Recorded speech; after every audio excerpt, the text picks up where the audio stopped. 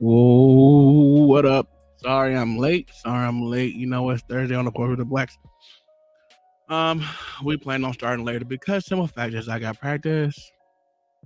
I'm actually on call right now too. So there's that. Um, hmm, how's everyone doing today? For the 8 that are in here, of course, you know we're gonna be going over that Tucker Carlson. I know everyone has probably been watching it already, but I didn't watch it. I didn't get to see any parts of it, so I'm looking forward to literally watching this stream. It's only 2 hours long as far as I've seen. Eh, um, let me see if I can get this picture right. Give me 1 second. All right now.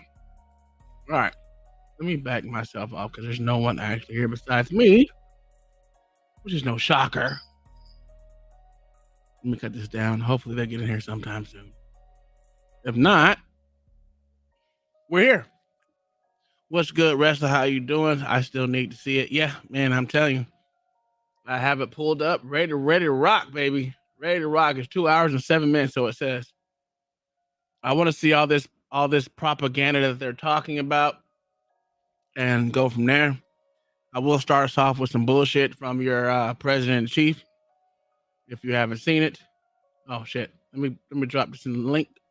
No, never mind, not that. Present, not drop. All right, so let me present this one. Let me turn this music off because I still hear it. All right. Oh, wrong one. What up, OG? How you doing, my good sir? What's good with you, playboy? Man, you know, I told you it's Thursdays and Saturdays gonna be different. What's up, Gypsy Soul? Because I got practice on Saturday. So this Saturday I got a game. So that's well, it's a scrimmage, but looking forward to it. Um, let's watch your president. Oh yeah, I forgot.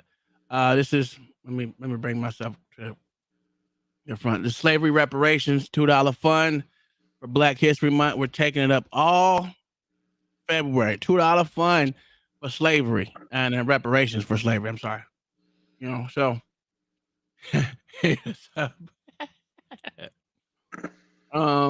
anyway, let's get it.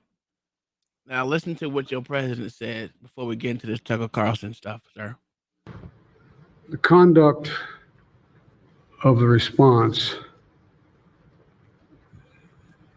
in the Gaza Strip, has been over the top.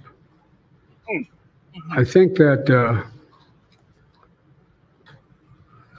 as you know, initially the president of Mexico, Sisi, did not want to open up the gate to allow humanitarian material to get in. I talked to him. I convinced him to open the gate. I talked to Bibi to open the gate on the Israeli side. Did you get that? OG? Did did, did you understand that? No, sir. Come on, bro. You already know what I'm about to say, bro. I done zone thought, nigga. You hear me? They get talking Okay. about some shit. You already know. Oh, he confused Mexico with Egypt. Yeah, I didn't even pay attention to this shit, bro. I ain't gonna lie to you. Yo, I'm telling you some of the dumbest shit I've ever heard, bro. Let's hear it one more time. Let's hear it one more time from your president, OG. The conduct of the response in the Gaza Strip, has been over the top. Mm-hmm. Mm-hmm. I think that,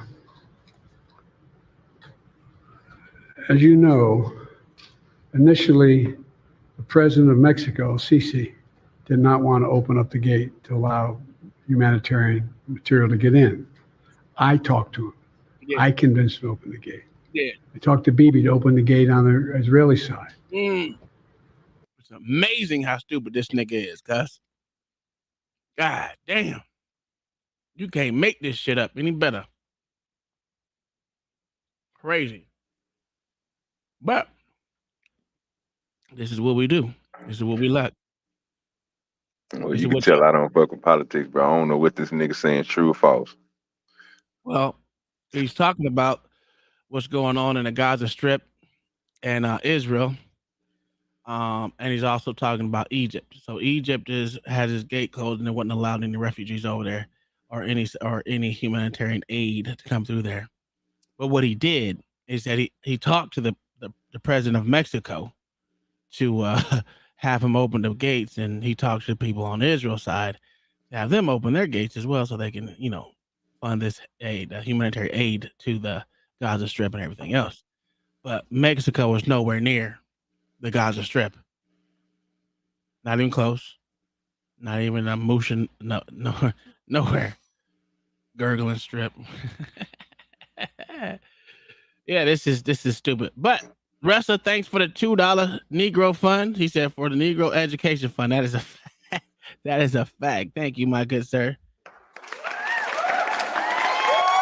Biden provides Barack Hussein Obama his third term as president. I agree with that. We can call it his handlers or whatever you want to call it. It doesn't really matter to me. I don't know where the other guy's gonna be, but you know what? We're gonna get into this because it's 2 hours and I ain't trying to stay all night. I gotta get my ass in the shower. Let's get this off my screen.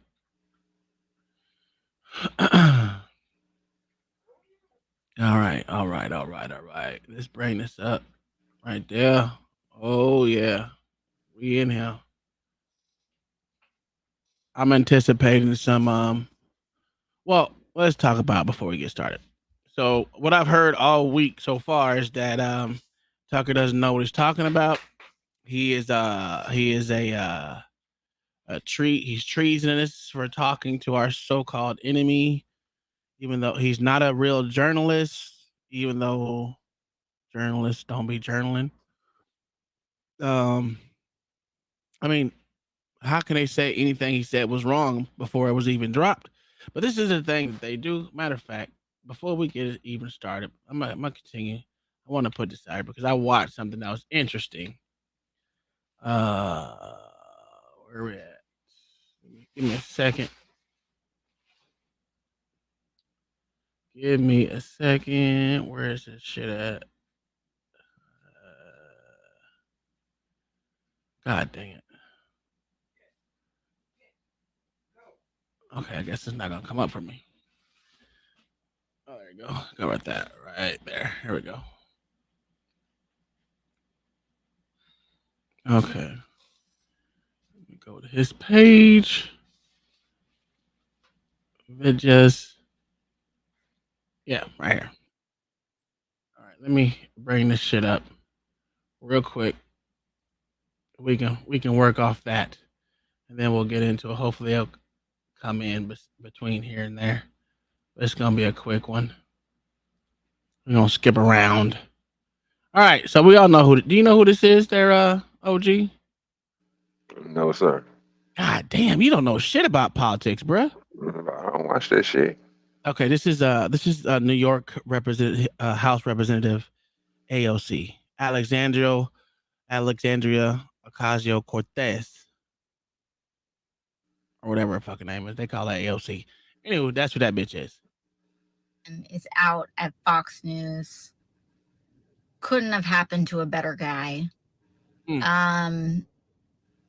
What I will say though is, while I'm very glad that the person that was arguably responsible for some of the largest, driving some of the most amounts of death threats and violent threats, not just to my office, but to plenty of people across the country. I also kind of feel like I'm like waiting for the cutscene at the end of a Marvel movie after all the. All right, we don't care. Shut up, bitch. You know. There you go. Good. Useful idiot. So do you know who this is, OG? No, sir. How the fuck do you get along through life?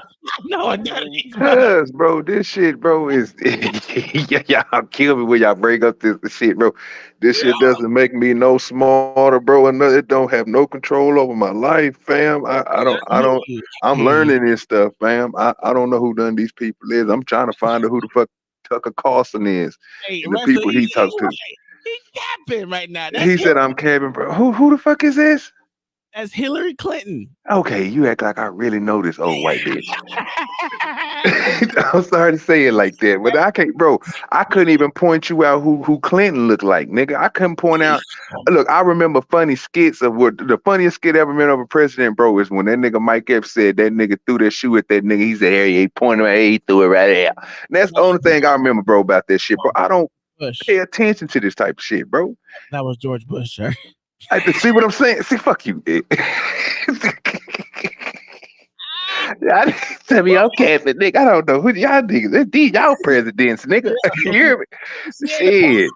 But okay, I got you. Well, let's hear what If you actually read translations of what's being said on Russian media, they make fun of him. I mean, he's like a puppy dog. You know, how this bitch know if it wasn't dropped? How she gonna say that shit? This shit is crazy. How the fuck can she say someone and said some shit? The translations were wrong. He's like a puppy dog. If he didn't even release the shit to anyone, this is how dumb these dumb, ugly, stupid old white bitches is. Get on my fucking nerves. Go die somewhere, somehow bitch. After having been fired from so many outlets in the United States. How many outlets was he fired from, bitch? Because all I know of is 2, and not even 2. He was let go, released on his own recognizance on one of them. So, stop it. This bitch capping. I would not be surprised if he emerges with a contract with a Russian outlet because he is a useful idiot. He says things that are not true. He parrots Vladimir Putin's pack of lies about Ukraine. If he parrots his pack of lies, why would they call him a useful idiot? Not only that, why would they say his translations were wrong? This is what I'm saying. This bitch is stupid, dog. This is how your Democratic representatives and the people that y'all motherfuckers love, thank you motherfuckers, are stupid. Even though we all know the American people are stupid. It's okay. It's okay. I'm not saying you OG because I already know you weren't talking to me. I already know you weren't talking to me. A lot of other ways, but the politic era, I'm dumb. I'm hella dumb. Yeah. No, it's no smoke to you. It is what it is. But yeah, this bitch should go somewhere and die, or she should be in jail.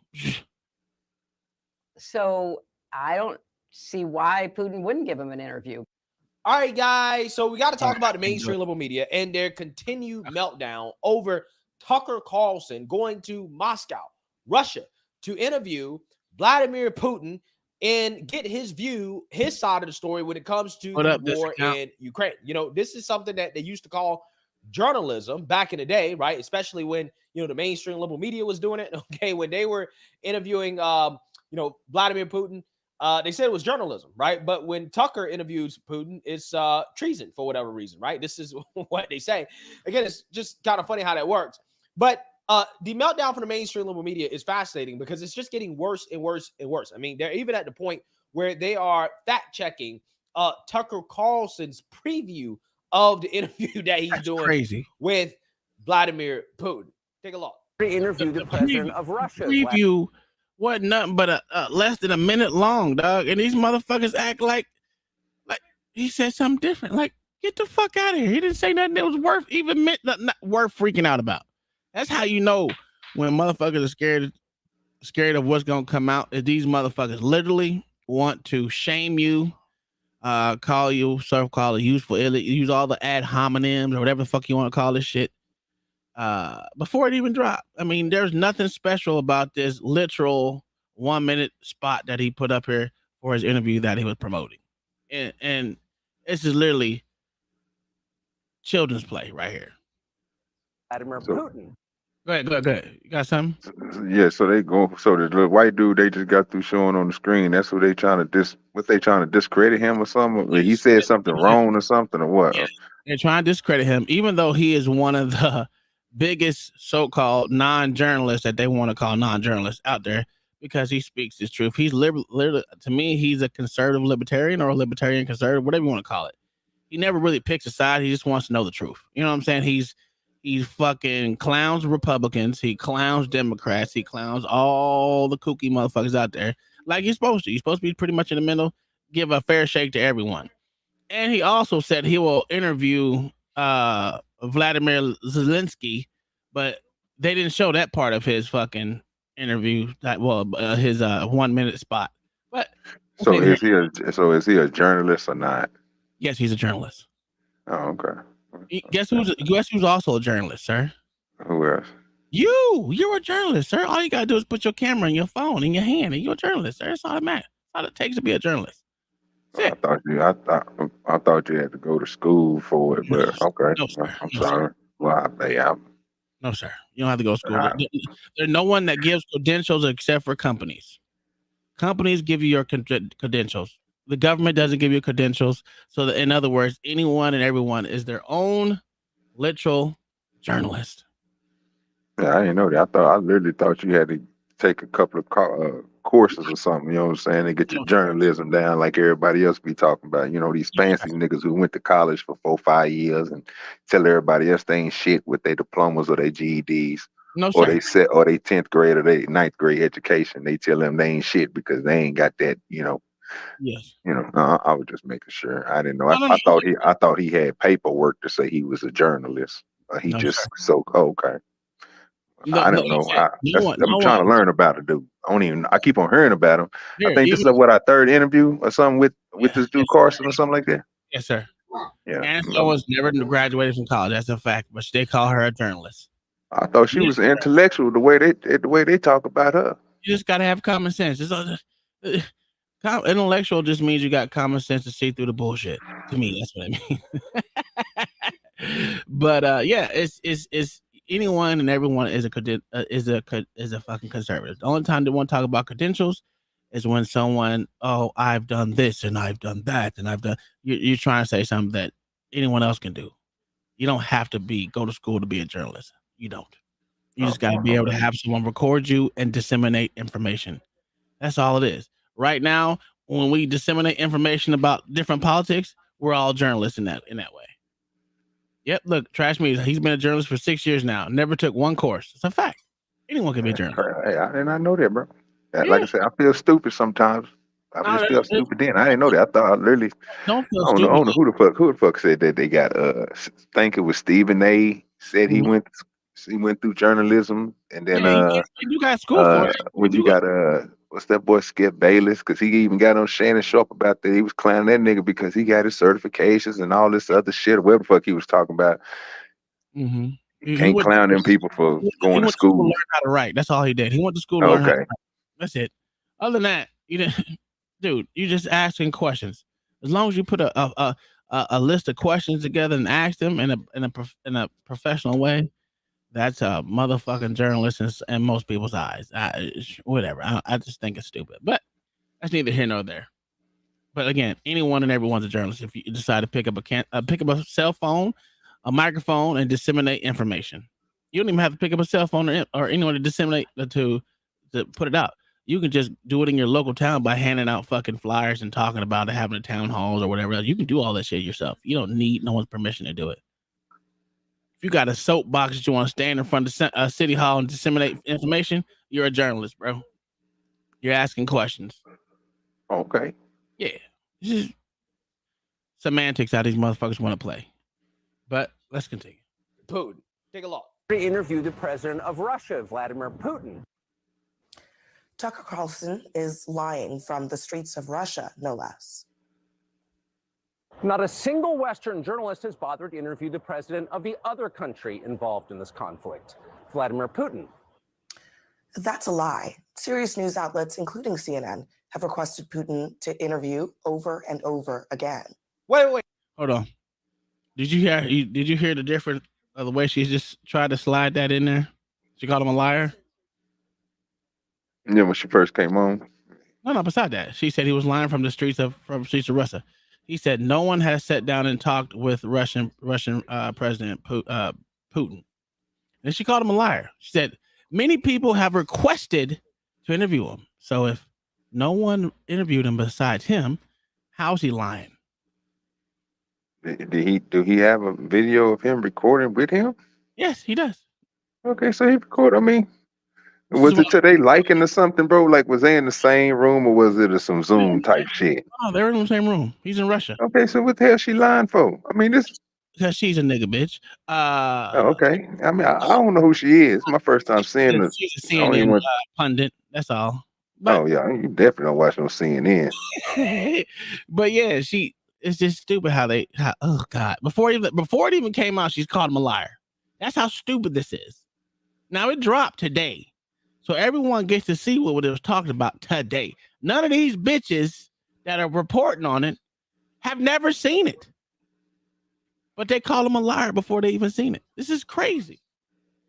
Wait, hold on. Did I just hear CNN admit to attempting to commit treason? Right? Because that's what they're accusing Tucker Carlson of doing, which is committing an act of treason, calling him a propagandist, a puppet of Putin, because he's trying to interview him. But when CNN tries to interview Putin, it's journalism. When Tucker tries to interview Putin and is successful, that's treason. Again, it's just funny how that works. CNN tried and failed to interview Putin, right? And they don't consider that to be treasonous or, pushing Kremlin propaganda or anything like that. But when Tucker interviews Putin and is successful, oh, well, that's propaganda. He's not a real journalist. Again, it's amazing how that works. The double standard here is amazing, right? Most Americans have no idea why Putin invaded Ukraine or what his goals are now. They've never heard his voice. Another lie. Serious news outlets, including CNN, have covered and, of course, reported on Putin's words since this war began. See how stupid she thinks she's slick with words. She ain't slick with words. Like either she's fucking has zero comprehension skills or she reading a script of stupidity. And I think it's the latter of them. But yeah, she's a fucking idiot because she so-called listened to his words and then called him a liar off of something that when she comes out of her mouth and says something totally opposite of what he said. It's crazy. It's insane. Including one of his baseless justifications for the invasion of Ukraine, which he initially claimed was to stop the Nazis. First, which is also a fact because we already know that Ukraine is full of fucking Nazis. That is a fucking fact. The fact of the matter is they don't want to motherfucking put that out there, but we all know there is a shit ton of Nazis in Ukraine. Did you know that, OG? Oh, you sleep. No, I ain't sleep. Smoke your blunt, nigga. No, I'm not smoking my blunt, bro. Why we rocking two of them at the same time? All right, cool. I'm back. Rocking to what? Two different streams at the same time. What two different streams? We're on the same one. No, we're not. Because I'm looking at the Porch session right now. It started 20 minutes ago under Black Suit of Fire. And he's talking right now, but me and you is on here talking about the same thing they talking about. What's going on? I didn't know. They should there was no stream up. So I didn't know if they started a stream or not. So I have no idea. Well, shit.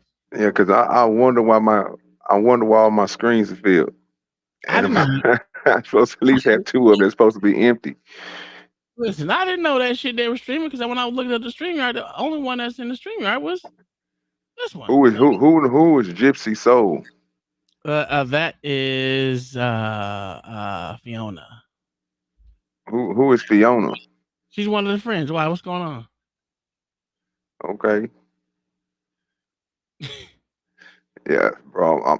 I'm gonna let y'all do y'all thing, bro. I'm a rock, bro. Go ahead. All right. Well, let me see. Let's bring him over here. Because there's two streams going up. So I know Blacks was on stream too. He started one 20 minutes ago. So I didn't know. Yeah, obviously we don't know how to communicate. The stream is segregated. It's a fact. Where is that? Let me see. Let's do this. You know what? Let's stop this.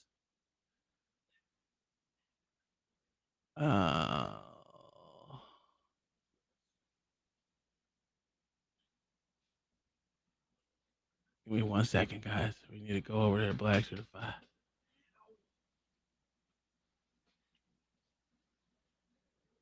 All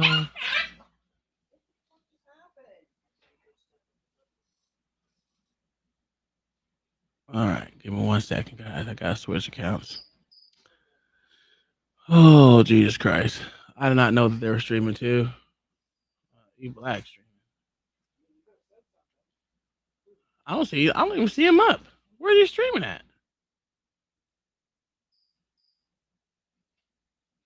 I don't. Wow, this is crazy. It's not even showing up that he's streaming on my side.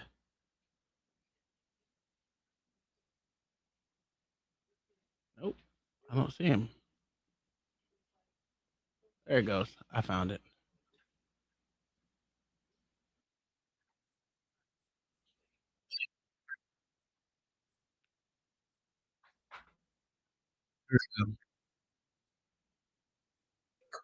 There you go. On things that have gone on since yesteryear. Come on. And I agree with his takes largely. Give me a moment. Give me a moment. Black suit. Share the screen. Talk to this nigga real quick. Hold on. Let's find it. I'm hoping we don't find anything crazy. Yeah. Yo. What's the name of this? It is The Most Corrupt. There it is. What up, Uncle Tom? Just holding it down till all you guys come back. Where is The Most Corrupt?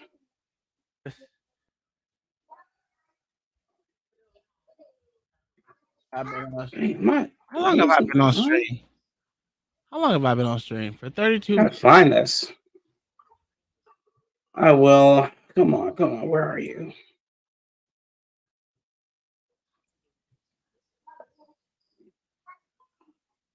All right. Here it is.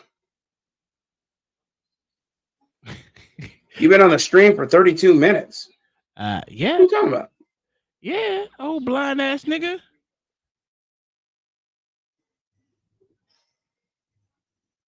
Here we go. Put a 1 in the chat if you guys can see this. I think you should be able to. Yeah. And then put a 2 in the chat if you can hear it once I press play. Here we go. The Most Corrupt. And was part 7. Joe Biden, part 3, Forgotten History. Now, this is good because I've already watched this before, but it really gives you a detailed synopsis into the mind and dealings of excuse me, almost cursed, Joe Biden. Here we go.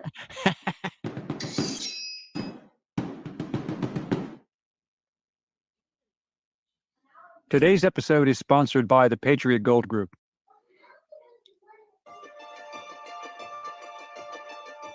Upon coming into office, Joseph Biden completely upended the positive gains made by his predecessor, Donald Trump.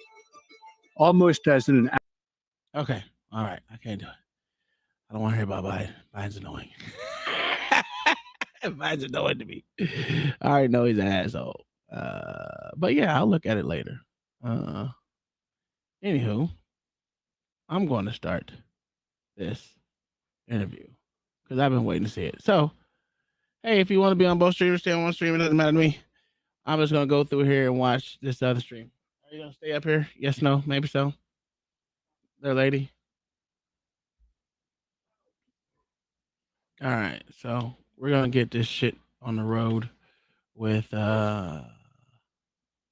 this guy, Tucker Carlson. I think I'm going to move us down here and let's get it going.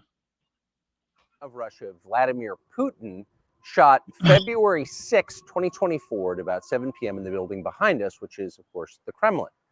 The interview, as you will see if you watch it, is primarily about the war in progress, the war in Ukraine, how it started, what's happening, and most pressingly, how it might end. One note before you watch. At the beginning of the interview, we asked the most obvious question, which is, why did you do this? Did you feel a threat, an imminent physical threat, And that's your justification. And the answer we got shocked us. Putin went on for a very long time, probably half an hour, about the history of Russia going back to the 8th century. And honestly, we thought this was a filibustering technique and found it annoying and interrupted him several times. And he responded he was annoyed by the interruption. That's fine, Jake. But we concluded in the end, for what it's worth, that it was not a filibustering technique. There was no time limit on the interview. We ended it after more than 2 hours. Instead, what you're about to see seemed to us sincere, whether you agree with it or not. Vladimir Putin believes that Russia has a historic claim to parts of Western Ukraine. So our opinion would be to view it in that light as a sincere expression of what he thinks. And with that, here it is. Mr. President, thank you. On February 22nd, 2022, you addressed your country in a nationwide address when the conflict in Ukraine started. And you said that you were acting because you had come to the conclusion that the United States, through NATO, might initiate a, quote, surprise attack on our country. And to American ears, that sounds paranoid. Tell us why you believe the United States might strike Russia out of the blue. How did you conclude that?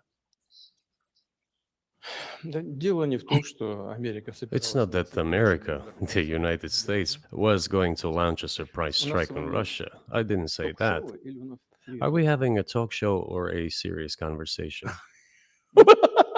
Here's the quote. Thank you. It's a formidable, serious talk. Because your basic education is in history, as far as I understand. Yes. So if you don't mind, I will take only 30 seconds or 1 minute to give you a short reference to history for giving you a little historical background. Please. Let's look where our relationship with Ukraine started from. Where did Ukraine come from? The Russian state started gathering itself as a centralized statehood, and it is considered to be the year of the establishment of the Russian state in 862, when the townspeople of Novgorod invited a Varangian prince, Rurik, from Scandinavia to reign. In 1862, Russia celebrated the 1000th anniversary of its statehood. And in Novgorod, there is a memorial dedicated to the 1000th anniversary of the country. In 882, Rurik's successor, Prince Oleg, who was actually playing the role of regent at Rurik's younger son, because Rurik had died by that time, came to Kiev. He ousted two brothers who apparently had once been members of Rurik's squad. So Russia began to develop with two centers of power, Kiev and Novgorod. The next very significant date in the history of Russia was 988. This was the baptism of Russia, when Prince Vladimir, the great-grandson of Rurik, baptized Russia and adopted Orthodoxy, or Eastern Christianity. From this time, the centralized Russian state began to strengthen. Why? Because of the single territory, integrated economic ties, one and the same language, and, after the baptism of Russia, the same faith and rule of the prince. Back in the Middle Ages, Prince Yaroslav the Wise introduced the order of succession to a throne.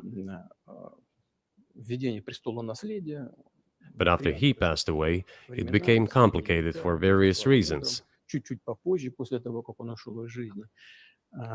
The throne was passed not directly from father to eldest son, but from the prince who had passed away to his brother, then to his sons in different lines. All this led to the fragmentation and the end of Rus as a single state. There was nothing special about it. The same was happening then in Europe.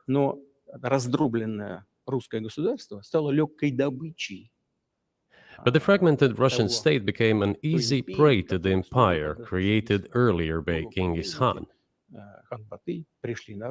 His successors, namely Batu Khan, came to Rus, plundered and ruined nearly all the cities. The southern part, including Kiev, by the way, and some other cities, simply lost independence, while northern cities preserved some of their sovereignty. They had to pay tribute to the horde, but they managed to preserve some part of their sovereignty. And then a unified Russian state began to take shape with its center in Moscow. The southern part of Russian lands, including Kiev, began to gradually gravitate towards another magnet, the center that was emerging in Europe. This was the Grand Duchy of Lithuania. It was even called the Lithuanian Russian Duchy, because Russians were a significant part of this population. They spoke the old Russian language and were Orthodox. But then there was a unification, the union of the Grand Duchy of Lithuania and the Kingdom of Poland. A few years later, another union was signed, but this time already in the religious sphere. Some of the Orthodox priests became subordinate to the Pope. Thus, these lands became part of the Polish-Lithuanian state. I don't know about y'all, but that's a long motherfucking 30 seconds of history. I mean, it's interesting. He's telling us the beginning of all these different cities or country states, but still, that 30 seconds is very fucking long. Just wanted to say that. But it's history. What up, OG? You back? I ain't back in there like a crack addict.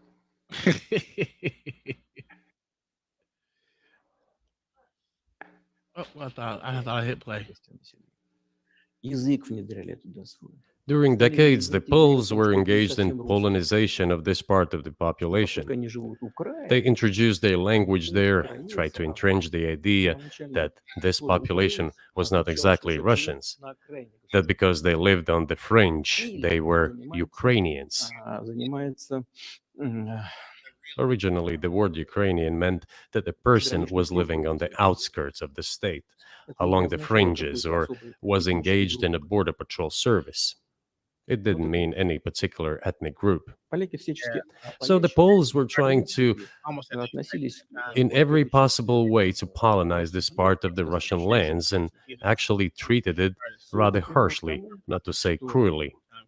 All that led to the fact that this part of the Russian lands began to struggle for their rights. They wrote letters to Warsaw demanding that their rights be observed and people be commissioned here, including to Kiev. I beg your pardon, can you tell us what period? I'm losing track of where in history we are. Yeah, this motherfucker's all over the place. He's literally all over the place as far as timeline. We're talking before World War One. I don't even know where we got to before to World War II yet, because he's just all over the place. I just don't. He's literally all over the place. But I get it; it's history, but there's no succinct fucking succession of where we're at. If I could just speak it. He is just talking in the ethers. And again, it was supposed to be 30 seconds. I want y'all to understand that. He pulled a black to the fire right now. That's what he did. This nigga ain't shit, bro. Did you send him a message and tell that nigga fool that you online, bro? Yes. He's still talking over there, bro. That's fine. It's okay. He'll eventually come over here, or I'll go over there 1 or 2. I'll watch some of it. But I can't watch Biden. I'm not watching Biden today. Is he still talking about Biden? I guess so. The corrupt versus Biden part 3. Yeah. Forbidden history. I don't care about Biden that much. We already know Biden's corrupt. So. But all right, let's continue. The Polish oppression of Ukraine. It was in the 13th century.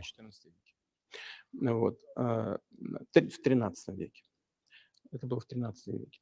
Значит, и Now I will tell you what happened later дальше и назову даты, чтобы не было путаницы. and give the И в dates so that there is no confusion. 1650, And in 1654, even a bit earlier, чуть раньше даже, люди, которые контролировали the власть, people who were in control of the authority over that part of the Russian lands чтобы присылали к ним addressed Warsaw, I repeat, demanding that they send them to rulers of Russian origin and Orthodox faith. When Warsaw did not answer them, and in fact rejected their demands, they turned to Moscow so that Moscow took them away. чтобы Meaning that's World War One. Yeah, that's So that you don't think that I'm inventing things. well, that'd be him talking about the Soviet Union. So that's different. I'll give you these documents. Well, it doesn't sound like you're inventing it. I'm not sure why it's relevant to what happened 2 years ago. Но все-таки But still, What's going on, Black Shift? these are documents from the archives. What's going on? I don't even know what happened. Here are the letters from Bogdan Khmelnytsky. This motherfucker rambling. Yeah, he's talking about all before World War One. So he's still talking about the Soviet Union, I guess. Before his mother Russia.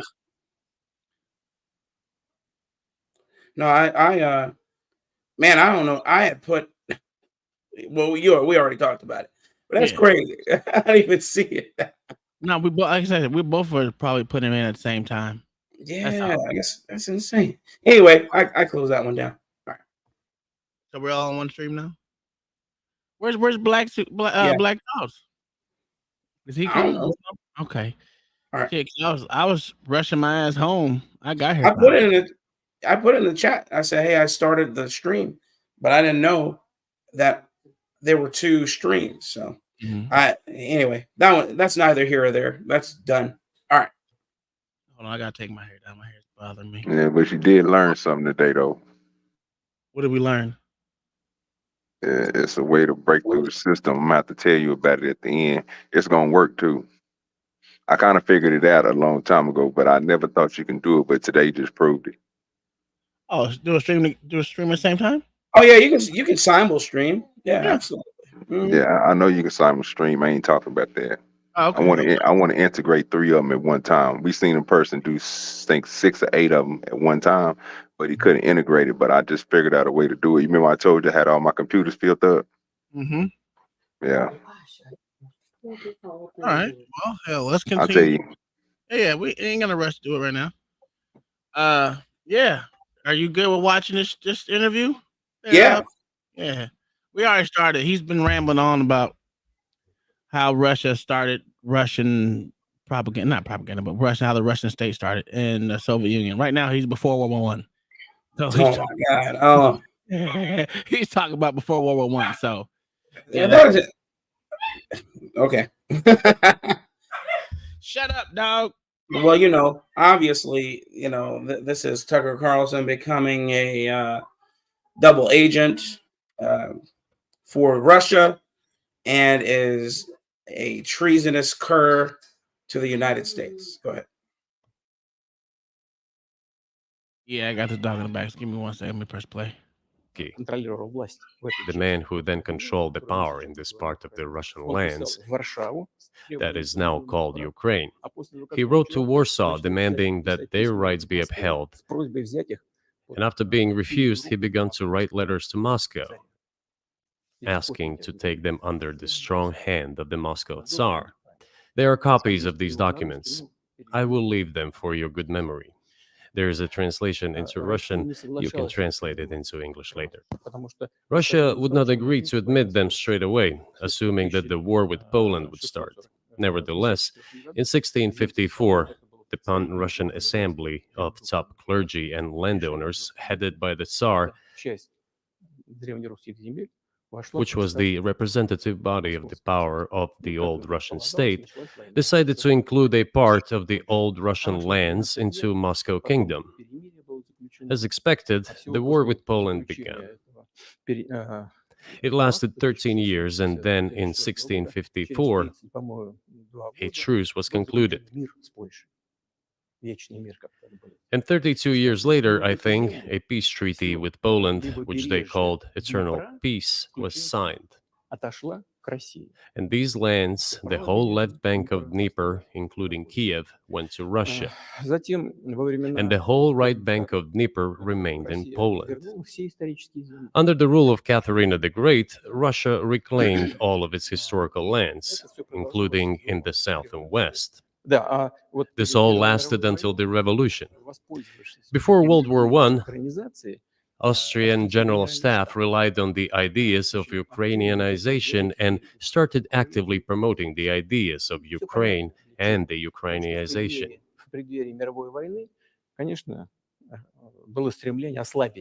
Their motive was obvious. Just before World War I, they wanted to weaken the potential enemy and secure themselves favorable conditions in the border area. So the idea which had emerged in Poland that people residing in that territory were allegedly not really Russians, but rather belonged to a special ethnic group, Ukrainians, started being propagated by the Austrian General Staff. As far back as the 19th century, theorists calling for Ukrainian independence appeared. All those, however, claimed that Ukraine should have a very good relationship with Russia. They insisted on that.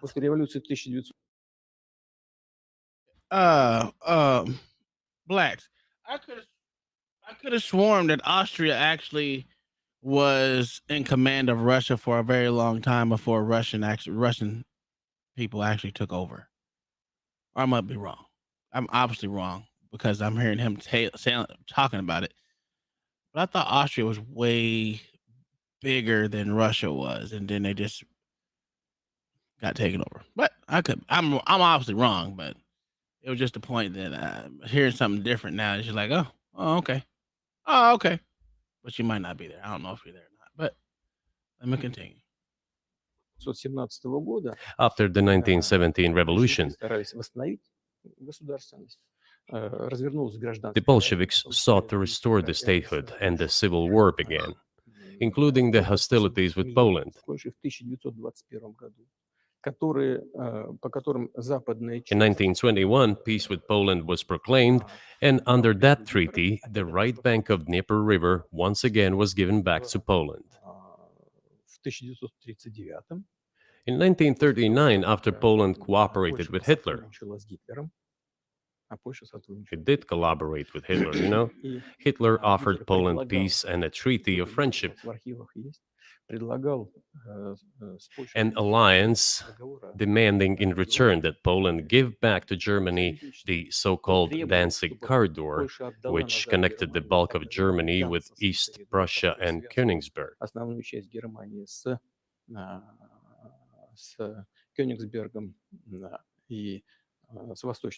After World War I, this territory was transferred to Poland, and instead of Danzig, a city of Gdansk emerged. Hitler asked them to give it amicably, I'm on the but they same level. refused. I'm with you. That Russian time frame is Still, they collaborated with Hitler and engaged together in the partitioning of Czechoslovakia. But may I ask you, you're making the case that Ukraine, certainly parts of Ukraine, Eastern Ukraine, is in effect Russia has been for hundreds of years. Why wouldn't you just take it when you became president 24 years ago? You have nuclear weapons, they don't. If it's actually your land, why did you wait so long? I'll tell you. I'm coming to that. This briefing is coming to an end. It might be boring, but it explains many things. Just don't know how it's relevant. Good. Good. I'm so gratified that you appreciate that. Thank you. So, before World War II, Poland collaborated with Hitler, and although it did not yield to Hitler's demands, it still participated in the partitioning of Czechoslovakia together with Hitler, as the Poles had not given the Danzig corridor to Germany and went too far, pushing Hitler to start World War II by attacking them. Why was it Poland against whom the war started on 1st September 1939? Poland turned out to be uncompromising, and Hitler had nothing to do but start implementing his plans with Poland.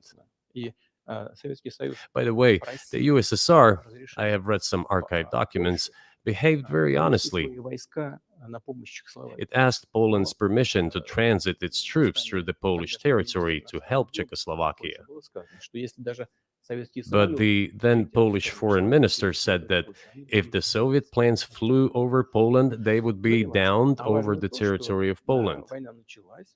But that doesn't matter.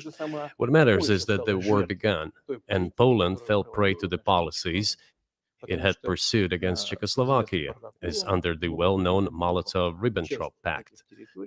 Part of the territory, including Western Ukraine, was to be given to Russia. Thus, Russia, which was then named the USSR, regained its historical lands. After the victory in the Great Patriotic War, as we call World War II, all those territories were ultimately enshrined as belonging to Russia, to the USSR. As for Poland, it received, apparently in compensation, the lands which had originally been German. The eastern parts of Germany, these are now western lands of Poland. Of course, Poland regained access to the Baltic Sea and Danzig, which was once again given its Polish name. Okay, so this is where he's talking about right now. This is where literally where I took over where I know what was going on, because I know that Germany was way bigger than what it is now, and how much of their land went to Poland is crazy. But even though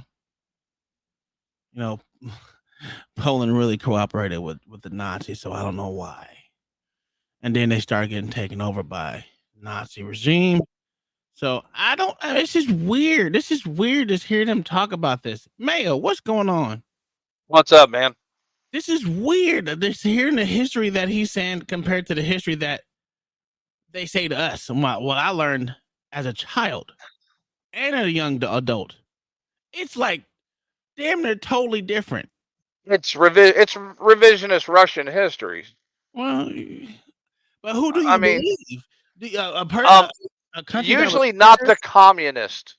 Well, you can say that, but I mean, even they were victorious more than we were as far as when it comes to stopping the Nazis.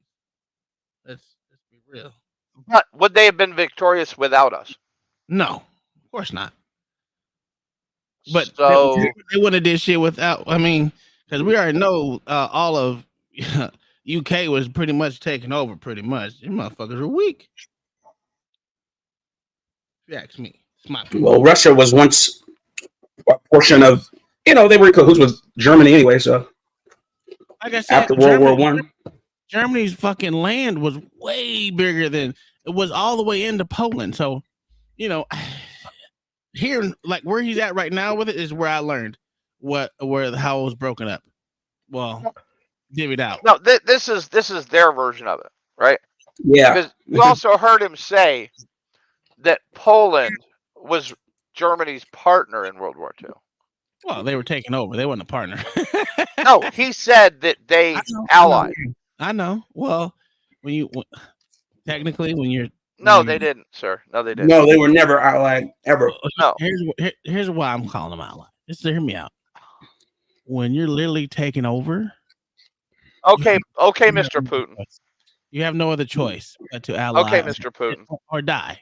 But they didn't ally with them. Okay, so what did they do? They said acquiesce or die. They didn't say ally or die. Okay, it doesn't matter how wherever way you want to frame it, right? And he also lied about the history of the SS. Listen. Hear me out. Acquiesce or die. What are you gonna do? That's not being an ally, sir. It means no. Did they not fight with German army? No. Yes, they did. They literally did. They literally did. Excuse me. Yes, they were conscripted. They were made to fight. They didn't ally with them. No matter No matter how Dude, you they were conscripted as bullet sponges. I understand. But Tom, we're talking in a historical aspect. Were Germany and Poland voluntary partners? I'm not saying that. See, you're trying to make me say something. Then that's an ally, sir. Okay. Yes. A voluntary partnership. No matter how you look at it, right? I said that from the get go. No matter how you look at it, right? Excuse me. You had a choice in the matter. Your choice was to do what? Was to acquiesce. That's not allying. Okay. No matter. Listen. Yeah, I don't know why y'all act like this is. It's either you die on your shield, or you die from someone else, or you just go ahead and go with them. And no, they did. They went with them. They literally fought with Nazis. Why are we playing like they didn't happen? I don't care if they were bullet sponges or not. They chose to die with Nazis. Whether you call it, sir, they chose to have a chance to live. Whatever you want to call it. They chose to do that. Tom. Yes, sir. They weren't allies. Period. Yes, they were to me. No, they weren't. And to you, yes. To you, Tom. To you, yes, maybe. To the rest of the world, they were not, sir. To history, they were not. Sure, you can say that if you want to, right? Okay, Mr. Putin. You can say that if you want to. Okay, Mr. Putin. But we already know it's either lay down or get put down. One or two. No. And they chose to lay down their swords and fight with the other team. No matter how you look at it, you can conscript it the way you want to. They didn't die on their shield. They said, you know what? Fuck all that shit. I want a chance to live. I'm going to fight with these niggas. So that means I don't give a fuck how you look at it. Revisionist or not, you want to call it revisionist? They fought with Nazis side by side, die to die, whatever you want to call it. The country of Poland was not allied with Germany. That's because American taught you this. No matter how you look at it. No, sir. It's not because America taught me that, sir. Okay, well then, what do you consider? What do you consider not lying? A voluntary partnership, sir. Okay. Now I'm gonna tell you. A voluntary association. Okay, cool. Right here's the voluntary the question that they got. Either on a country level, Tom. Talk on a country level. Do not get it down to the guy who's either going to take a fucking K98 to the mouth, or pick up one and point it at somebody else. You had a choice. Same way as slaves had a choice. Decide. I'm doing it the same way. You see, this is how I do it, right? And I'm not gonna sway just because it's a black. You don't have to sway, but that's a very black and white stance to take. No, that's not true. You know what? The same thing happened to the fucking Indians.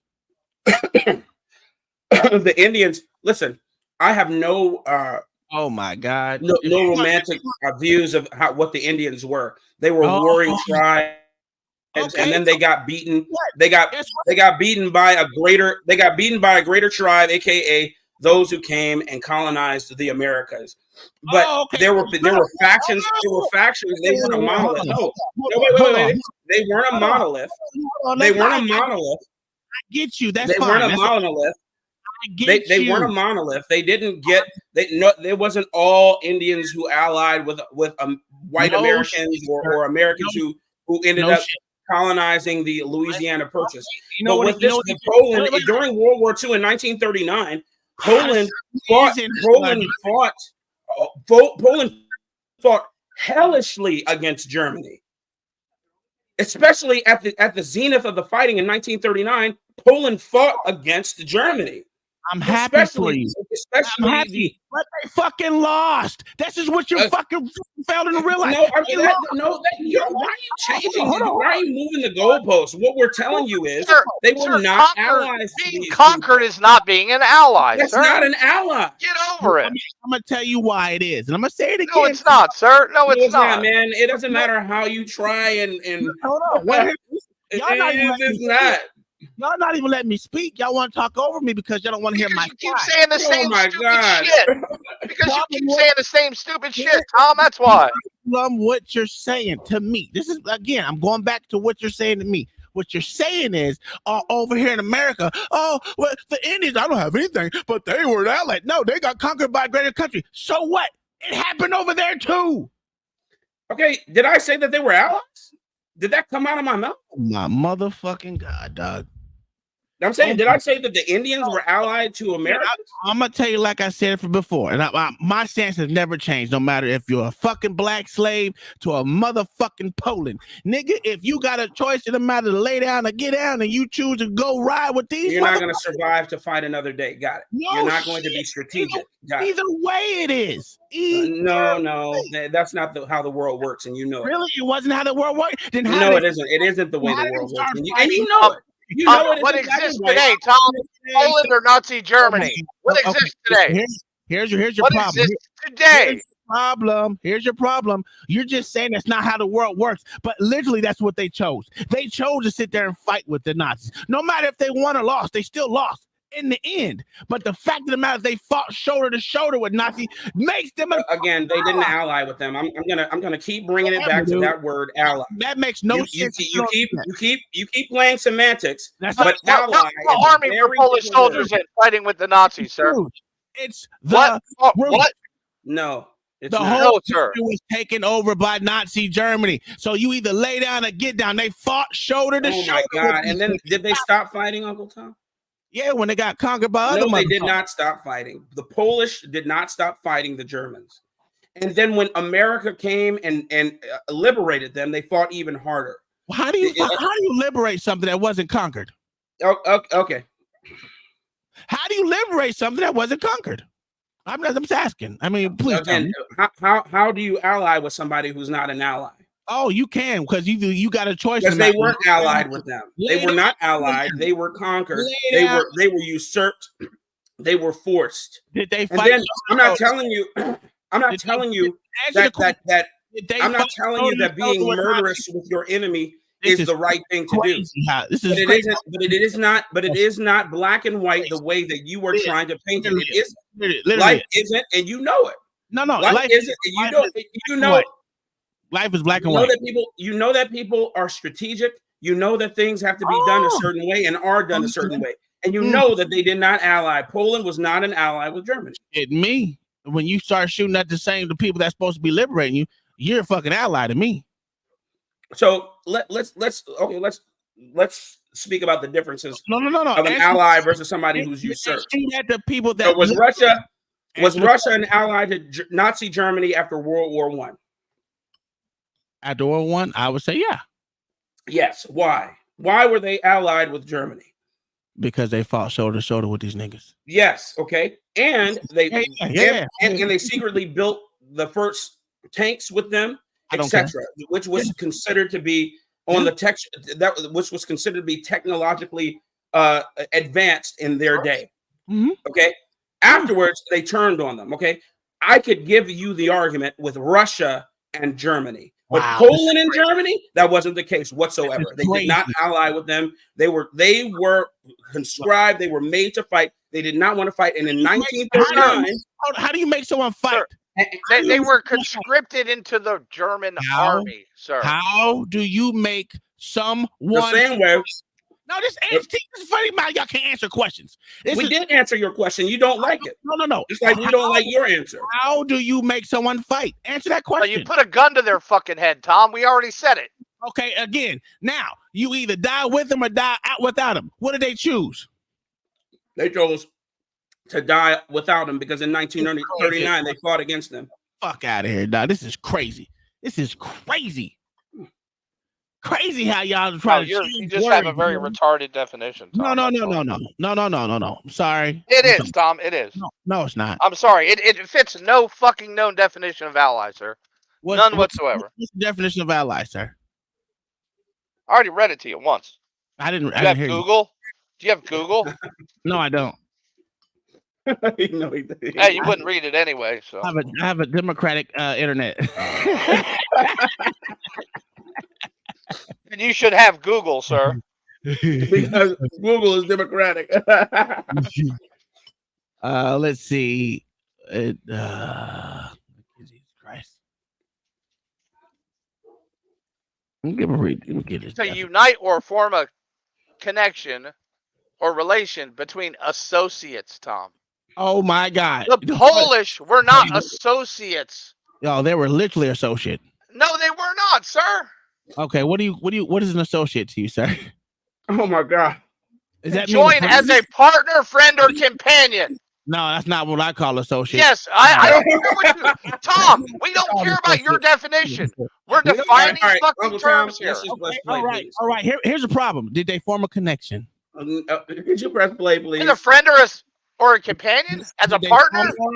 As a partner? As a partner, Tom. It says to unite or form a connection or relation between an associate. And that is. Tom, can we press play, please? What is an associate, Tom? What is an associate?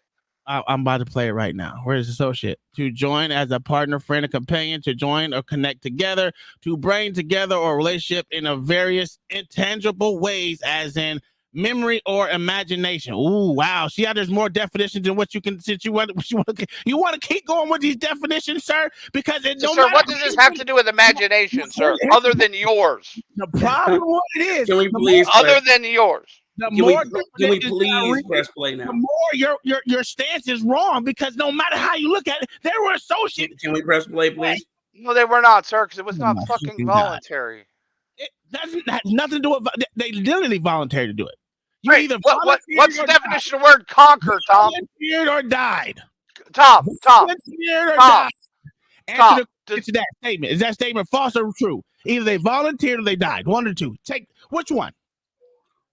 The answer. Can you press play, please? Conscription is not voluntary, Tom. Again, either you volunteer or you die, because you had a choice. No, you don't volunteer or die. You have a choice in the matter. Forced. Oh my God! Press play. You have a choice in the matter. Press play.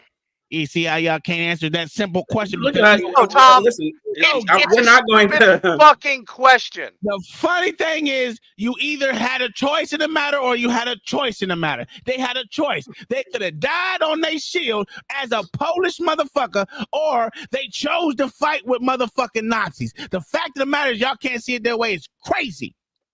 Sure, press play. I'm pressing it. So this was how this situation developed. Me and Putin on the same In 1922, when the USSR was being established, the Bolsheviks started building the USSR and established the Soviet Ukraine, which had never existed before. Right.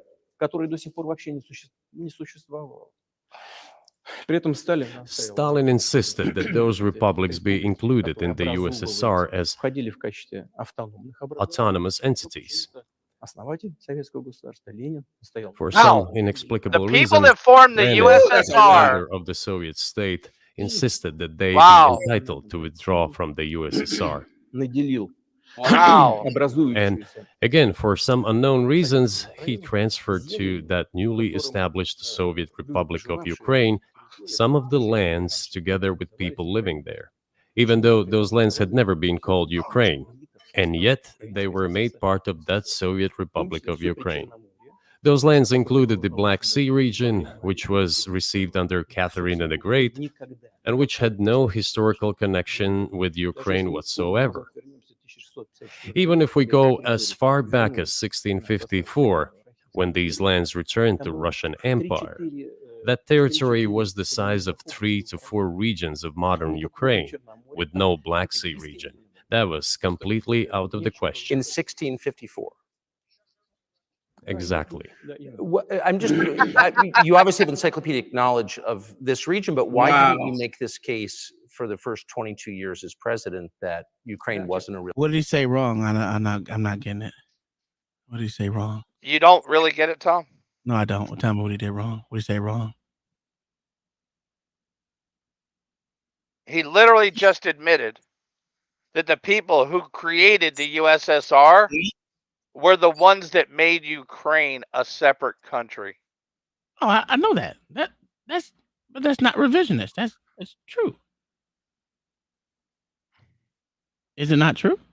But he says they don't understand why. There's no records of it, Tom, whatsoever.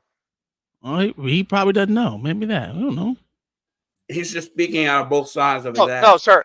He's fucking ignoring it. No, Tom, he's fucking ignoring why. Exactly. Well, what's the reason, sirs? Since y'all know so much. No, he said he doesn't know why they were bequeathed to them, but they also in that time had done it. So he's saying that they did it, but then he doesn't know why they did it, but they didn't do it. They did do it, and he's admitting that they did. And that's the problem, because he's saying it never happened, but then he says it did happen. He didn't say it never happened. He did not once. Okay. Okay. Real country. Да. Итак, значит, Советская Украина получила. The Soviet Union was given a great deal of territory that had never belonged to it, including the Black Sea region. At some point, when Russia received them as an outcome of the Russo-Turkish Wars, they were called New Russia or Novorossiya. But that does not matter. What matters is that Lenin, the founder of the Soviet state, established Ukraine that way. For decades, the Ukrainian Soviet Republic developed as part of the USSR. And for unknown reasons, again, the Bolsheviks were engaged in Ukrainianization. It was not merely because the Soviet leadership was composed to a great extent of those originating from Ukraine. Rather, it was explained by the general policy of indigenization pursued by the Soviet Union. Same things were done in other Soviet republics. This involved promoting national languages and national cultures, which is not a bad in principle. That is how the Soviet Ukraine was created. After the World War II, Ukraine received, in addition to the lands that had belonged to Poland before the war, part of the lands that had previously belonged to Hungary and Romania. So Romania and Hungary had some of their lands taken away and given to the Soviet Ukraine, and they still remain part of Ukraine. So in this sense, we have every reason to affirm that Ukraine is an artificial state that was shaped at Stalin's will. Do you believe Hungary has a right to take its land back from Ukraine? And that other nations have a right to go back to their 1654. Can you hold on a second? Yes, sir. Because Germany and the Soviets divided that territory, which then was Poland. Well, and that's how Ukraine was formed. Are you open to thinking that U.S. history is wrong? No, sir.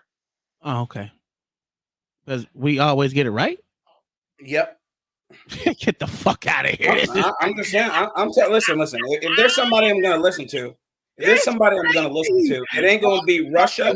Sir, the simple fact if you tell actual history in Russia, you'll be fucking killed. Wow. I mean, there's entire books published in America. It's not going to be USSR. It's not going to be Russia as we know it now. It's not going to be CCP. It's not going to be any of those places with their revisionist history. We know it's revisionist. You don't think America has a revisionist history? They might, but I'll tell you this. I'll tell you who has revisionist histories. Countries that literally restart the clock and calendar when they come into power. Okay, Russia being one of them. So China. As CCP and my goodness, and also the Cambodia over there in Pol Pot in what's the name of that country? I can't think of right now. Anyway, the point that I'm making is that they are revisionists. They're history revisionists. They write it based upon the time that they came into power. And then from there, they backdate. Then from there, they backdate, and then they try and do what's called history, big H. They and create their own history to bolster what they've done after taking power. This is what they do, man. I don't believe a word this man says. Wait. You don't think United States of America does that? I think United States of America got away from a tyrannical government. I think that the United States of America got away from a tyrannical government. We created a system of laws which are the greatest in the world, and everybody tries to emulate. And I believe if there is a history that would make more sense and was more true, it's coming from America. Now, are there bad actors? Of course, they're bad actors. We deal with them on a daily basis. But if you're asking me if there's a better, if there is a better standard of what history is, no, it doesn't exist. How the fuck can you tell someone else their fucking history? That's Sure, crazy. Sure, I just told you why. You didn't accept it. Just because I just told you why. I told you how they revise history when they come in after murdering 3/4 of their He population. literally just lied about the formation of Ukraine. Yes, and you're not. But that's okay. I see you're playing the heel today. That's fine. I don't understand how y'all can sit there and tell someone else. I'm going to tell you all day that America's history is better than theirs. No, that's not what I said. How can you tell them their history? Because their history has been revised. And then there are confluence. There's a confluence of historians. There are a confluence of historians around the world who don't agree with what this man is saying whatsoever. In fact, the Russians, especially, before the Tsarist Russia was intimately connected to Great Britain, was intimately connected to all of the aristocracies before they came with the Bolsheviks and their freaking. I know these. Well, okay, so my point is, it's revisionist history. Again, they came in, they usurped, they rewrote the books, and that's what they keep doing. That's what they do. I'm asking you the same simple question again. Do you think America does the same thing? I told you I believe that they did the same thing. But I also said that I believe that our history, the history that we abide by, has a better standard of truth than the history that Russia, Great Britain, and all these countries combined have written and acquiesced to. That's insane. Sure. All right. That's insane. Where do they come to school? Where do these people come to learn historically? In their own fucking country. No, they don't. No, sir. No, they don't. They don't learn in their own country. All the dictators in the 20th century learned where? No, they came to college here. Oh my God! All right. Did they not come to college here? I'll be right back. I'll be right back. But they literally came to college here. They came to secondary school here is what they call it. But they learned their own history in their own country. They didn't come here to learn their fucking history. Stop playing. I don't give a fuck what country you are. You can be Cambodia. Cambodia ain't coming to America to learn their goddamn history. That's crazy. Do you understand how insane that is? That's insane. John the Baptist with a $2 super chat. Tom is right. You setting them straight, Tom. That's a fact. I already know these niggas is losing right here. These niggas is losing here, son. Bring down the whip on these niggas, man. Mayo, you really believe people come here to learn their history of their country? Yes, sir. Yes, sir. Oh, you do? They do, sir. So Africa, they come here to be educated, sir. African countries come here to learn African history? For real? That's what you think? Africans come here. That's not what I asked you. I said Africans come here to learn their African history, whatever country they come from.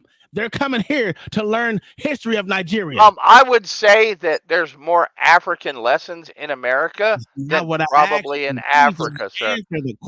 Does Africa have these programs in their schools, sir?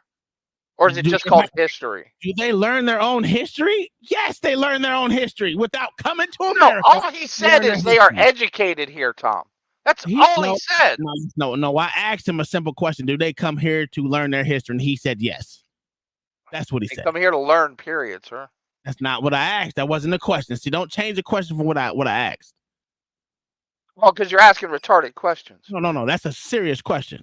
No, it's a retarded question, sir. Because if you think that people are coming here to learn their fucking history of their country, you're absolutely insane. No, sir, they're coming here to learn, period. Who cares? What does that even mean? We're talking about their history. We're not talking about them coming here to be a doctor or a lawyer or whatever else. I'm literally talking about the history of their country. Do you think they come to America to learn the history of their country? The simple question. Well, do I think they learn more about their country when they come here? Yes. Get the fuck out of here. Especially ones that come from communist countries to be educated here. Insane. That's insane. But okay, if that's the way you believe, I can't change. Tom. Well, Tom. I'm not. You will later hear this gentleman talk about the massacre of God's special people. Okay. Completely ignoring I don't think God the has massacres in Russia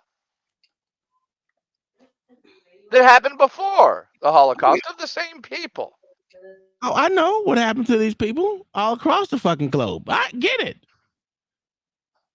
I understand. Yes, but Mr. Putin doesn't, sir. Oh, he understands it. He's just gonna ignore it. Like most leaders ignore shit. Oh, okay.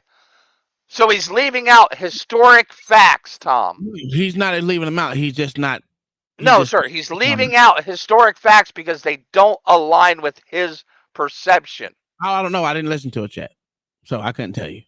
But are you back yet, Mr. Blacks? I am. All right, let's go. I'm not sure whether they should go back to the 1654 borders. But given Stalin's time, so-called Stalin's regime, which, as many claim, saw numerous violations of human rights and violations of the rights of other states, В этом смысле, конечно, вполне можно,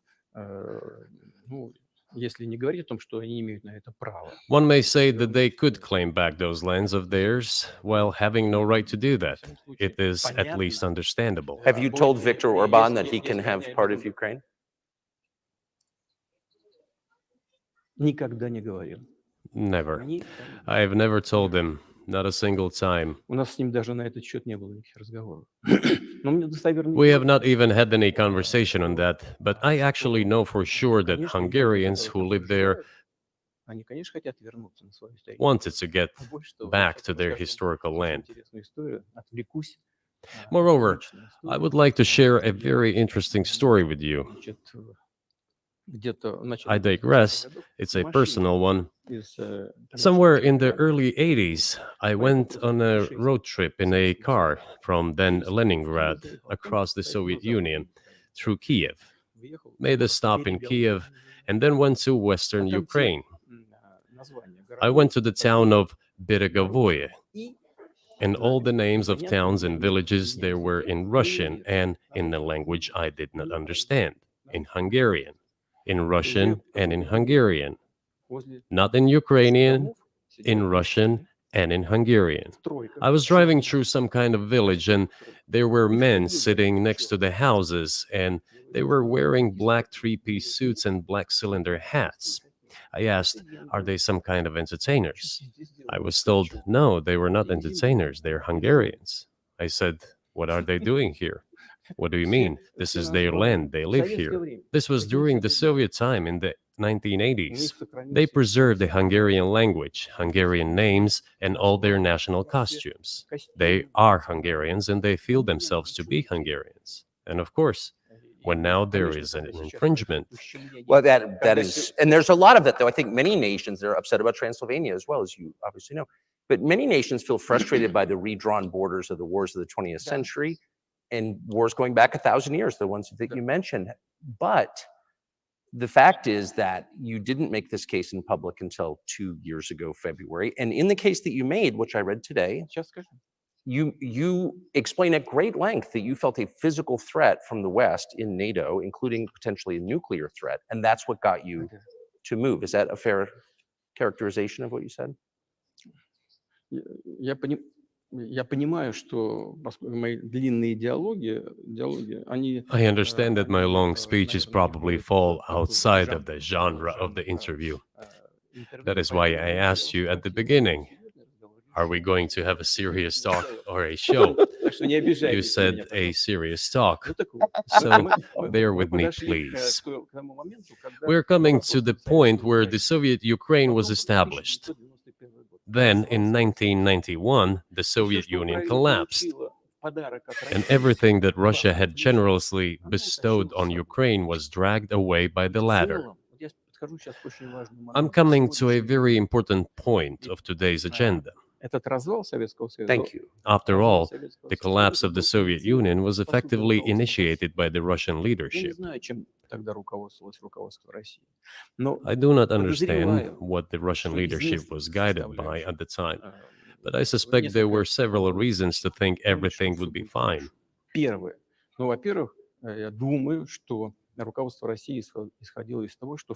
First, I think that then Russian leadership believed that the fundamentals of the relationship between Russia and Ukraine were, in fact, a common language. More than 90% of the population there spoke Russian. Family ties. Every third person there had some kind of family or friendship ties. Common culture, common history. Finally, common faith, coexistence with a single state for centuries, and deeply interconnected economies. All of these were so fundamental. All these elements together make our good relationships inevitable. The second point is a very important one. I want you, as an American citizen, and your viewers to hear about this as well. The former Russian leadership assumed that the Soviet Union had ceased to exist, and therefore there were no longer any ideological dividing lines. Russia even agreed voluntarily and proactively to the collapse of the Soviet Union, and believed that this would be understood by the so-called civilized West as an invitation for cooperation and association. That is what Russia was expecting, both from the United States and the... So is he lying about that there? Because, you know, Yaga said he had a revisionist history. I just want to ask you guys. Yes, sir. Yes, sir. So what happened?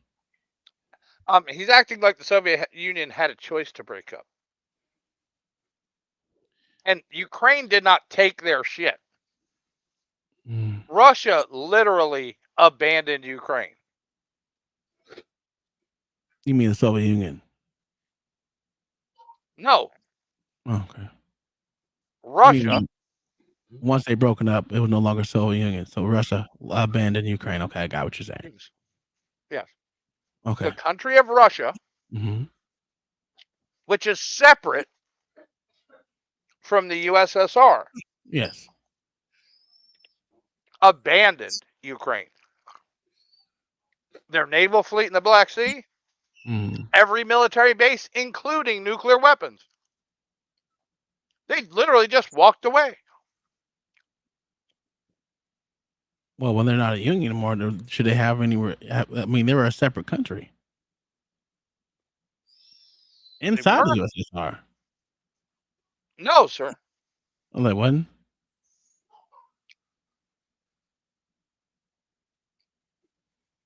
Define USSR to you, sir. Well, I was a collection of countries. Okay. Was it not? Yes, I'm just making sure on your definition because you like odd definitions. No, But Russia abandoned the USSR and all its satellites. That's fine. Was the Ukraine a separate country than Russia? Yes, yes. Okay, so why would they pull them underneath their wing? Once the union is breaking up, why would they bring them into another union versus letting them be their own country, continuously be their own country? Ask the bald-headed guy in the picture. I was asking you because I don't want no revisionist history. I would like to learn the correct history.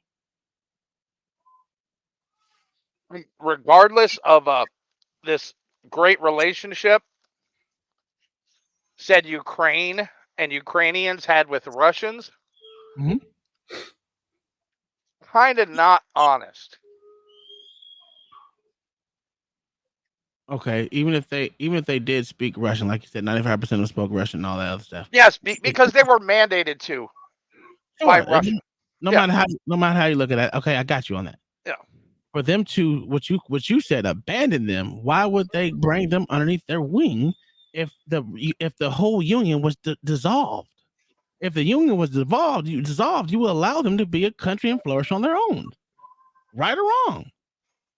Yes, but ask Putin why he's not doing that now. Oh, because he wants to bring the Soviet Union back into its greatest glory. I get it. I understand that. All right, Tom. Every two people in Texas has direct connections with Mexico. Direct family connections with Mexico, just like Ukraine supposedly had with Russia. Sure, and again, I think we should take over Mexico. I've said that plenty of times. I haven't wavered on that. All right. So should we sit by and let Mexico take Texas? No, we should literally take over Mexico since we're paying for them to live anyway. I agree, but that's not the question that was asked, Tom. Why would we let a country that's far subordinate to us to take us over? That's crazy when we can just take them over. Right? So, again. Well, and I'll give you this, okay? I've watched most of this. And his recollection of history is ludicrous. He's putting it in a nice way. He's lying, sir. He's lying, sir. Okay, what did he lie about? Why Ukraine wasn't taken over in the first couple of days. He didn't even get there yet. Not yet. Oh, okay. So how can I say something lying about it? You didn't even talk about taking over the Ukraine yet. Well, but do you not think that the records exist? I'm quite sure they do. Why Stalin made buffer countries? No, I'm quite sure there's records of it. I'm not saying that, but he just denied that those existed. Well, some people. Well, we don't know why, Tom. We don't know why. It's not written anywhere. I didn't. Do you know why he did it? Yeah, sure. Why did he do it? Because he had to. Oh, why did he have to when he was a dictator? Because there was an army that could fucking ruin his sitting on the other side of those borders. What army was that? Ours, sir. We wasn't over there at the time. We weren't over there at the end of World War II, sir. We didn't have stations right there facing Russia. We didn't have an army in Europe. Is that what you're telling me, Tom? Army in Europe, but it wasn't to strategically fight against Russia at that point in time. Strategically. Yes, we could have, sir. But we didn't. Just what I said. Yeah, we didn't, but we could have. It's not the question. It wasn't the question. See, you changing your whole question, sir. Don't change your whole question when I answered you correctly. We did not. You did answer me correctly, sir. I did. They didn't have it. You wanted. We could have. Yes, we could have, but we didn't. So that wasn't the reason why he had buffer countries. Oh my God, Tom.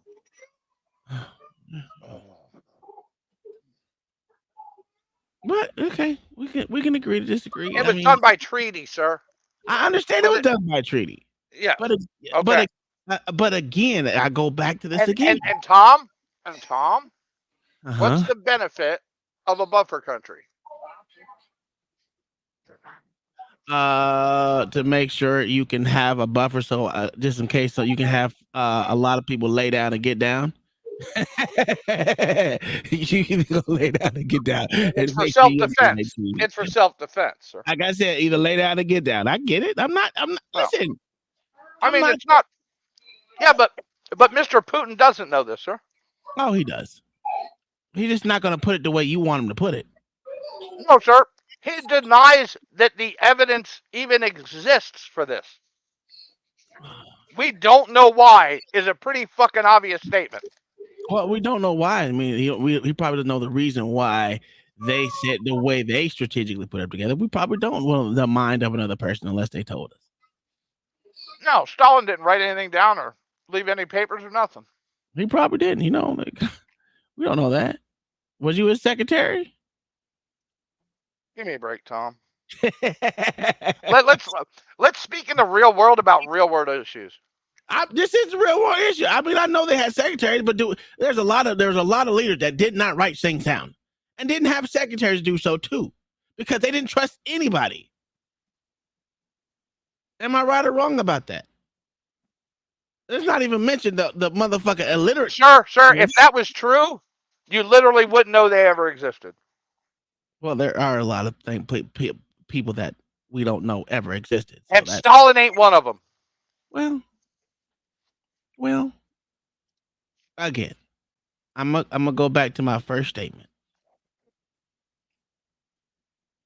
Do they come to America to learn their history? If the answer is no, then there you have it. So-called collective West as a whole.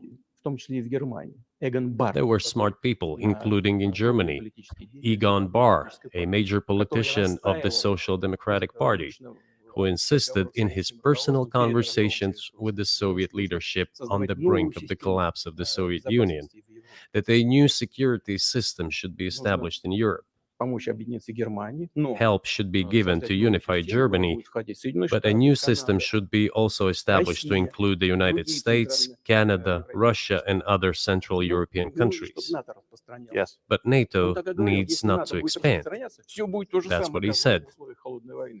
If NATO expands, everything would be just the same as during the Cold War, only closer to Russia's borders. That's all. He was a wise old man, but no one listened to him. In fact, he got angry once. If, he said, you don't listen to me, I'm never setting my foot in Moscow once again. Everything happened just as he had said. Well, of course, it did come true, and you've mentioned this many times. I think it's a fair point, and many in America thought that relations between Russia and the United States would be fine with the collapse of the Soviet Union and the end of the Cold War, that the opposite happened. But you've never explained why you think that happened, except to say that the West fears a strong Russia, but we have a strong China the West does not seem very afraid of. That's not true. What about Russia do you think convinced policymakers they had to take it down? You don't think that America's scared of a strong China, sir? Now they are, but are we in fear of being invaded?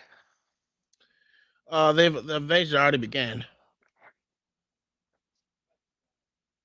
The invasion already began. I'm going to ask you a simple fucking logistics question, okay?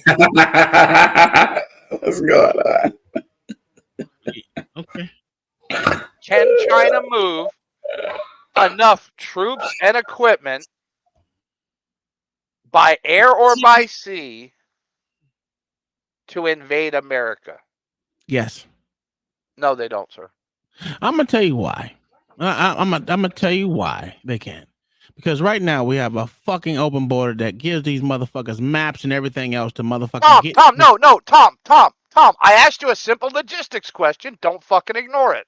I'm not ignoring it. I'm answering it. Yes, you are, sir, because it has nothing to do with a fucking open border. It has everything to do with open border. No. Can China move its military men and equipment by air or by sea to invade America? And I'm going to answer your question again. Yes, it can. And the reason why it can, because the biggest port in America is in California, and we ship a lot of shit all the time, right through that motherfucker. Go straight from China straight over to that motherfucking thing right there, and that shit is not really mandated by anyone because it backs up and stocks up. So all they gotta do is if they really want to get within 100 yards of where a port, they can do it. Tom, if they could, they would. Again. If they could, they would, sir. The reason I don't understand why y'all think shit can never happen. This is crazy. No, Tom, I'm not saying could never happen. I'm saying could happen right now. Yes, it could. No. Why couldn't it? Just answer me this question, Mayo. How many motherfucking logistics boats come through that port a day?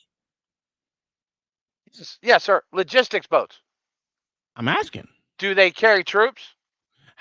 How would you know, right? If they were to plan an attack like that, they'd have to feed shit and sleep them all. You don't think a boat is big enough to feed these motherfuckers? I mean, I don't get what you're saying. Because there's ways to do. Oh my word! So let's go back to let's go back to the Trojan horse little theory, right? That they did, right? Do you think that couldn't happen with boats? I mean, Japan did it with planes.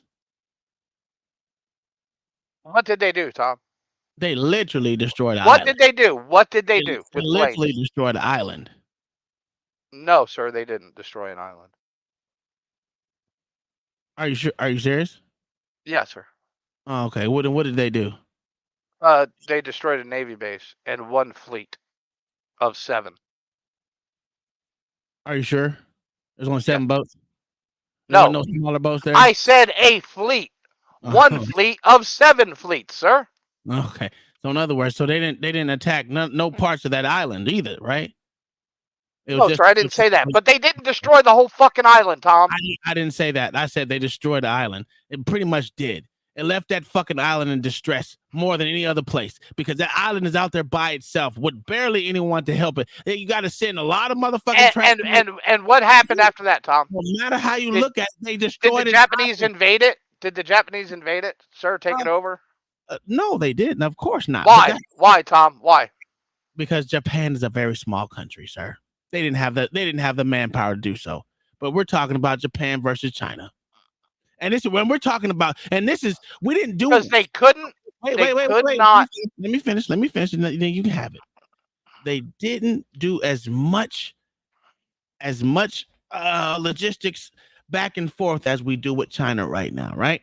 And there's a lot of ways where you can literally infiltrate a fucking country, especially through logistics, because most of them shits are not checked until they're what? Docked in the station. Am I right or wrong? Am I right or wrong? Yes, but can they move troops and equipment that way, sir? Yes, they can. No, they can't, sir. No, they can't. Why can't they put them on a boat? The ships aren't capable. What makes a boat capable of motherfucking coming across? It has to be able to support life, sir. So you're saying those boats can't support life, sir? How do they get here? They're not done by robots. Do you know the number of people that it takes to man one U.S. roll-on, roll-off boat, sir? I'm sure you're going to tell me. Go ahead. About 12 people, sir. That's its entire crew. Okay. And that's what they carry for sustenance and what they can handle logistically. Mm-hmm. Okay. For life support on that boat. So you're saying that there's no way, no way how that they can literally support a lot of different people on a boat. Just because it takes only 12 to man it doesn't mean they can't use it to infiltrate a country. And where are they going to shit, sir? Where are those 12 people going to shit? Wait, listen, you're trying to. Where are those 12 people going to shit, Tom? Where are they going to eat? Boat, Who's going to cook the food?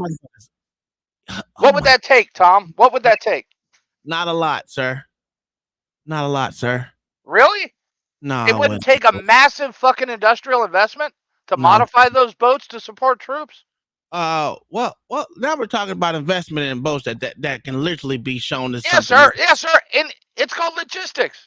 So in other words, no, it doesn't take them much. They're already doing the shit anyway. If they wanted to outfit these boats to make it look like it couldn't support life, they can do so. These are little motherfucking Asians. Sure, they can do a lot of shit, sir. Yes, they can. Just because you don't want to believe they can't. No, sir. They currently cannot. Oh my God. I forgot. Y'all know everything. Because once they get here, sir, they have to be supported. Okay. That's why the Japanese didn't take Hawaii, sir. Well, they didn't have because it was too long. It was too long of a logistics reach to support. No shit. I get that. But again, they didn't have the manpower as well. Let's not forget, Japan is a very, very, very fucking small country. They didn't have the life support to motherfucking do it. They would never have a fucking country if they did it.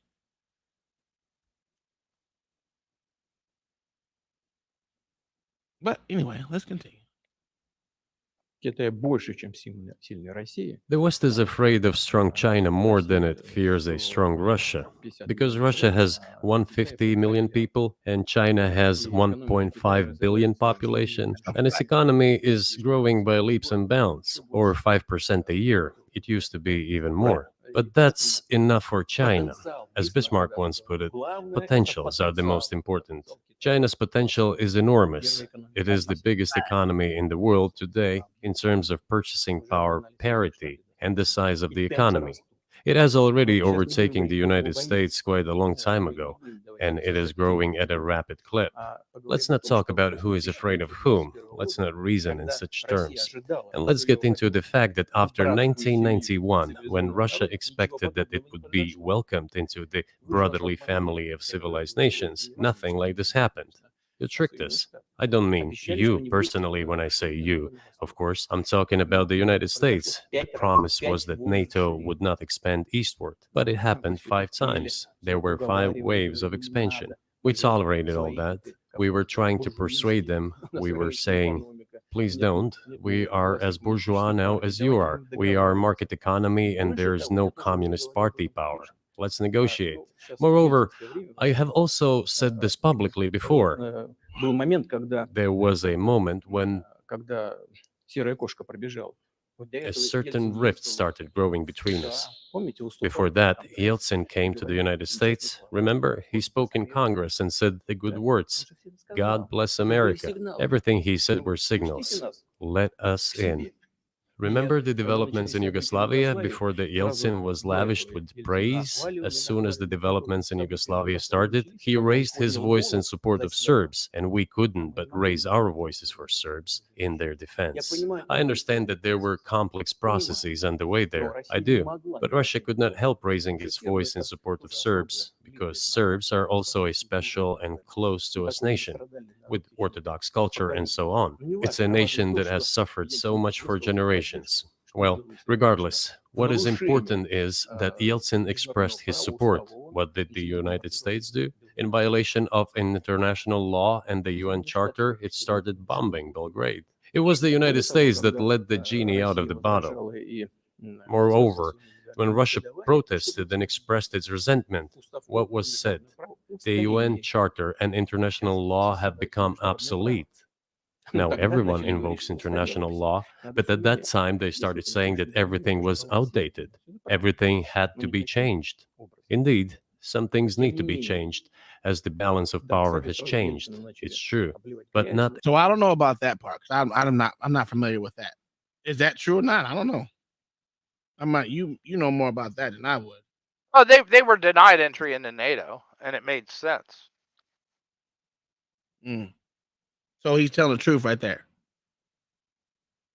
I don't know about his stories about it, but because I doubt Bill Clinton ever told him. Because later on he will say that Bill Clinton actually told him. Well, yeah, maybe. I seriously doubt that ever happened. Yeah, I ain't gonna lie. I wasn't even paying attention to no politics back that far, but yeah, very interesting. I seriously doubt that. No, I couldn't say either yay or no nay to it. I just don't know. And it would be a cost thing, right? Yeah. I mean, honestly, it would be a cost thing because you would have to convert the entire Russian military over to NATO standards or adopt NATO into their standard. Yeah, it's not as easy as people think it is. No, not as easy. No, do you know how long we fought over 5.56 versus 7.62? Yeah. It just in NATO. I mean, but we still use both of them though. Yeah, but not in a battle rifle, sir. Yeah, that's what I'm saying. That's what I was about to say. Yeah. Yeah, you know. Yeah. I mean, honestly, we should have the U.S. Army should have adopted FALs. Yeah. Yeah, there's a lot of things we should have did, but we didn't do. So, we give in to a lot of shit, even though people don't even pay for their self-defense, which is crazy to me. In this manner, Yeltsin was immediately dragged through the mud, accused of alcoholism, of understanding nothing, of knowing nothing. He understood everything, I assure you. Well, I became president in 2000. I thought, okay, the Yugoslav issue is over, but we should try to restore relations. Let's reopen the door that Russia had tried to go through. And moreover, I said it publicly, I can reiterate. в Кремле с уходящим от власти Биллом At a meeting here in the Kremlin with the outgoing President Bill Clinton, right here in the next room, I said to him, I asked him, Если бы Россия поставила вопрос о вступлении в НАТО, Bill, do you think if Russia asked to join NATO, do you think it would happen? вдруг он сказал, ты знаешь, это интересно. Suddenly he said, you know, it's interesting. I think so. Уже на But ужин in the evening, when we met for dinner, разговаривал со своими he said, you know, командой. I've talked to my team. No, it's not possible now. Можете спросить у него. Но я думаю, наши... You can ask him. I think he will watch our interview. Я He'll никогда не confirm it. столчу подобного I говорить, wouldn't если have этого said нет. anything like that if it Ну hadn't ладно, happened. сейчас невозможно. Okay, Were you well, it's sincere? impossible now. Would you have joined NATO? Послушайте, Look, я I задал asked the вопрос. question, is it possible or not? And the answer I got was no. If I was insincere in my desire to find out what the leadership position was, But if he had said yes, would you have joined NATO? Если бы он, if если бы he он had said сказал да, yes, the значит, process of это rapprochement would have commenced, and eventually it might have happened if we had seen some sincere wish on the other side of our partners. But it didn't happen. Well, no means no. Okay, Давайте будем. fine. Why do you think that is? Just to get to motive, I know you're clearly bitter about it. I understand. But why do you think the West rebuffed you then? Why the hostility? Why did the end of the Cold War not fix the relationship? What motivates this from your point of view? Вы сказали, что я You said I испытываю was горечь. bitter about the answer. No, it's not bitterness. Нет, это не горечь. It's Это just a констатация statement of факта. fact. We're not bride and groom, bitterness, resentment. It's not about those kind of matters in such circumstances. We just realized we weren't welcome there, that's all. Okay, fine. But let's build relations in another manner. Let's look for common ground elsewhere. Why we received such a negative response, you should ask your leaders. I can only guess why. Too big a country with... I mean, he's kind of right. No, Wow. he's not actually. Yeah, it is because the thing of I say this again. We're supposed to be mortal enemies, but for the longest time they were taking us into space. We have overlapping economies in certain areas. To say that they're mortal enemies is absolutely insane. If you're enemies with someone, you're not working with them to do Who anything. said mortal enemy, sir? Who said mortal enemy? Oh, it's been okay. Let's not say mortal enemies. Let's say they're our enemies. Let's put enemies to the test, right? I don't want to have to look up the word, the definition enemy, but I'm not working with my enemy, and damn sure not for space exploration. No, I'm not. Why, sir? Why? Because they're my enemy.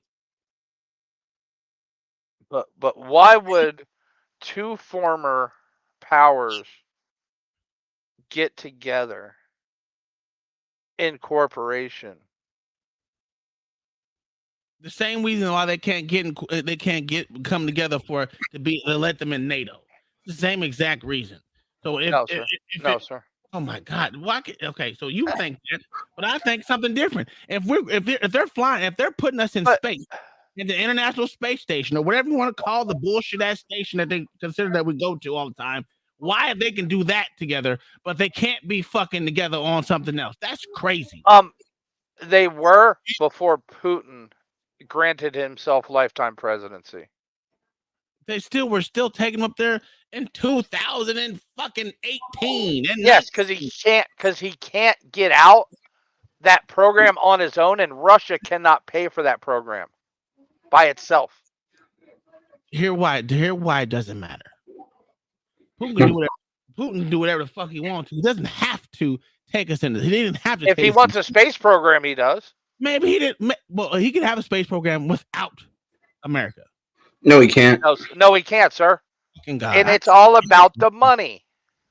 And again, if it's all about the money, then how are you working with your fucking enemy? China goes. Do you know why we need Russia to get to space, sir? Do you know why? Do you know why we need Russia to go to space, sir? No, I don't. Please tell me.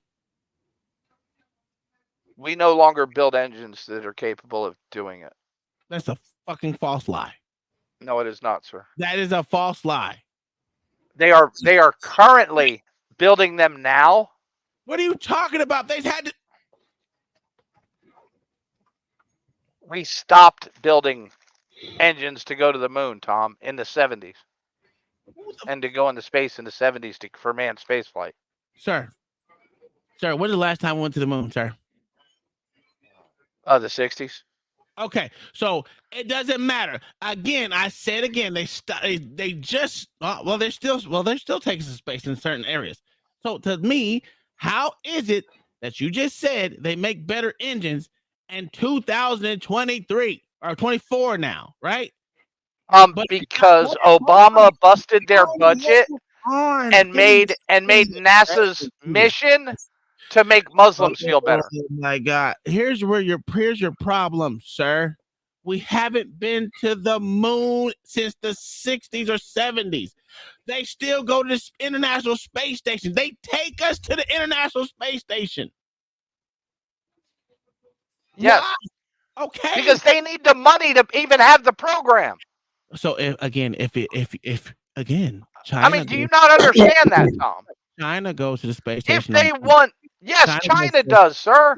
Yes, exactly. So you're trying to tell me that we don't have the capability of getting to the International Space Station, consider we send a whole bunch of satellites in the same area? Why do we use Russian rockets to get into space, Tom? Because we're fucking idiots. Okay. Thank you, Tom, for fucking admitting that NASA's a bunch of fucking idiots. Because they were completely defunded. And given the mission to make Muslims feel better.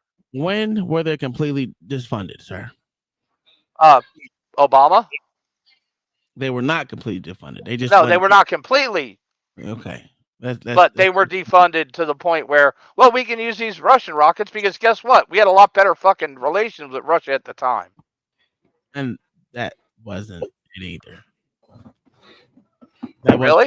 That wasn't the reason why. The reason why they stopped sending them into space for that was, well, we stopped taking them to space because of what happened with the Challenger. Yeah. That's why.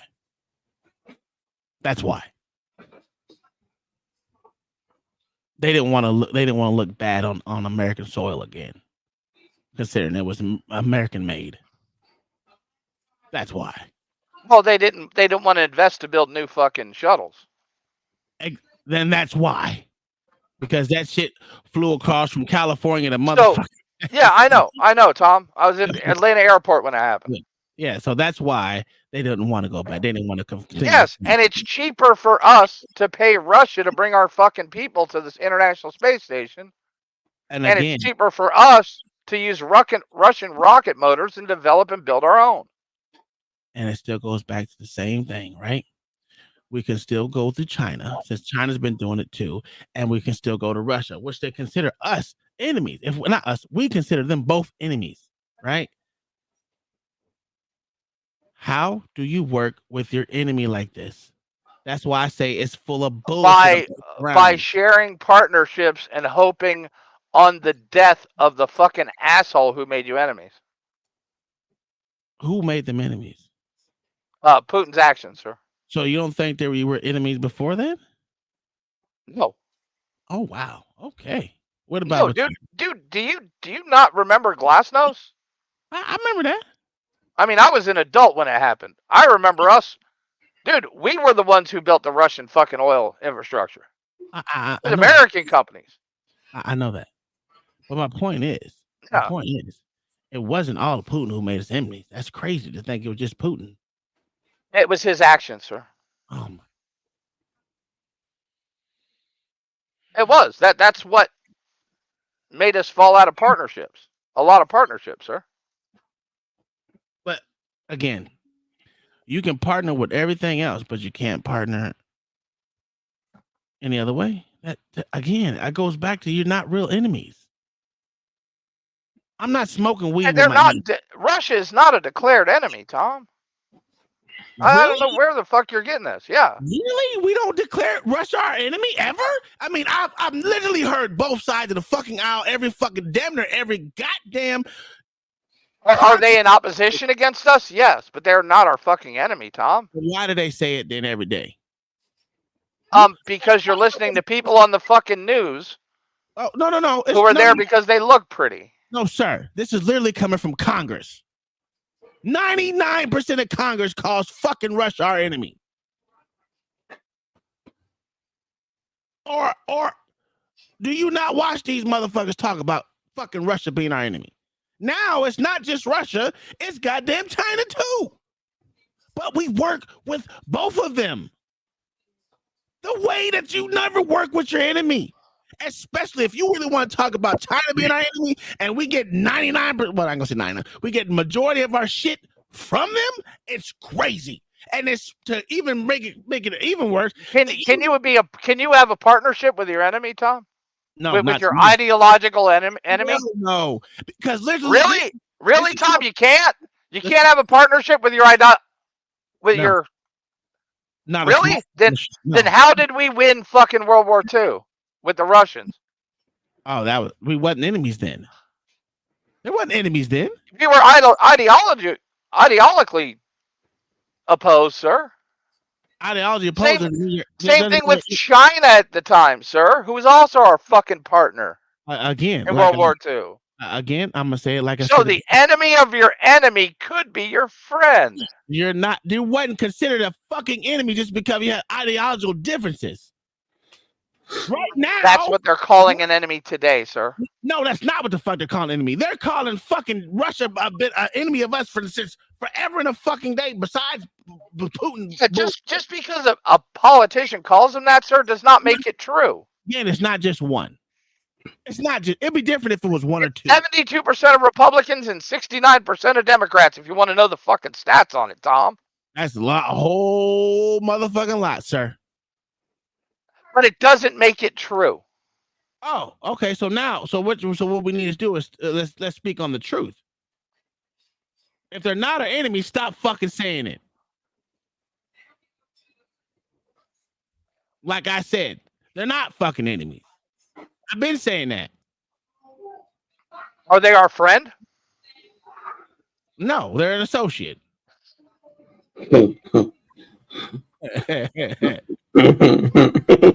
Its own opinion and so on.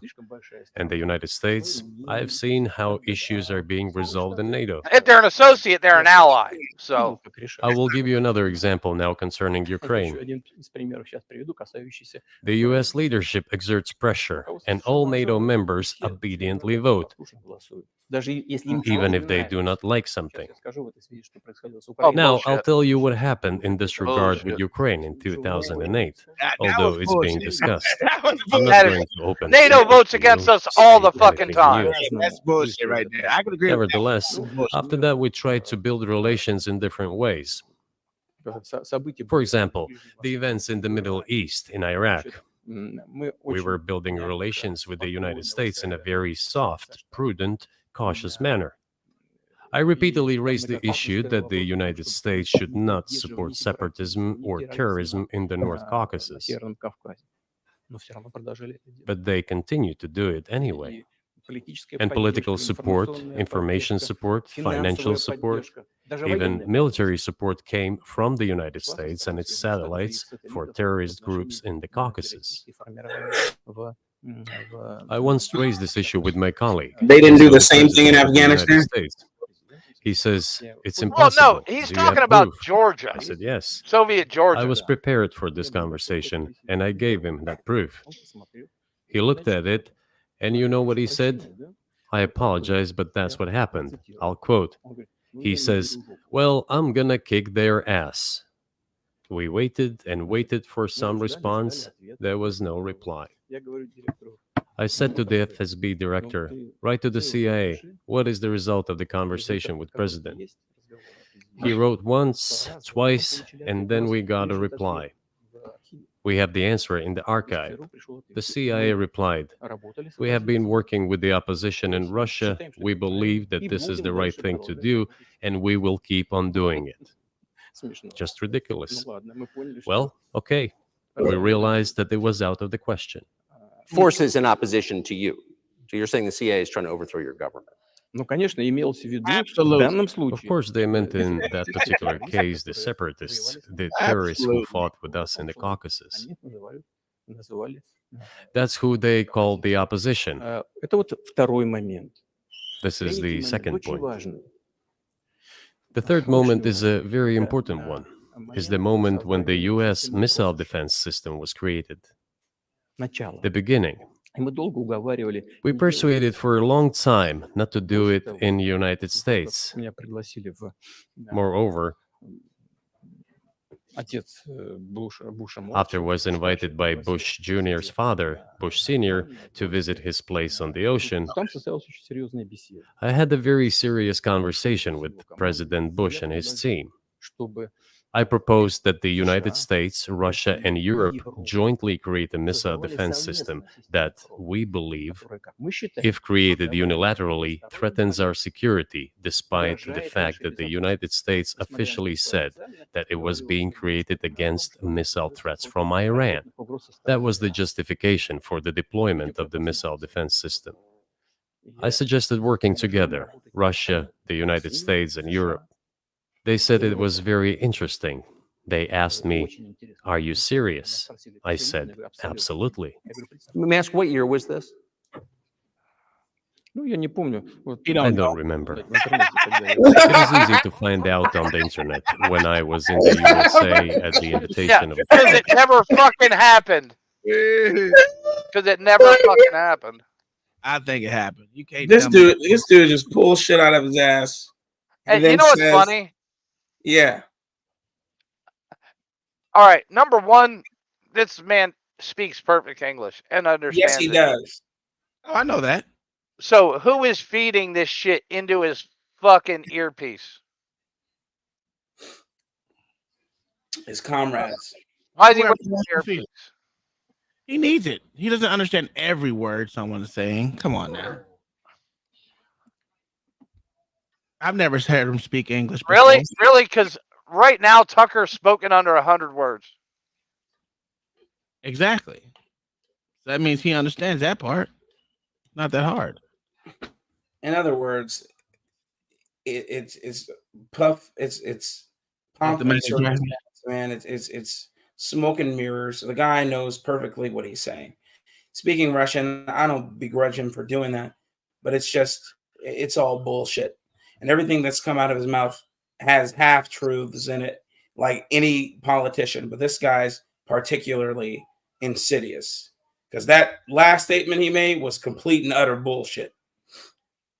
Yeah, I mean, I agree with that. I mean, that's Gary 7. What do you say? I will be blunt to all African Americans. Here it is. I believe that the Democrats are trying to replace you with Hispanics. That's a fact. That's why they are allowing millions of illegal aliens into the USA. We don't disagree with that. That's a that's a fact, dude. No, they're not trying. They've already done it. They're done it. It's done. Yeah, it's already done. Now the obstacle, which really isn't an obstacle, is to make all of them legal citizens of the United States of America, which they're gonna do. It's gonna happen. The freaking Republicans are gonna acquiesce. Biden is gonna have his way. Period. It is what it is. And the people who are puppeteering Biden are gonna have their way. So, yep. Yeah, I agree with that. Bush Sr. It is even easier to learn from someone I'm going to tell you about. I was told it was very interesting. I said, just imagine if we could tackle such a global strategic security challenge together. The world will change. We'll probably have disputes, probably economic and even political ones. That's bullshit. John and Basswood $2 super chat says, only because of Trump. I don't understand what that, but sure. I'm glad he didn't even mention Trump yet, so that's amazing. I'm glad no one mentioned him yet. Did they mention him in this video? No, not that I heard at all. Oh, that's good. I'm so glad. He went with Bush, Clinton. I think Obama. I think he did Obama and Biden. Yeah, yeah. He's only up to Bush Sr. as president so far in his he's diatribe history lesson. Yeah. Well, he spoke about Clinton. But we could drastically change the situation in the world. He says yes and asks, "Are you serious?" I said, "Of course. We need to think about it." I'm told. Вот в этот кабинет. I said, go ahead, please. Then Secretary of Defense Easy. No, he Gates, won't. former director of CIA, and Secretary of State Rice came in here in this cabinet, right here at this table. They sat on this table. Me, the foreign minister, the Russian defense minister on that side. They said to me, yes, we have thought about it. We agree. I said, thank God, great, but with some exceptions. So twice you've described US presidents making decisions and then being undercut by their agency heads. So it sounds like you're describing a system that's not run by the people who are elected in your telling. Yeah, but Именно так. this makes the assumption that George Bush and Clinton controlled NATO. No, they didn't. Yes, they are. They're literally saying that. No. What I'm saying is they really didn't control NATO like that. No, I know. I can agree with that. I mean, I ain't gonna bullshit every time, but I bullshit you when you're bullshitting, especially about history. But you know, the UN is not ran by the United States. I will say that. And right now, on the security, the defense security, it's a Chinese person ahead of it. So, whatever. China came up. John the Baptist with the $5 super chat says Russia is only our enemy in the Senate and the House because of Trump due to Hillary Clinton.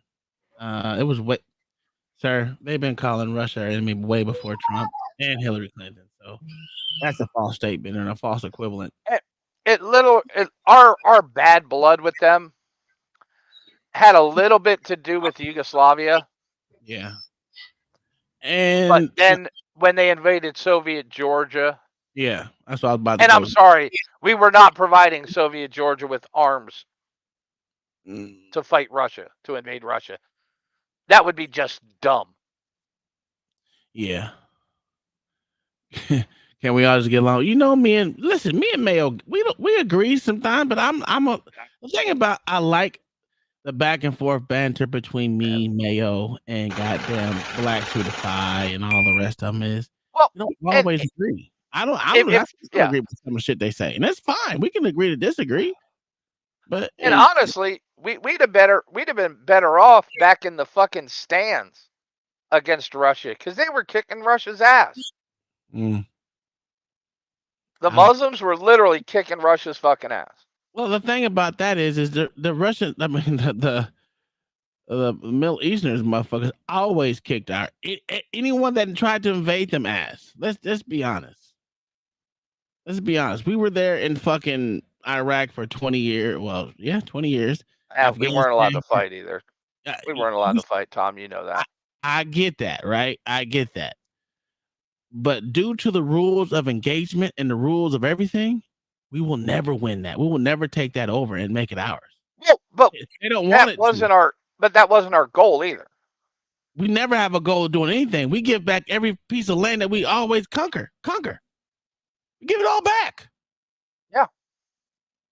We're really bad imperialists. Yeah, that's a fact. Because we're horrible at building an empire. Horrible at it. Horrible. We've literally industrialized Japan. Mm-hmm.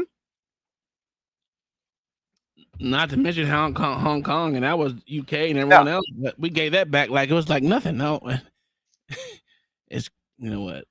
Yeah, we suck at building nations. Let's put it that way. Well, we suck at building empires. That's right. That's what I meant. We're great at building nations and giving them the fuck away. That's exactly what we do. We give it away. I'm sorry.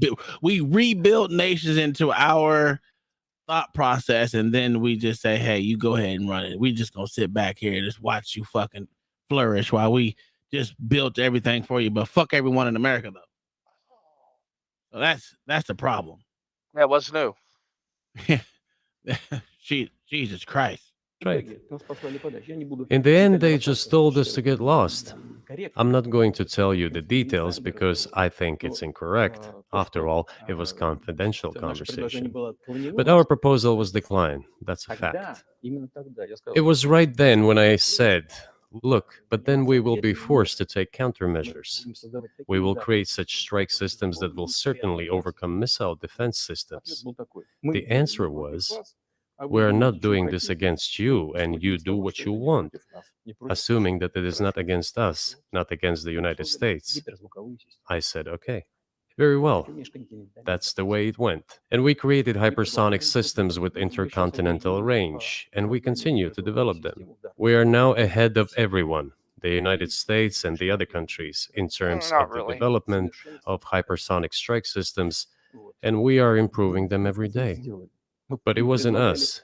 We proposed to go the other way, Everyone's supposed and to we think they're were doing pushed better. back. Now, Well, about NATO's expansion to the east. Well, we were promised no NATO to the east, not an inch to the east, as we were told. And then what? They said, well, it's not enshrined on paper, so we'll expand. So there were 5 waves of expansion: the Baltic states, the whole of Eastern Europe, and so on. And now I come to the main thing. They have come to the Ukraine ultimately. In 2008, at the summit in Bucharest, they declared that the doors for Ukraine and Georgia to join NATO were open. Now, about how decisions are made there. Germany, France seem to be against it, as well as some other European countries. But then, as it turned out later, President Bush, and he's such a tough guy, a tough politician, as I was told later, he exerted pressure on us and we had to agree. It's ridiculous. It's like kindergarten. Where are the guarantees? What kindergarten is this? What kind of people are these? Who are they? You see, they were pressed, they agreed. And then they say, Ukraine won't be in the NATO, you know? I say, I don't know. I know you agreed in 2008. Why won't you agree in the future? Well, they pressed us then. I say, why won't they press you tomorrow? And you'll agree again. Well, it's nonsensical. Who's there to talk to? I just don't understand. We're ready to talk. But with whom? Where are the guarantees? None. So they started to develop the territory of Ukraine. Whatever is there, I have told you the background, how this territory developed, what kind of relations there were with Russia. Every second or third person there has always had some ties with Russia. And during the elections in already independent, sovereign Ukraine, which gained its independence as a result of the Declaration of Independence. And by the way, it says that Ukraine is a neutral state, and in 2008, suddenly the doors or gates to NATO were open to it. Oh, come on. This is not how we agreed. Now, all the presidents that have come to power in Ukraine, they relied on electorate with a good attitude to Russia in one way or the other. This is the southeast of Ukraine. This is a large number of people. And it was very difficult to dissuade this electorate, which had a positive attitude towards Russia.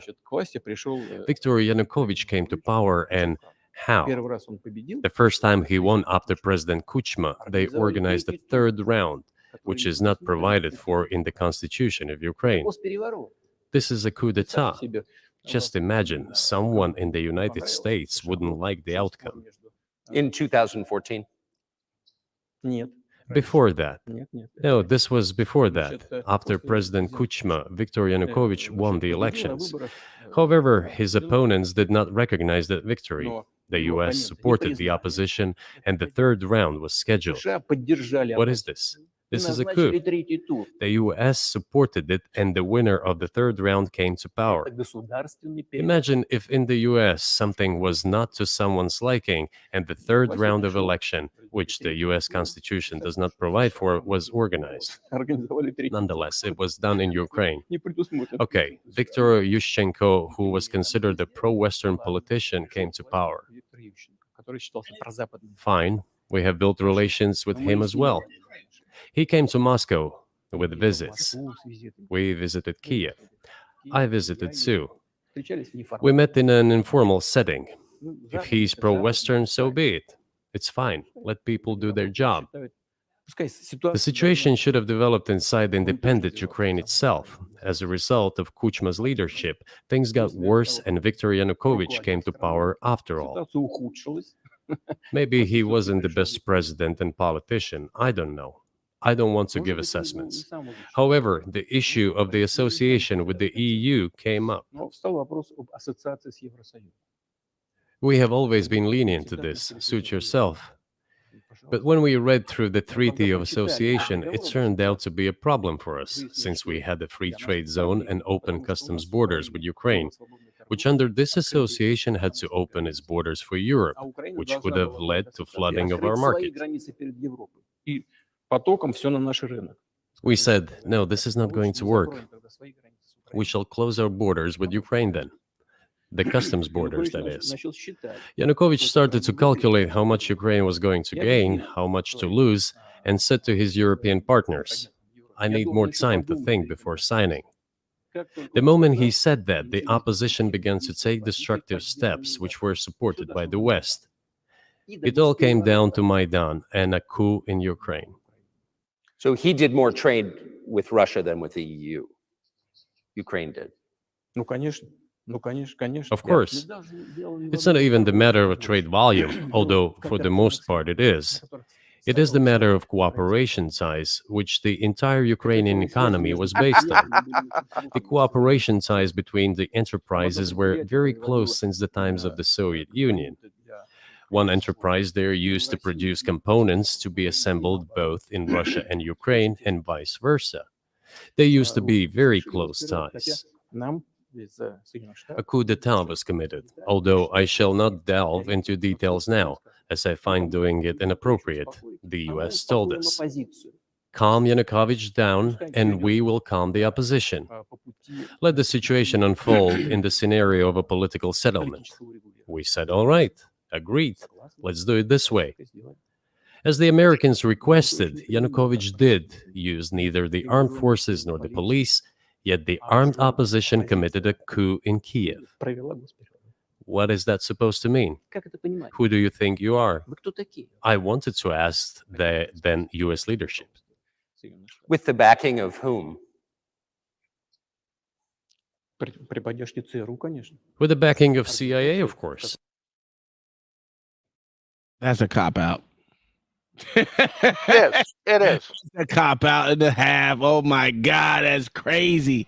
Now this is where the propaganda bullshit's coming out of his fucking mouth. Because just to say the CIA doesn't mean an absolute motherfucking nothing. It means absolutely nothing at this point. That's just a cop-out to say, oh yeah, well CIA did it. I mean, I get it, but goddamn. If you're gonna make a statement of fact, not a statement of bullshit. Well, and the simple fact that first agreement, though, that he actually referenced, they signed. I mean, it is what it is. I mean, I get where he's trying to come from, but he's full of shit right there. He absolute full of shit. This is getting good. What's up, Nightish? The organization you wanted to join back in the day, as I understand. We should thank God they didn't let you in, although it is a serious organization. I understand. My former vis-a-vis in the sense that I served in the first main directorate, Soviet Union's intelligence service. They have always been our opponents. A job is a job. Technically, they did everything right. They achieved their goal of changing the government. However, from political standpoint, it was a colossal mistake. Surely it was political leadership's miscalculation. They should have seen what it would evolve into. So, in 2008, the doors of NATO were open. How was it a political mistake for American politicians? Until he went into Crimea, 99.9% of America couldn't point out Ukraine on a map. That's a fact. And they still didn't give a fuck about it. You understand, they still can't point it out in the map. I know. So we're not even going to. Most motherfuckers don't even know nothing about fucking Ukraine. But they can at least now tell you it borders Russia. Yeah, they can say that, but does it make it right though that they know? I mean, It's just crazy.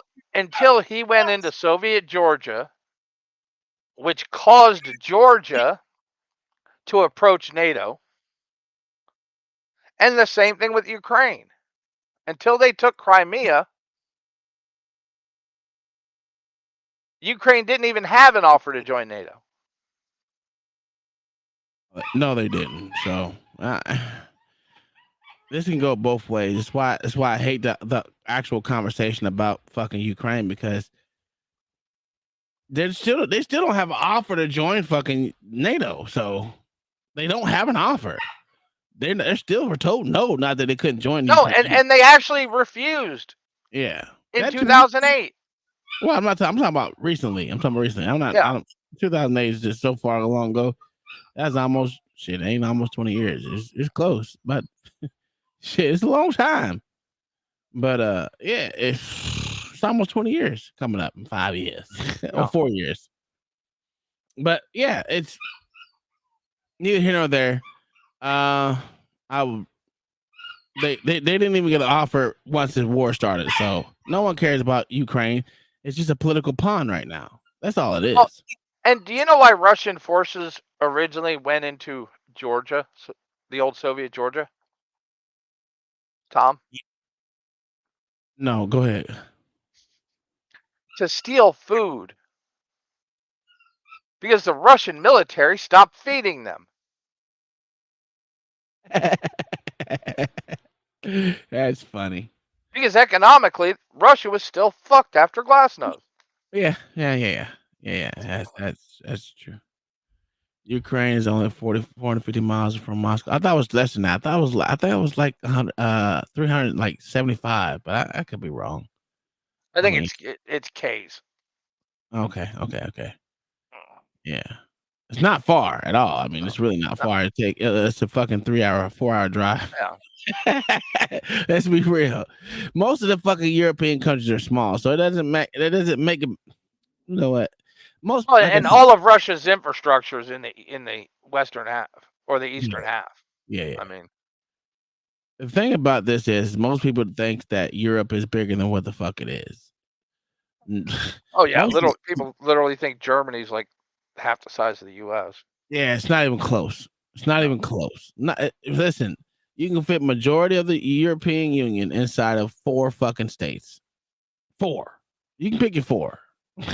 Okay, pick 4. God damn it! You can literally drive from England to Italy in a day. Yeah, that's what I'm saying. Pick your 4, motherfucker. You know what I'm saying? That's your fucking European Union. You know what I'm saying? This shit is stupid. They're fucking itty bitty fucking small states. That's what they are. That's literally what they are. But fucking not history. Fucking what the fuck is it? Geographical? Is it geographical? Geological? I don't fucking know. Geography. There you go. Geography is not really taught anymore in the United States. No, at all. No, it is not. So, good luck. Most kids can't even figure out what fucking state they're in on a map of the U.S. Dude, most of them think it's 52 states. All because of, and who said that, Tom? You know who said that? Your Lord and Savior Obama. Yep. Your Lord and Savior Obama said that bullshit right there. But that's why I say the American people are stupid. It is what it is. No argument there, sir. Open for Ukraine. In 2014, there was a coup. They started persecuting those who did not accept the coup, and it was indeed a coup. They created the threat to Crimea, which we had to take under our protection. They launched the war in Donbass in 2014 with the use of aircraft and artillery against civilians. This is when it all started. There is a video of aircraft attacking Donetsk from above. They launched a large-scale military operation, then another one. When they failed, they started to prepare the next one. All this. Gary, you make interesting concepts, but I mean, yeah, but it's not just Russia and China. It's BRICS. It's the whole BRICS thing is the whole thing. But right now, it's not big enough to say it's an actual viable alternative to UN and everything else. Right now, it's not. Not saying that it won't get as big as the UN, but right now, it's at its infantile state. So, they don't. All those countries joined together don't have our GDP.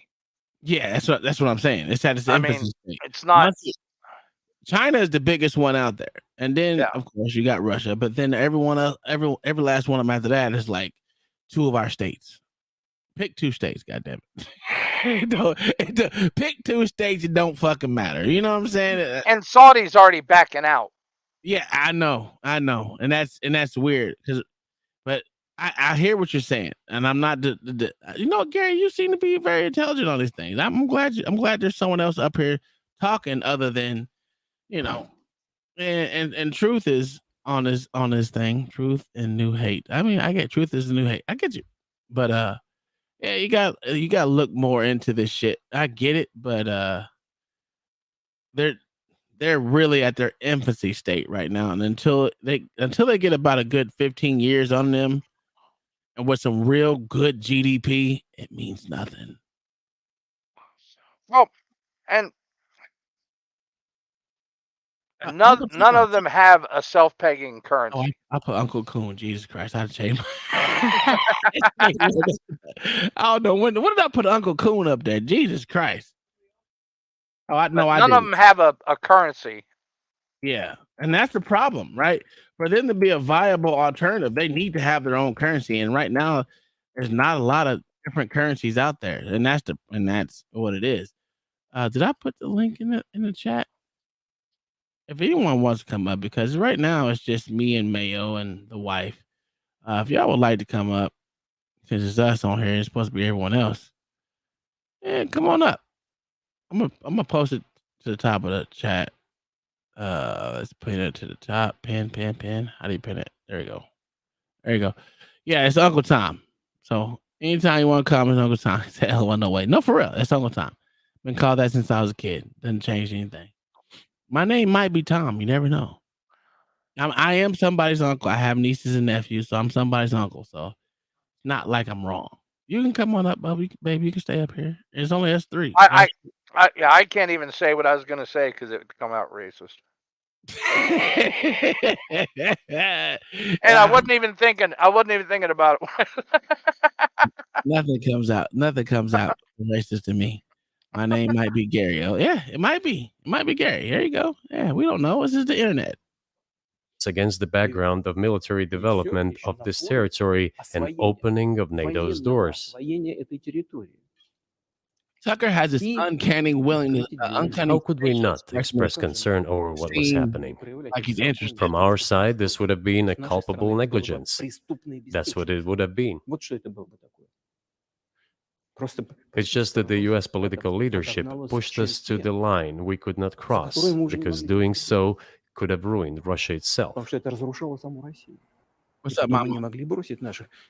Besides, we could not leave our brothers in faith, in fact, a part of Russian people, in the face of this war machine. But that was 8 years before the current conflict started. So what was the trigger for you? What was the moment where you decided you had to do this?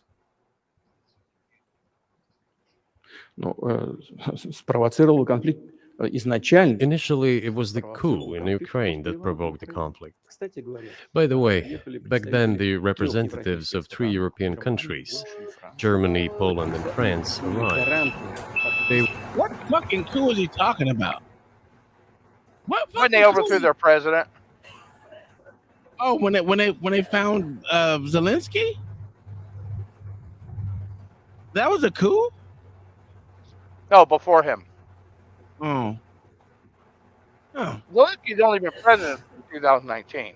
Yeah, I know. That's what I'm saying. There was a coup before him. I don't even see. That's how most people don't know that shit. I didn't know that shit. Mm-hmm. Yeah, I wasn't paying attention to them. Ukraine is. No one cares about the Ukraine. God, this is the stupidest shit ever.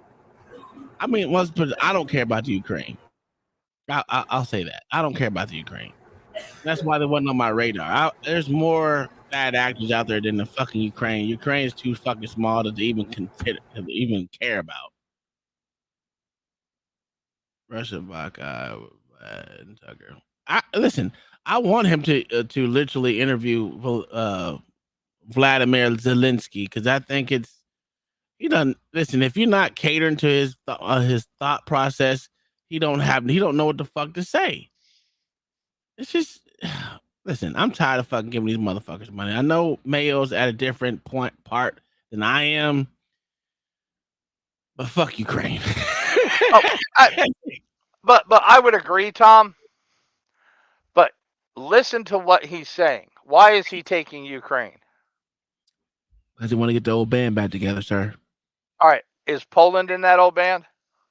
It could be. Yes, parts of Poland. Parts of Poland. No, all of Poland, sir. All of Poland. Well, all of what's been called Poland since you were born, sir. Okay, there you go. Because I'm not going back to 16 fucking 35 like he did. Okay, because it was Austro-Hungarian then. Actually, it wasn't even Poland. And there was more. And again, and when it was, what was it? Austria. Austria was huge. Austria was fucking huge. Yeah. Which encompasses Poland and fucking some of Russia and all the shit. Hungary and parts of Germany, everything. Yeah. I think Austria should get the whole band back together. If you can get it back together, then do it. But if you attack the Austrians and the Swiss, sir, all they would have to do is have everybody show up to the mountainside with a rifle, shoot twice, and go home. They do it. They are expert shot. And that's literally why Germany never attacked either one of them. Yeah, they are good shots. I'll give you that. I ain't gonna lie on that one. They are fucking good shooters. And they don't have the bullshit stipulations we have in America, but they are great fucking shooters. But it is what it is. I think Austria should get the whole band back together. They were the guarantors of the signed agreement between the government of Yanukovych and the opposition. They signed it as guarantors. Despite that, the opposition committed a coup, and all these countries pretended that they didn't remember that they were guarantors of the peaceful settlement. They just threw it in the stove right away, and nobody recalls that. I don't know if the U.S. know anything about the agreement between the opposition and the authorities. Say it again? It's the Minsk agreements he's speaking of. Okay. Well, there's a lot of motherfuckers that didn't know about it, like me. I ain't gonna lie to you. I didn't know shit about it. I didn't really pay attention to fucking all this bullshit until mid 2000s. Not even mid 2000s. Early 2003, I would say. I started following politics, but Ukraine wasn't on my fucking radar at all because it wasn't spoke of like all the rest of the fucking countries that we had problems with at the time. So, especially when fucking the Twin Towers and shit, damn well they wasn't talking about the Ukraine. So, and the funny thing is, the guy that they turned over in the Orange Revolution was very much in support of NATO membership. Mm-hmm. He was the first one to ask. Yeah. I think we should get out of fucking NATO. What do you think? I think in 20 years, Europe's already lost. So yeah, probably at this point. Mama, what do you think? Do you think we should stay in the UN or get out of it? Oh, the UN? We're out. Period. NATO? Out. I think we ought to get out. Yeah. See, listen, fuck them. Listen, there's one thing I can agree with this with is like, I don't think the UN should exist. It's an old factor that does not need it anymore because half the motherfuckers don't pay for the defense that we produce anyway. Fuck them. Oh, UN, yeah, but UN and NATO are different organizations, Tom. I know that, but I don't want either UN or NATO. Well, since in 20 years, most of these European countries will be Islamic nations, I'd say we get out now. That's a fact. That's a fucking fact. Get the fuck out of NATO. Get the fuck out of the UN. We don't need to be in any one of them, because when it comes to war, the people that's gonna be getting bullets shot at them is the fucking American young men and women. Point blank. Period. And you can say that UK might come to our rescue. Get the fuck out of it. Them motherfuckers ain't gonna do shit. Fuck NATO. Fuck the UN. UK gonna die quick. Actually, no. UK is gonna say Allah Akbar and send a bunch of bomb vests. There you have it. No, that's why I'm saying fuck that. Get the fuck out now while we can. Save the fucking money and put it towards something else. It's just stupid to continue to walk down this road of NATO and the UN. This shit it's been overdue, overplayed. I'm sick of it. They don't have our best interest at heart, because considering we die more than any other fucking country or creed out there. Fuck them. That's not actually true, sir. For the UN. Nah, fuck the UN. For the UN, it's small African nations who pay the price usually. No one cares. Fuck. Well, listen. When did you start caring about Africa, sir?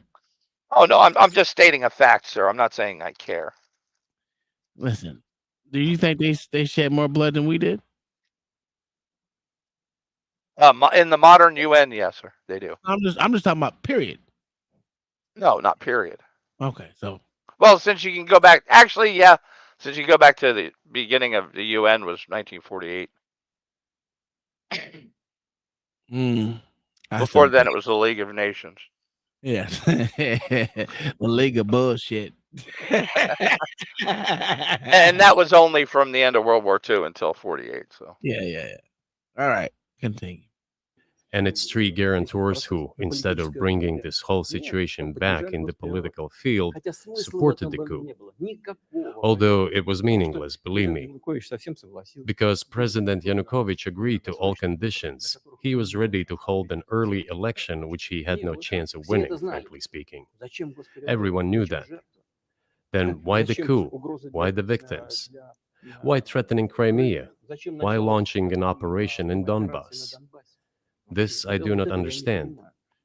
That is exactly what the miscalculation is. CIA did its job to complete the coup. I think one of the deputy secretaries of state said that it cost a large sum of money, almost 5 billion. But the political mistake was colossal. Why would they have to do that? All this could have been done legally, without victims, without military action, without losing Crimea. We would have never considered to even lift a finger if it hadn't been for the bloody developments on Maidan. Because we agreed with the fact that after the collapse of the Soviet Union, our borders should be along the borders of former Union's republics. We agreed to that. But we never agreed to NATO's expansion, and moreover, we never agreed that Ukraine would be in NATO. But nobody ever said agree to Ukraine would not be in NATO. Any discussion. That's true too. He's acting like these were promises that were never made.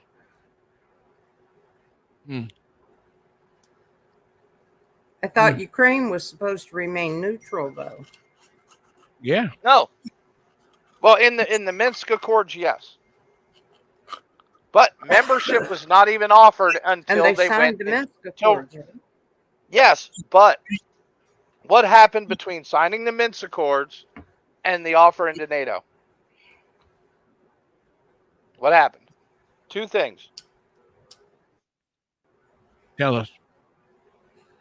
The war The went invasion in of Crimea. Soviet Georgia and Crimea. Oh yeah. Okay. Yeah. So Yes. So who broke the non-aggression pact? There.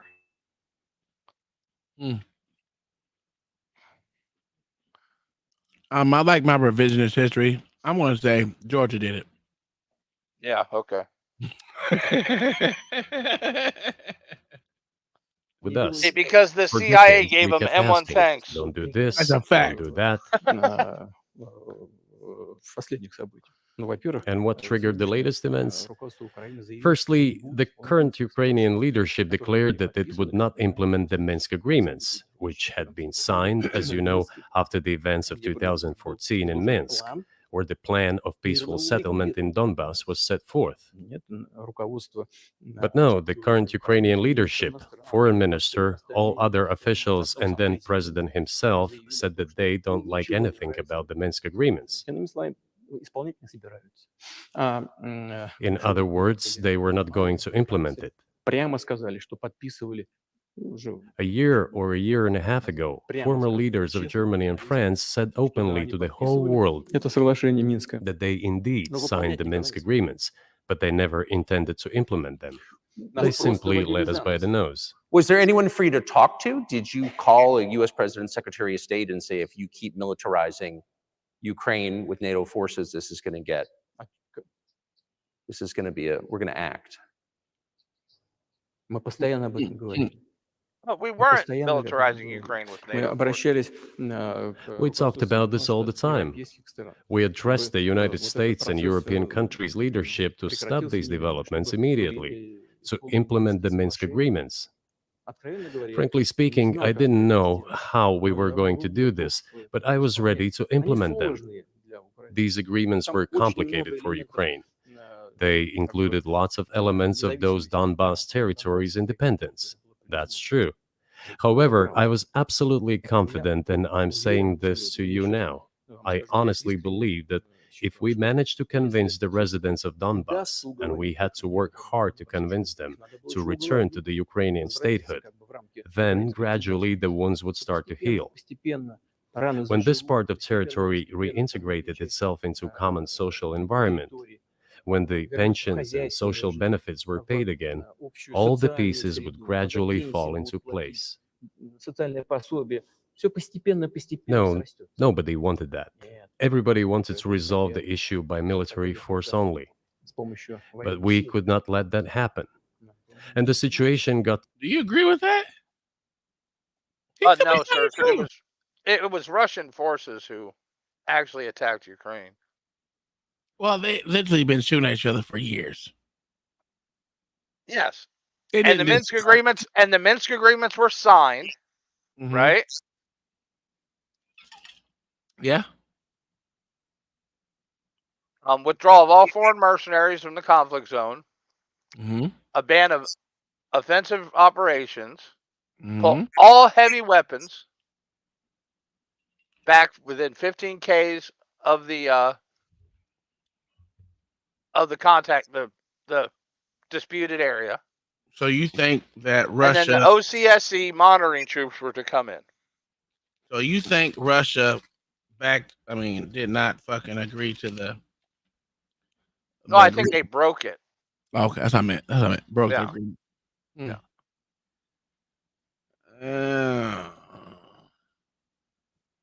Well, I would say they both broke it. Somebody's got to fire the first shot. Sir. Why did the shots have been fired? And being the battle was at the Donetsk airport, I would have to say it was probably Russia.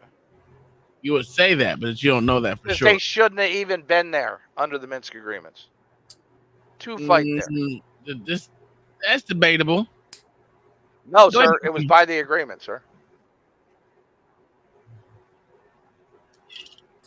Because all Russian mercenaries were supposed to be taken out, and they were not. Okay. Mama? Oh, I was just wondering what was the reason that they broke the agreement? What happened that made them feel like they should break the agreement? And because it wasn't. And I would go ahead. Because it wouldn't give them the territory that they wanted. It has to be more than that, Mayo. Not really, sir. Because they haven't had that territory in years. It wasn't like it's something new. Yeah, like 400 of them. Yeah, you know what I'm saying? It wasn't like it was something new. They didn't have the territory, but they still had control of what happened on it.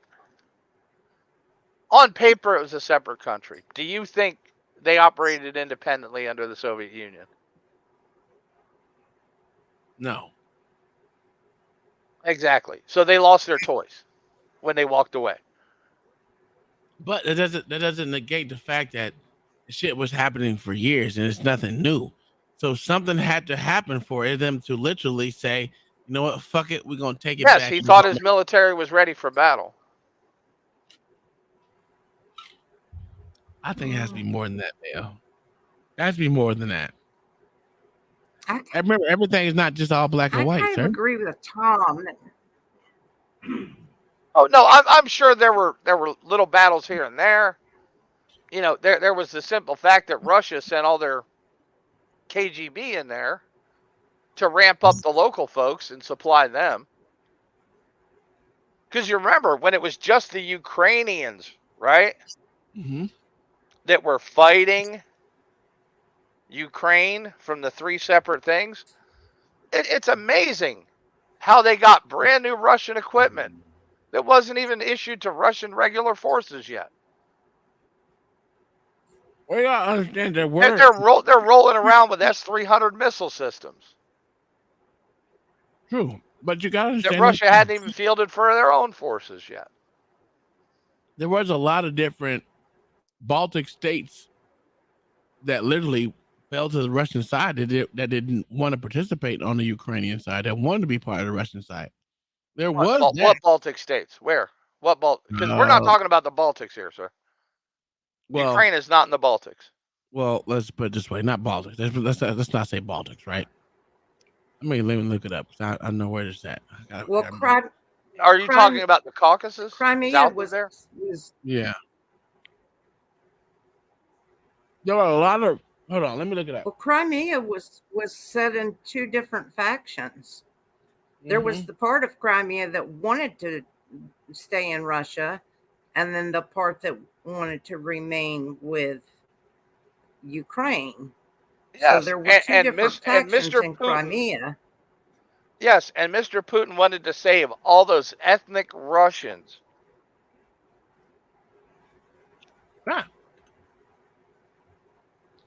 And Hitler wanted to save ethnic Germans in Poland. It's a convenient excuse. Right. Okay. Okay, so you got the. Let me see what you got. All right, what does Crimea give Russia? I don't know. It's only warm water port in the world. No, it's only warm water port in the world. Okay, you got Kharkiv, and Zaporizhzhia. Yeah, those aren't countries, sir. Where are they? They're states in Ukraine. Cities. I know. That's what I meant. Those are the ones that wanted to be Russian. Yes. And, yeah. Yes. But the Ukrainian Constitution actually has a provision for them to be able to do that. And they bypass that. The Donetsk and the Luhansk people wanted to be Russian. There's a and yes, because Stalin literally went in there.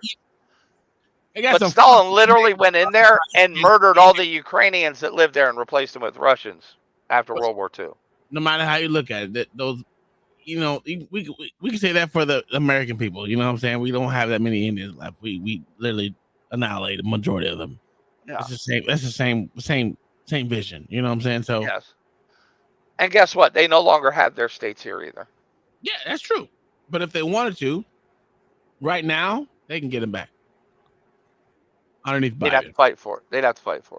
I would say underneath Biden, but yeah, we know Biden's not president, so. Mm-hmm. But to say this is what I'm saying is that there were cities or states or whatever you want to call them that wanted to be a part of the Russian. Yes. No. Yeah. So. Yes, but as I stated, there was a signed constitution, even by the people in those states and their representatives, that gave them the option of leaving Ukraine, and they couldn't meet the mark on the vote. Well, from what I'm reading, it says 97%, 98%, 87%, 93%. that wanted to go to Russia. Yes, sir. And read about how that vote was taken. It was gone door to door with soldiers. Oh. Okay. So how are you going to vote, sir? Hey, I already told you. And as I stated, in the Ukrainian constitution, there exists a way to leave Ukraine. They couldn't meet the standard. Well, they actually had votes on this shit too. They actually had votes on it. I'm reading about it. They literally had votes on it. Yes, Tom. They had votes, but not according to the Constitution. I don't know what the Constitution is. They're saying there's voter coercion. Say what, sir? What was that word? Coercion?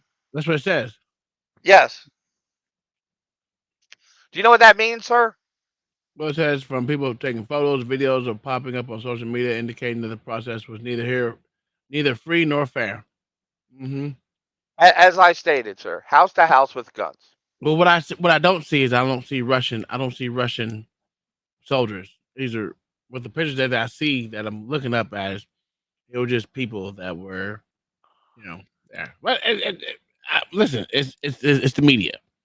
It wasn't done to the constitutional standard of Ukraine.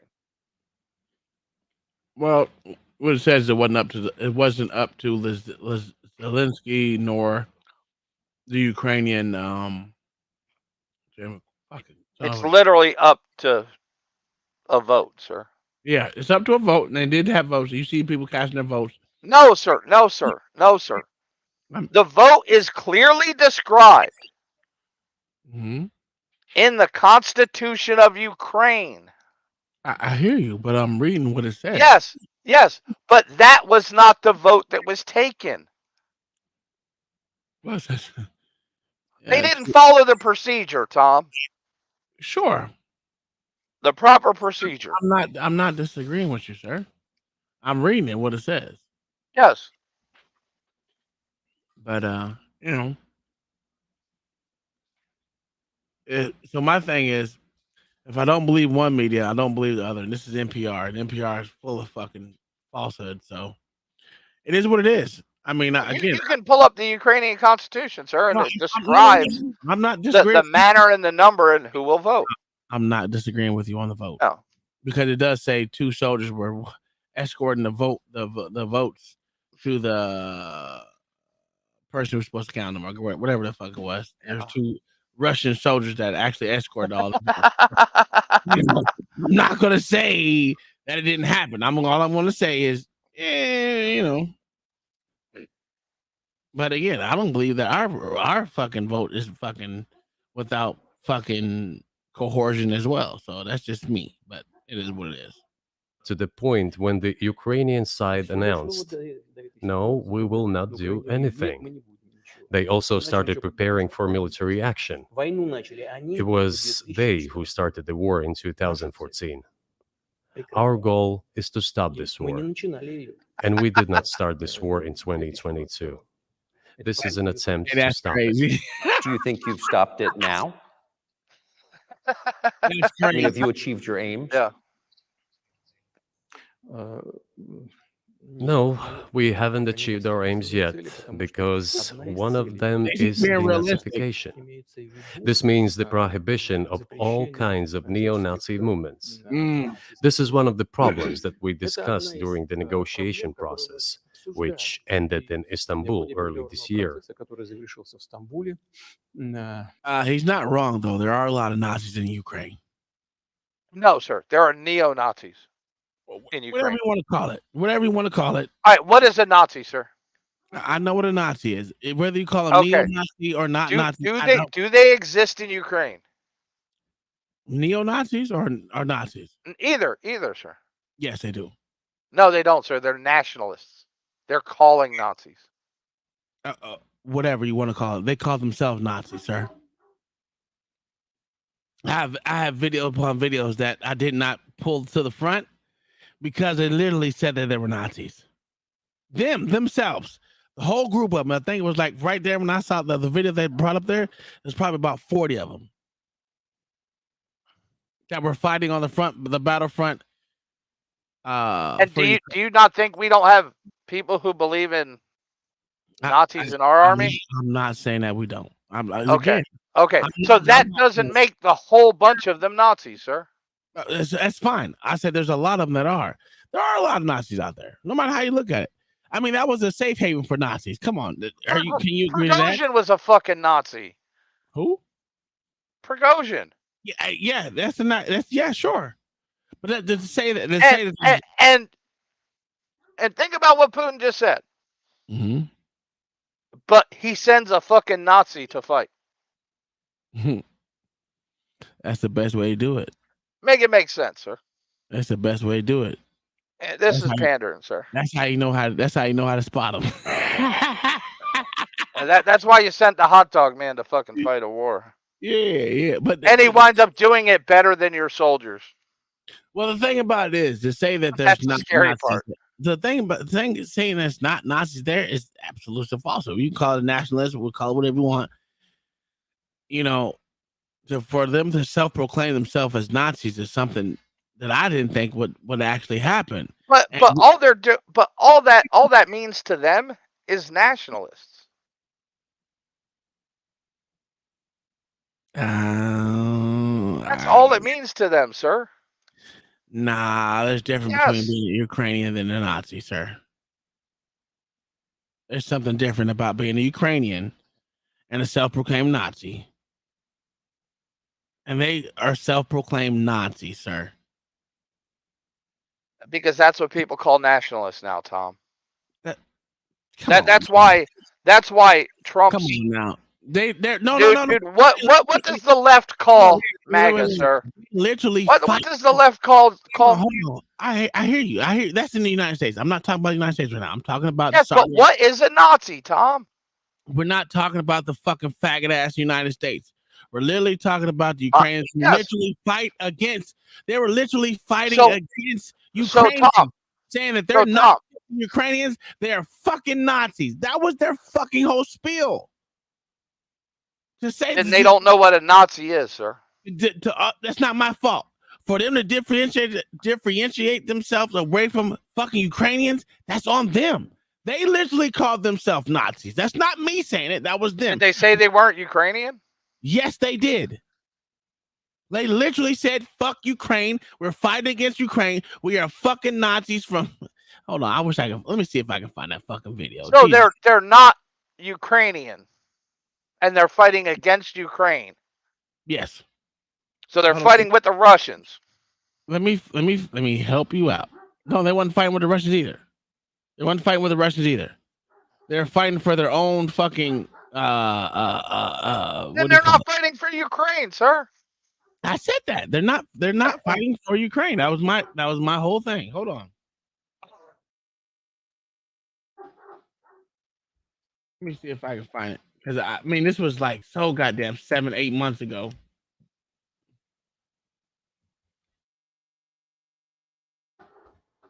I fucking can't stand this dog out here barking. It's gonna piss me off. Jesus Christ! Of course, it's not gonna. Oh my God! Oh shit! I can't stand this damn dog sometimes.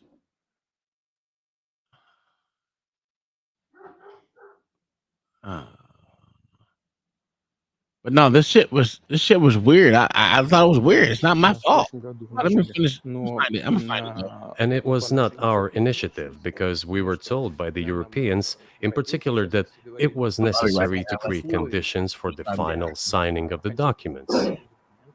My counterparts in France and Germany said, how can you imagine them signing a treaty with a gun to their heads? The troops should be pulled back from Kiev. I said, all right. We withdrew the troops from Kiev. And that was bullshit. As soon as we pulled back our troops from Kiev, our Ukrainian negotiators immediately threw all our agreements reached in Istanbul into the bin and got prepared for a long-standing armed confrontation with the help of the United States and its satellites in Europe. or satellites in Europe now. That is how the situation has developed. I don't know And what that you is both how said. it looks now. Да.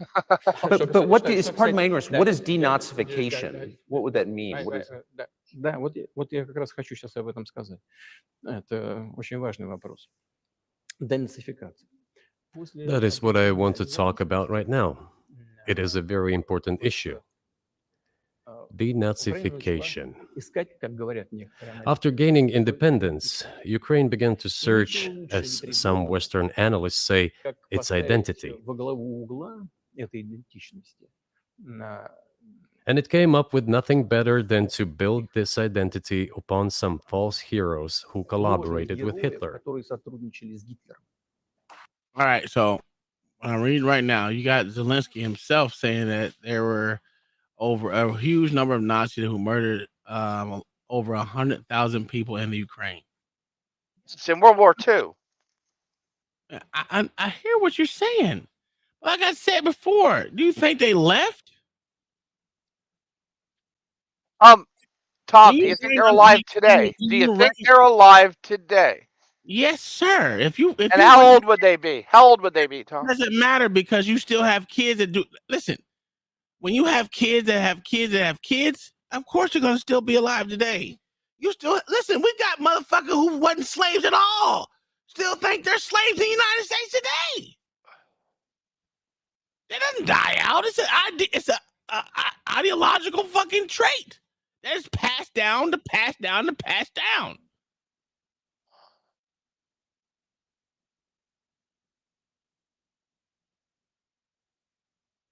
Hold on.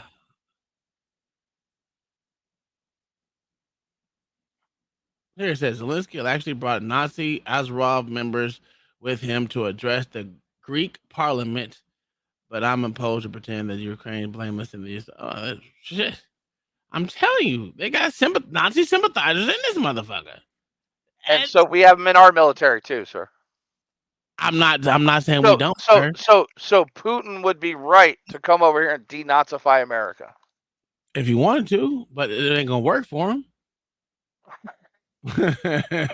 He can try. I mean, that's about what makes his assertions pretty baseless. You can say that, right? But to say that he's not fighting against Nazis is kind of crazy. But he's not fighting against them, sir. He's got them fighting for him. That too. He does that. He has that too. So we can agree the whole Nazi thing is bullshit. Sure, but the way as I stated before, the whole Nazi thing is bullshit. It's just a fucking bullshit reason.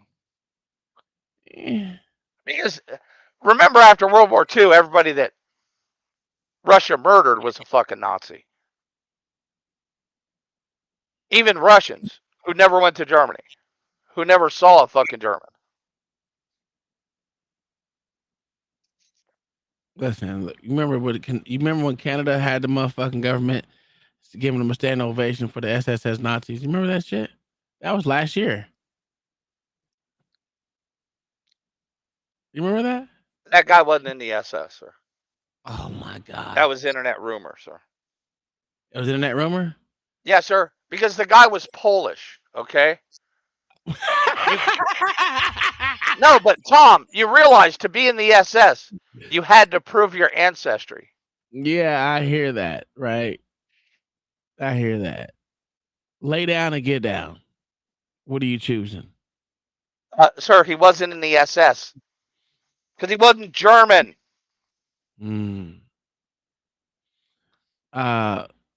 Neither was goddamn Adolf Hitler, sir. And Adolf Hitler wasn't in the SS either. So what was he? He was Austrian. I know what he was. I'm asking. Yeah, I said he's Austrian. So he had control of factions, right? Is what you're saying? So my simple point is this: the guy in front of the Canadian Parliament wasn't SS. Oh, okay. That means nothing. Yes, it is, sir. No, it means nothing. When I asked you a simple question, you said he was Austrian. You said Adolf Hitler was Austrian. Okay, cool. What was he though? Was he the leader of this so-called faction of SS, or was he not? No, he wasn't actually. Oh, okay. Who controlled it? The SS, I think it was Goering. Who did Goering fall up underneath? The Chancellor of Germany, sir, the elected leader of Germany. Which was Hitler. Okay. I mean, I don't see where you think you're getting me on anything, sir. Yo, I literally don't see where you're getting me on anything, sir. Come on now, stop it. Because you're not, sir, because I made a statement that a Polish guy couldn't be in the SS. Oh my God. All right, Mayo. So if someone that runs the SS, right, that wasn't part of the SS, does that make him part of it, or just made him an outside vendor? He was the president of the country, sir. Was he an outside vendor? Yes. Oh, okay. He wasn't Germany. Did he not sell them a bill of goods? He sold them the truth. Was he not from Austria? He sold them the truth. No, sir. He sold them a bill of goods. The goods of his truth. Yes, he sold them a truth. And no, he sir. was actually So that would make him a vendor, sir, an outside vendor, since he's Austrian. Okay, cool. But he literally made that truth almost come to fruition. If he wasn't on the almost only counts in horseshoes and hand grenades, sir. Yeah, all right. Well, them hand grenades kind of did. Not in world domination. He was damn near there, sir. He was damn near there. I don't know why we act like he wasn't close to it. I hate to say it. He was close to it. No, he was. Dude, I'm not denying that. But world domination, no, he wasn't close to there. If he would have took out the Russians, it would have been an easy walk, pancake. No, sir. The smarter move would have been never to start fighting the Russians. Nah, he had the Russians on their head. No, he had them on their heels. It just was the winter. That's the only thing that stopped him was winter. That's the only thing that stopped him. And sir. And nobody fights in winter in the Eastern Steppes. No. That's not what I'm saying. I'm not saying that. What I'm saying is he was fighting on too many fronts, and he started to fight. Yes, and which he started that fight after starting the fight south. Yes, and that was a problem. So he should have never attacked Russia. Yes, he would not never. He just should have waited because he would have dominated the South. That was easy. Well, he did. Yeah, that was easy. He should have just waited 4 months, and he'd have because he already had Russia on his heels. Yeah, but their problem was also people. Sure. Again, if you're fighting on too many because they didn't have enough soldiers. I agree, and that's why I said you either lay down or you get down. And guess what they did? They integrated them motherfuckers. A lot of them wound up in the grave. So much that they really couldn't rely on them for the German military. True. That's true. But you always want your flunky to die first, right? Yeah, but what I'm saying, Tom, it would have taken 20 years to breed soldiers.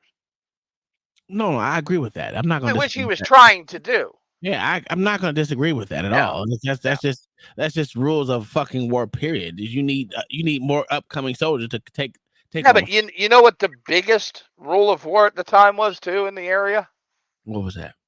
You don't fight in the steppes of Russia in the wintertime. Oh no, I agree. I fucking agree. Everybody in Europe knew that. It was been proven too many times. Yes. I said he was on them goddamn drugs. That was his problem. His ego got over his motherfucking thought process. He was the first meth head.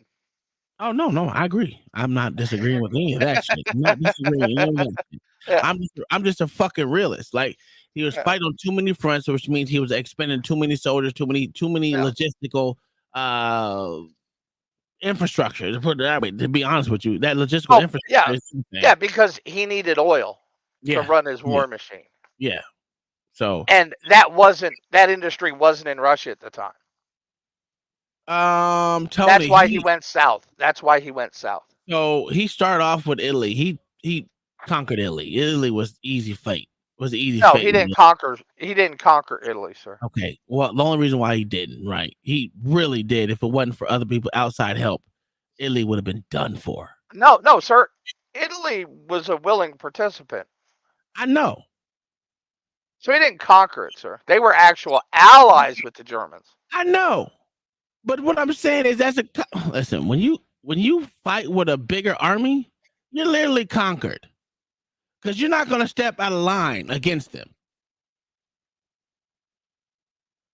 But they had to fight their way to Italy. Yeah, that's true. I ain't gonna. I'm not gonna deny that. I mean, it was France and Spain, so it wasn't that big of a deal.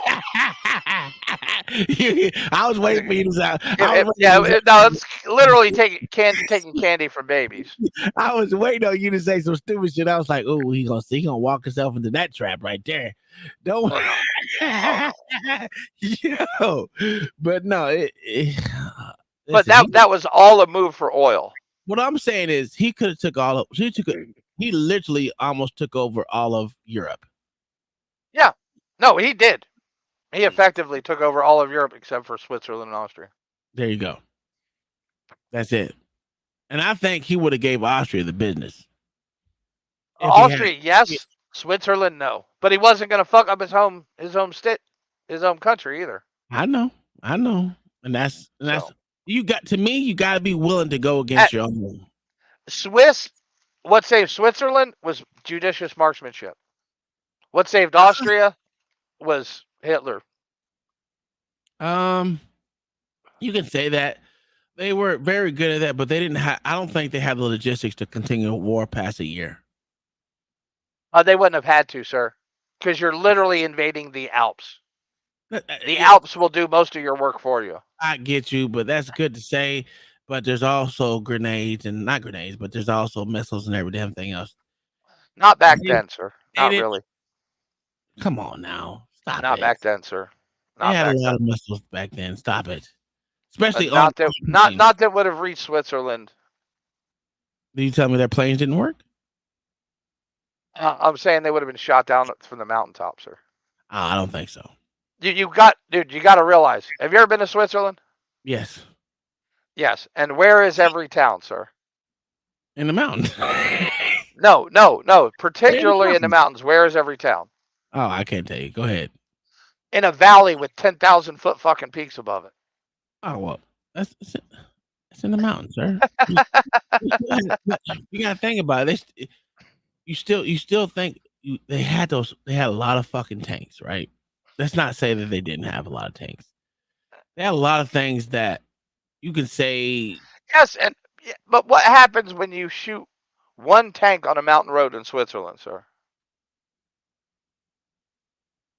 I don't know. You gotta explain that to me. What happens to the road when you shoot one tank on a mountain road in Switzerland? Blocks it. I mean, it becomes a fucking roadblock. Yeah, roadblock. And what happens to all the tanks behind it, sir? They start shooting in the air. They can't do shit, sir. That's what happens to them. Yeah, we will never know because it never happened. I would have loved to see it personally. Oh, I would have loved to seen it because it would have been it'd have been Swiss up on a mountaintop having a picnic and taking a couple of shots. I don't see it. I mean, I give them if they were all infantry, cool. And it was no artillery, there was no planes, there were a lot of different ways. I would agree with you. But the Swiss didn't have enough to fucking fight a war. Past goddamn. But yeah, they could have blown it up by air, but their planes would have been shot down, sir. My God, I hear it. You know, again, that's a good thought process. Now I can agree with you. No, I mean, literally, to an extent, because they also didn't have the artillery that we have today. That's what I'm saying. I get that, but neither did the Swiss. The Swiss didn't need it, sir. All they needed was a straight shooting cannon that could shoot downhill. Okay, all right. I mean, literally, you try and use artillery on Swiss towns, and you're trying to put a needle in the Grand Canyon. You're trying to hit a needle in the Grand Canyon. Yeah, that's a good theory. It's a good theory. I mean, it's good. I'm not disagreeing with you with logistics. I mean, it would be very hard to get reliable hits. I think when you start hitting small towns, right? You're not gonna want to put up a big giant fight. No, they would have got them on the mountain passes. That's if you had to go. That was the whole idea. Yeah, that's if you had to go up them. But that's a hard thought process. And OG said $2 for the Black History Fund. Your kid's gonna see the Mims Museum no matter what, Tom. I'm going. I've been there already. I've been there twice, actually. Oh, I know. I said your son will. So yeah, it's a pretty cool thing. Only thing that creeps me out is the wax. You know, I don't like wax dolls and shit. That shit is creepy as fuck. Oh yeah, that shit's creepy as fuck, dude. But other than that, I mean, it's an actual good place to visit. I mean, they have all the fucking articles on the wall, and you can see different things. And when you go in the houses, it's left like it was in fucking whenever the fucking shit happened. I can't even remember. But see, that shit to me is weird as fuck. They rebuilt it the same way it was. Only thing is different is they don't have the orange trees just like they used to, because around the houses then was a massive orange, what they call it, orange field or orange groves. Groves, and they don't have it the same way. So I mean, Mims was literally separated by black and white, damn near down the middle.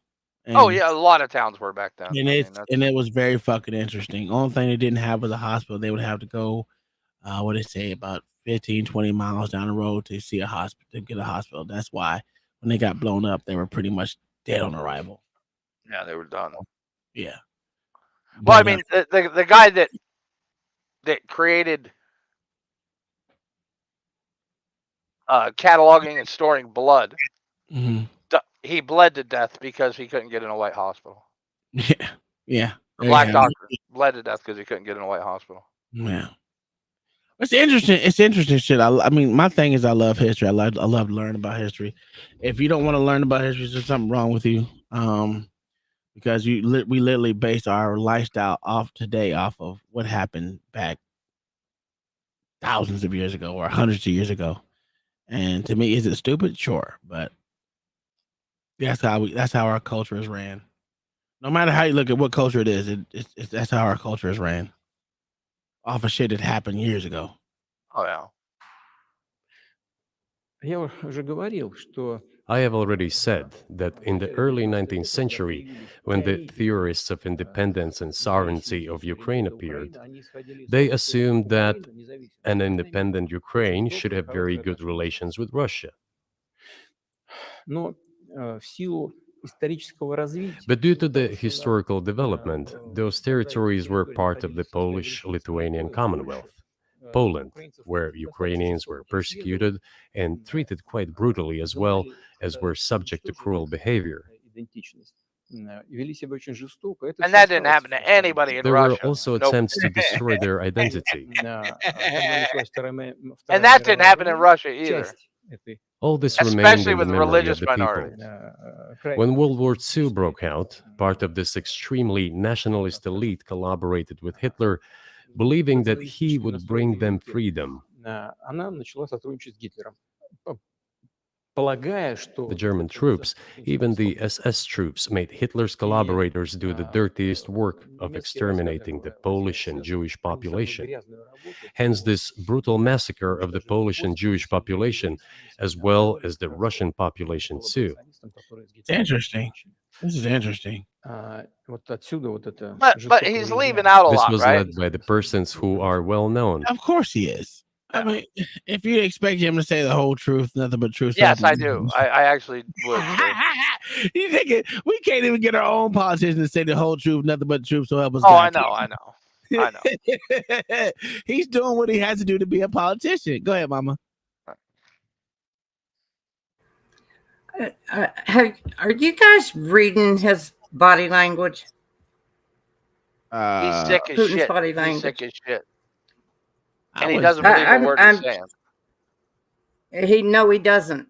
He's confabulating. He's throwing a lot of facts in there, yes, but he's confabulating. And I've been paying.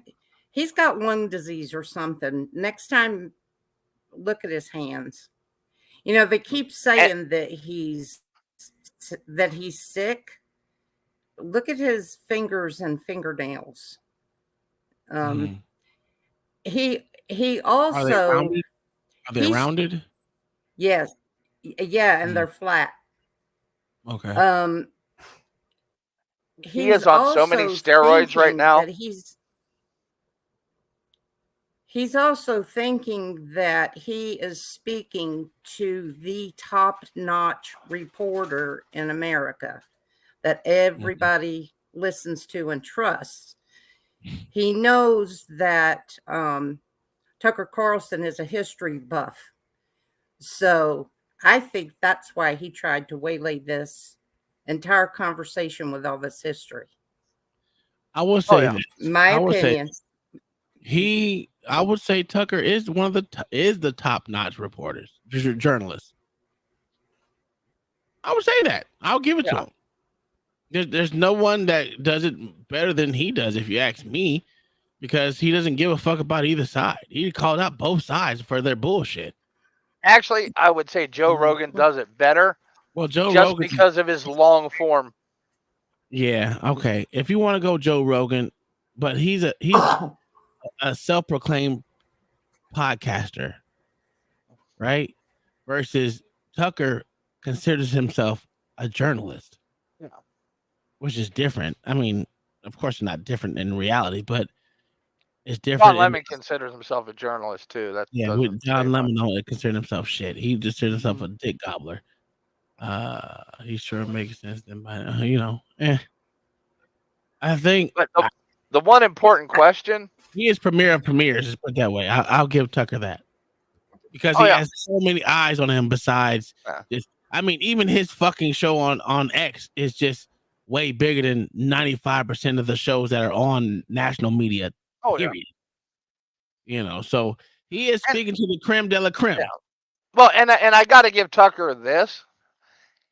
He's asking hard questions, but he's not pushing for answers because he doesn't want to fly out a window or get nuclear tea. I don't think that'll happen. I kind of thought the same thing. I mean, honestly, dude, that's what he is thinking right now. I want to survive this. Yes, sir. Yes, sir. I don't think Tucker's scared at all, bro. They've done it to bigger people, sir. Yeah. A lot of journalists have disappeared. Yeah, they're not gonna make it. Dude, the creme de la creme. Journalists have disappeared. Yeah, but those are no name. Those are no name fucking reporters. Come on now. No, they're not, sir. No, they're not. Oh, what is the other one that disappeared? That was a reporter. Well, the disappeared was Poison. Poison disappeared, whatever you want to call it. And they were also was it German? I think it was German. I don't know. He was German. Listen, he wasn't Russian. I'm telling you this. They're not going to try to do that. Boy, that's crazy. You want to poison Tucker Carlson? No matter how much you hate Tucker Carlson, if you do that, that will be the whole United States on your ass. No, it wouldn't. Oh, you crazy as fuck. The left would celebrate it, sir. They would have to. There would be no other choice. It will be no other fucking choice, sir. Yes, and they'd write a really strongly worded letter and fucking hug each other in the background. Yeah, I disagree. Mm-hmm. I don't at all. I disagree because they would have to. Sir, they want him killed for going over there and talking to the man. No, they wouldn't. They don't want him. Yes, they do, sir. They just want him silenced. But again, they're holding one hostage right now from the U.S. Yeah, but they're no names. They're no names. They're not Tucker Carlson. Tucker. I wouldn't argue with you on that one. It's a difference, but if you get a no-name motherfucker that no one ever pays attention to versus Tucker Carlson, who has no media affiliation right now, period, besides his own. You're not doing that to me. You're not doing that to fucking Tucker. So that's why he's always looking at perplexed right there. I mean, he's had this perplexed look on his face the whole time. I'm like, Nick is not. Yeah, because he wants to make sure he gets out of this alive. Oh my God, get the fuck Dude, you would be stupid not to consider that. I disagree. Tucker's wondering what yellow brick road he's going down. Yeah, no shit. I don't believe that. I don't believe that at all. But I mean, if you believe it, you believe it. I just don't. I think Tucker got balls of a good old white man. No. But this won't happen like in Russia, sir. No, I agree. It's not happening. It'll happen 6 months from now in a fucking small cafe in Maine when he stops to get coffee. That's what you think? You think so? Yes, sir. Yes, sir. That's how it works. I think my wife said they literally poison the other guys in hotels. Listen, my wife said, "Are you planning something that we don't know about?" No. No, but the thing about it is what Tucker calls it. It's like they've tried before. They tried the whole death threat shit, and Yeah, but that ain't Putin doing it, sir. Putin's got a body count. Yeah, so does goddamn Hillary Clinton. Come on now. Did you ever see the guy that got stabbed with the umbrella, Tom?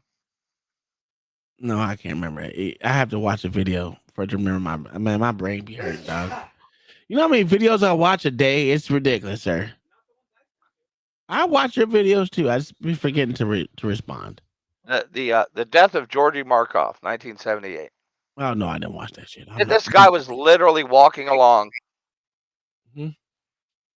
and somebody ran into him on a rainy day in the street with an umbrella. That injected a nuclear capsule inside of his leg and fucking killed him. Oh, I remember that. Yeah. I do remember that because it was spoke about a long time ago. Not a long time, but probably about 7 months ago when they were talking about his death count. Right before the fucking breakout of the Ukraine and all that shit war. And this must be war been going for 2 years. So it's been probably about a year and a half. Yeah, listen, they always talk about Putin's death count when it's something that kicks off with Putin. Yeah, but we talk about Clinton's death count as well. Yeah, we talk about Clinton's death count as well. But hey, Gary, listen, if you don't know this channel, I know I haven't seen you here before, but Mayo is my resident enemy, right? On certain days. So it's nothing new. I like the back and forth contradiction because I don't want to be in the echo chamber. Everyone that's in the echo chamber to me looks stupid. So if he has a different perspective than I do, we can agree to disagree like that. We've disagreed on majority shit tonight. Yeah, so, no chaser. I'm putting it in the his name in the chat under the porch sessions. Okay, Georgy Markov. Yeah, he's a Bulgarian anti-communist. Yes. And there was someone else in 2000. What was it? 2004, 15, 16? No, 17. That was the guy. There was 2 journalists in England. Yeah. That's right. Yeah. But that was done with T. Yeah, that was done with T. Yeah. Yeah. I mean, I know. And God knows how many in Russia that we never found out about. But again, those are Russians. Those are not Tucker Carlson. It's a difference. It's a difference. You think he cares? Oh, of course he does. He's a politician at the end of the day. Yes, but half of America would celebrate his death and blame it on him for going over there. That's fine. But the other half will come to motherfucking and write strongly worded letters. No, get the fuck out of here. They would. If Tucker Carlson died in fucking Russia on some bullshit, you will never see the end of it. Especially the cracker ass white boys that love Tucker. So what happens in 6 months if he has a massive fucking heart attack and falls over? It was his age because he's like over 55, so it would have been his age. Let's just be honest. They would have said it was his age, and his. Are you sure? Yeah, his age and his workload. Yeah, that's what they always say.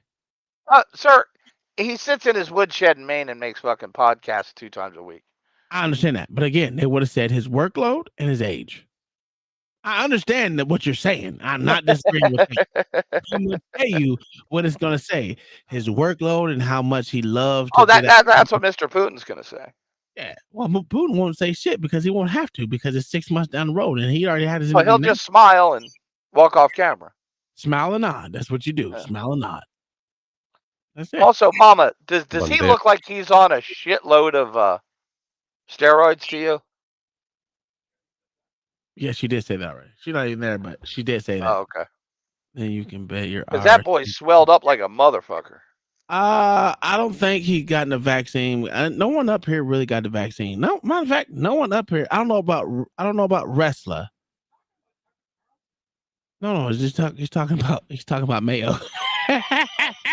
Oh fuck no! I didn't get no goddamn vaccine. Yeah, none of us up here that I know of got. I know me.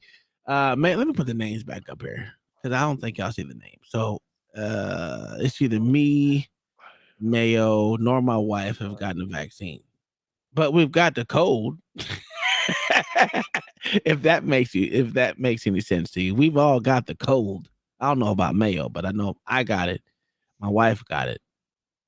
Yeah, and it was a cold, like I said it was. But yeah.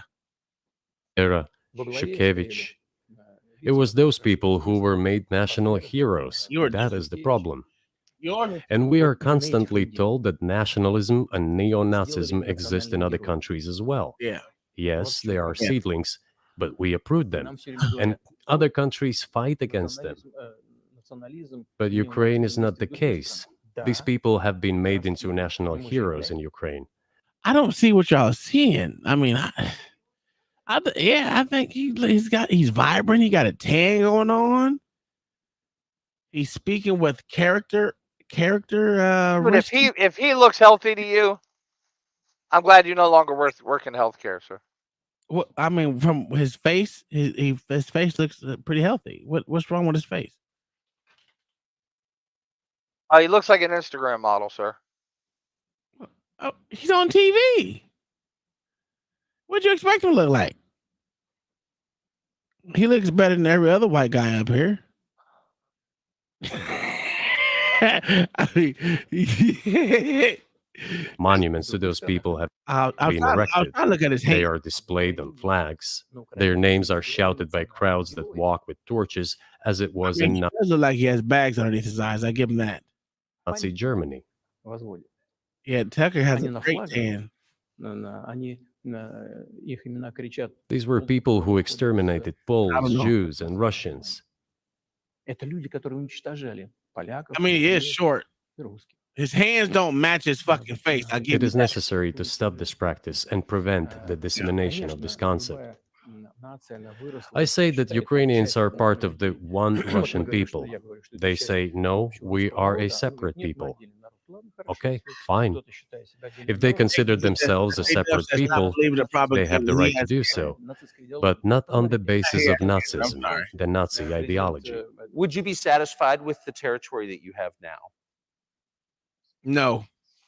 Нет, закончим. Вы же задали вопрос по неонацизму и денацификации. I will finish answering the question.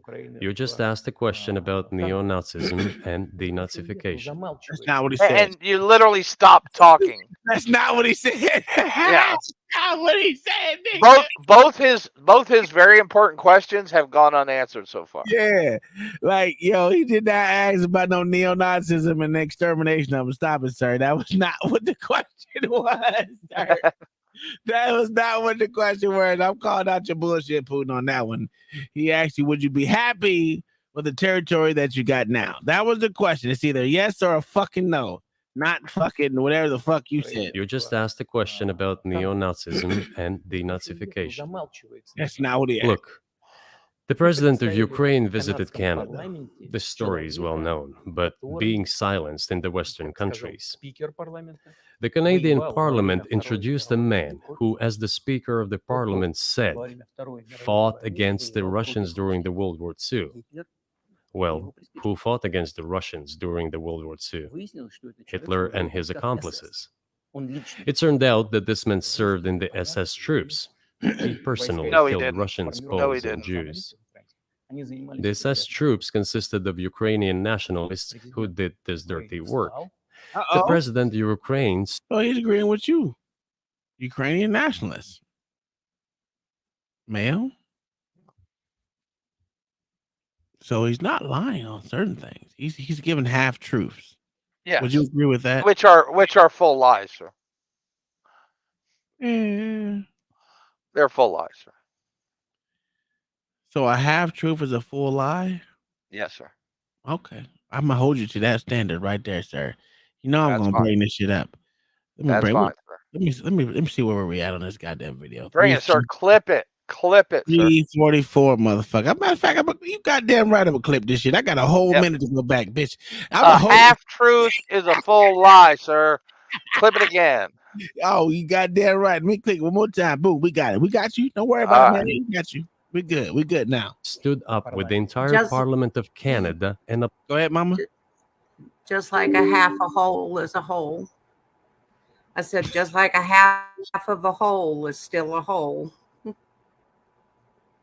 It depends on how far you got through the hole. You can half a hoe is still a hoe, sir. Oh, half of a hoe is still a hoe. No. Yeah, that's true. That's true. There's no such thing as a half of a hoe, but a half of a hole, yeah, there is, because you can have it where it's not a full hole, and then you have one where it broke through whatever you're trying to break through, which would be a hole. Yes. No, Well, sir. that would be a tunnel if you're trying to break hole in through the to ground is still a hole in the ground. That's not true. And it's a half still a dug hole grave in is the still a grave. It could be an indention. Doesn't mean it's a hole. It could be an indention in the ground. Now, a hole means there's a stopping point. It has a different depth. You know what I'm saying? So I don't fucking know. It's different. Fuck it. I'm playing. Fuck y'all. An indention has a different depth can this too, be imagined? sir. The president of Ukraine himself, by the way, is a OG, Jew where by you at? nationality. Get up here and help me out. Really, my question is, what do you do about it? I mean, Hitler's been dead for 80 years. Nazi Germany no longer exists. And so, true. And so I think what you're saying is you want to extinguish or at least control Ukrainian nationalism. But how? How do you do that? Bringing them into Послушайте Russia. меня. Ваш вопрос очень тонкий. Listen to me. Your question is very Можно я subtle, скажу, как я думаю? and I can tell you what I think. Do not take offense. Of course. This thing I look retarded. Он очень противный. In other words, don't drink the tea This at the end of question the interview. appears to be subtle. It is quite pesky. Значит, You say Hitler has been dead for so many years, люди, которые 80 years. уничтожали But his евреев, example русских, lives on. поляков, жили People бы. who exterminated Jews, Russians, and Действующий Poles are президент alive. сегодняшней Украины And the аплодирует president, ему the в current канадском president of парламенте, today's Ukraine, аплодирует applauds him стоя. in the Canadian parliament, Разве gives мы a можем сказать, что standing мы ovation. целиком выкрутили Can we эту say that идеологию? we have completely То, что мы uprooted видим this происходит ideology сегодня. if what we see is Вот что happening такое today? денацификация. That is what Надо denazification избавиться от is этих in людей, our которые, understanding. We эту have to get rid of those people who теорию maintain практику this concept and support this оставляют practice в жизни and и try to устраивают preserve it. That Вот is что what такое denazification денацификация. is. Вот That что под is этим what we понимаем. mean. Right. My question was a little more specific. That's crazy. That's a crazy answer. That's crazy. Okay, man, I'll He kind of agree believes with it, you on that though. one. Listen, because He literally thinks the ghost of Hitler lives in Europe. well, it probably does. We're not gonna say it doesn't, right? Because it goes. Once when we watched last week, when we watched what was it, American History X, you would say that Nazification here in America didn't exist like it does. But of course, there was never Nazis here. Actually, well, so I'm sorry, they did bring them in as scientists. There was not real boots on the ground Nazis here in America, right? It was an ideology that some people partook in. Am I right or wrong? Partake in. I thought there was a whole group of brown shirts. Oh yeah, in New there was York. a whole group of German immigrants Yeah, but they who were were American citizens who returned to the fatherland before World War II. but they were literally they considered them scientists, sir. No. Before World War II, Tom. Oh, okay. Well, I don't know. You got to talk to Do me. you remember in Band of Brothers?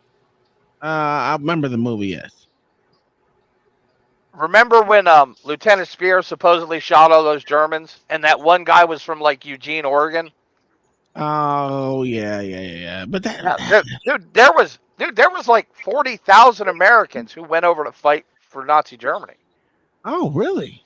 Yeah, That's interesting.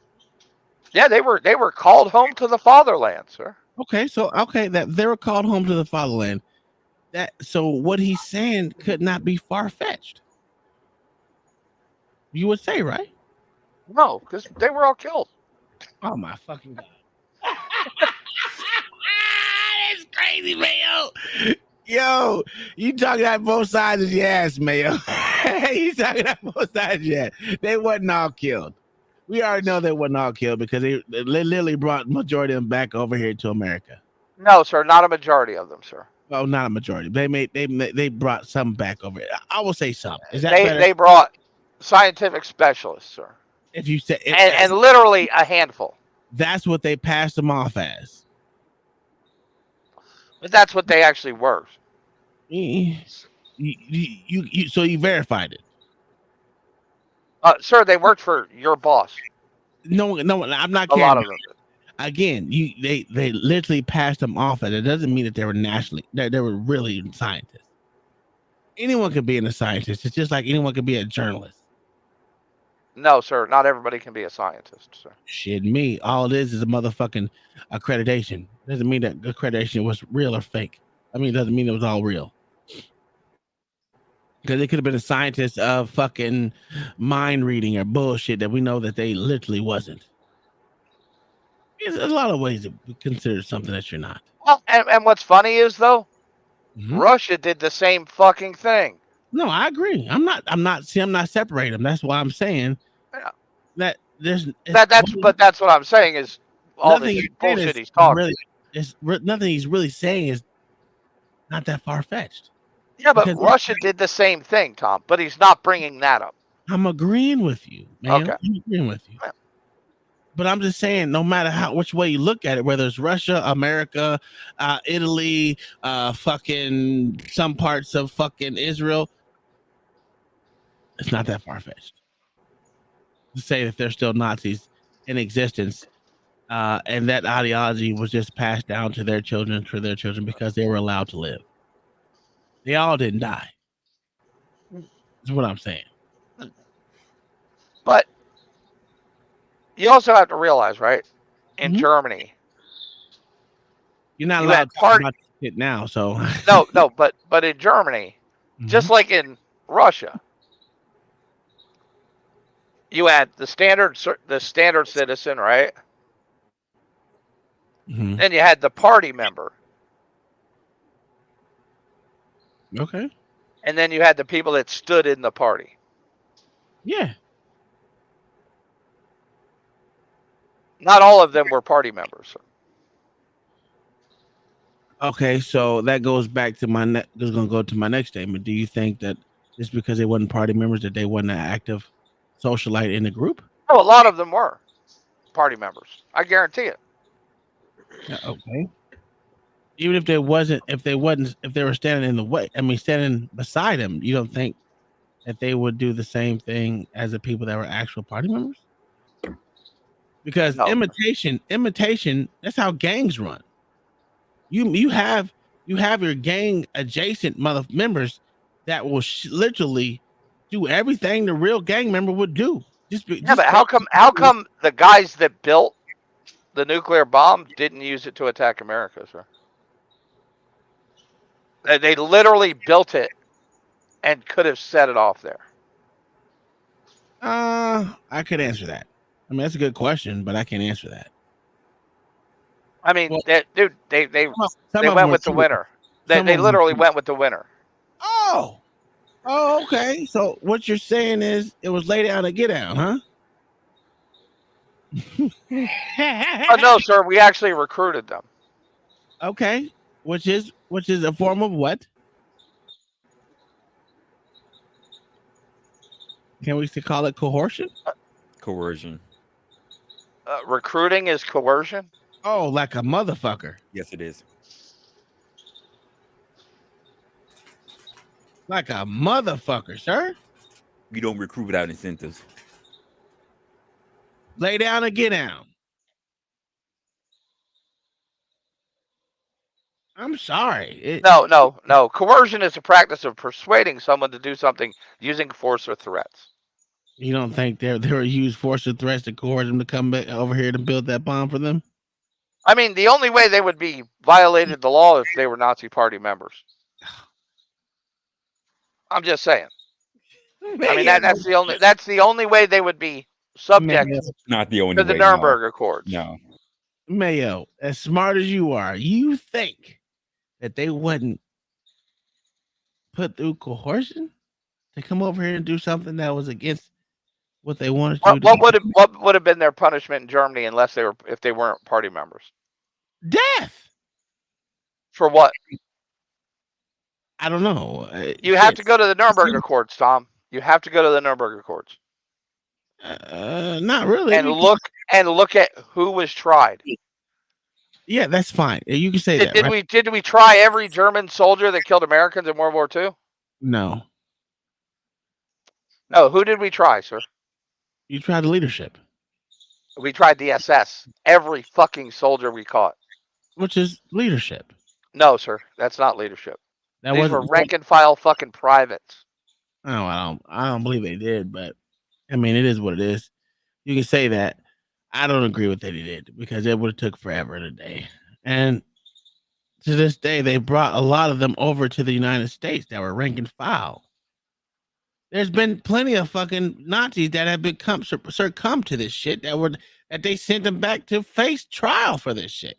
And this is 40, 50 years later. So they came up. Most of them that were shipped back for trial came over under auspicious names, sir, under fake names. Whatever. As citizens, they weren't part of Operation Paperclip, sir. I understand that, but what I'm saying is there's Mayo, as smart as you are. But you're saying as if these people were all true believers. They were. At the height of the Nazi regime, yes, they were true believers. Because if you wasn't, it was lay down and get out, nigga.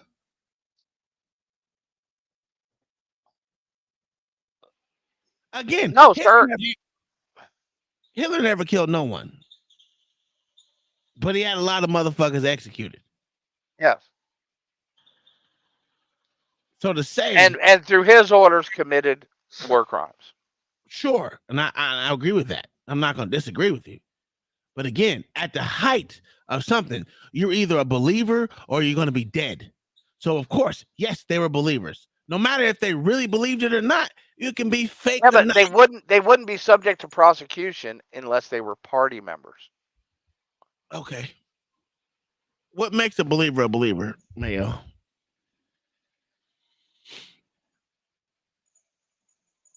Someone that will give their life for something.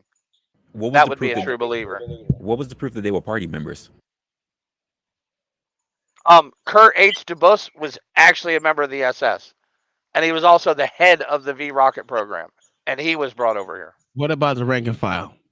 Yeah, I'm saying the regular people that got caught. The regular people that got caught, like the regular soldiers? Mm-hmm. Yes.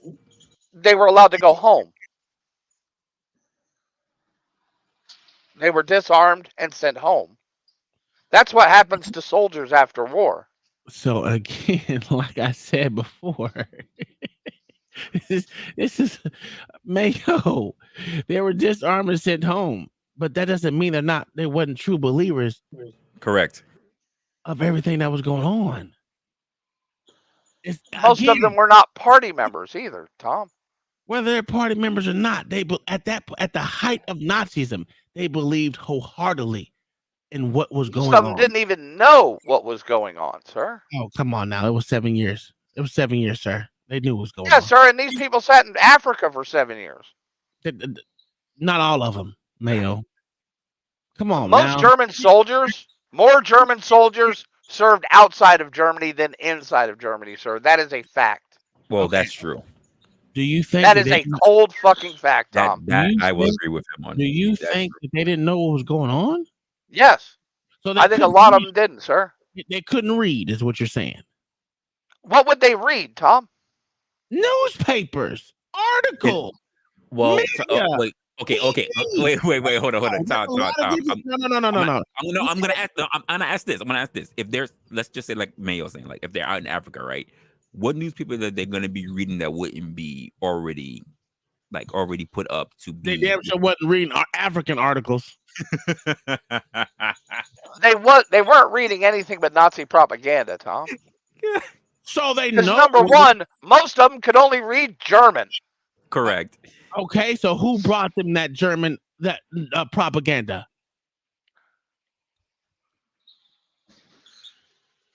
The German government, sir. There you go. So in other words, why do you think? Yeah, but were they bringing them the truth or propaganda, Tom?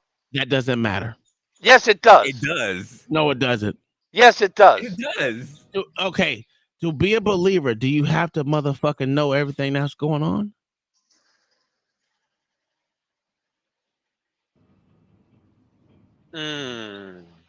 But Tom, a true believer. No, Tom. I'm thinking about it.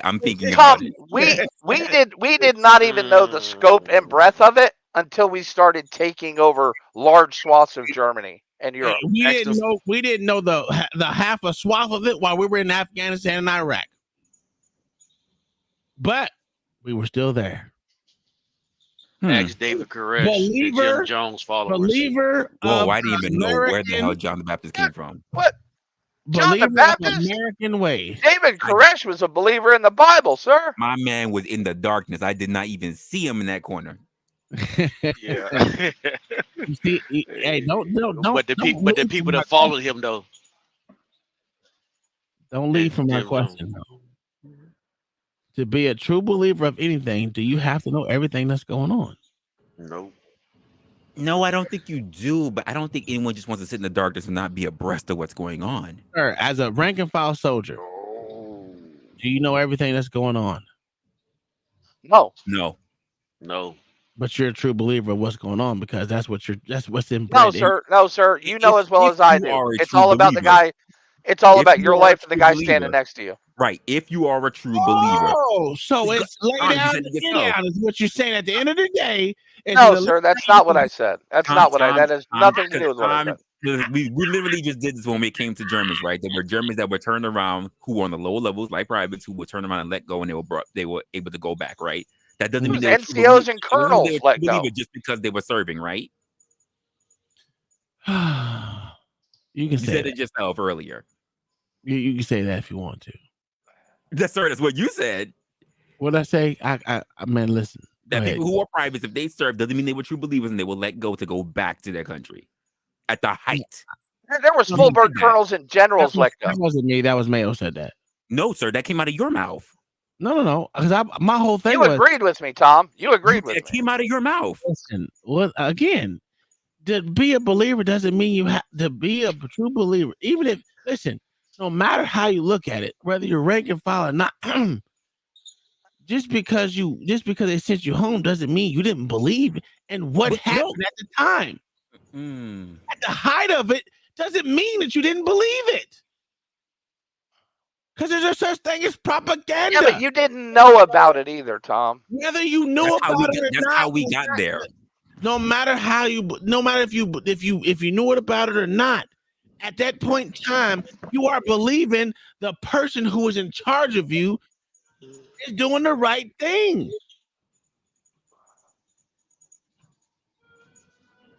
So that would include rank and file members. That's the thing about soldiers. They're pretty much blindly being led by someone that they are put in front of them or trust. That are putting trust. They're entrusted over them. That trust that knows more than what they do and will lead them to the right area. I know. Yes.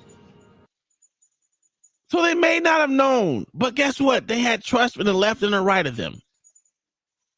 And at the end of the day, it's either lay down or get down. That's how most people live when they're in the military. Oh no! You ain't shit, corn pops. I can't. Fuck you guys. What's up, man? Nah, man. You know how we arguing over this Nazi propaganda. Oh no! Everything's propaganda, Uncle Tom. It's a matter of, you know,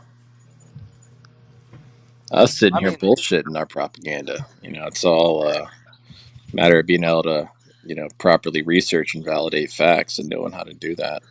That's hard to do when everything changes. Well, it's hard, especially hard to do nowadays with the advent of fifth generation warfare being used like in almost every facet of information delivery.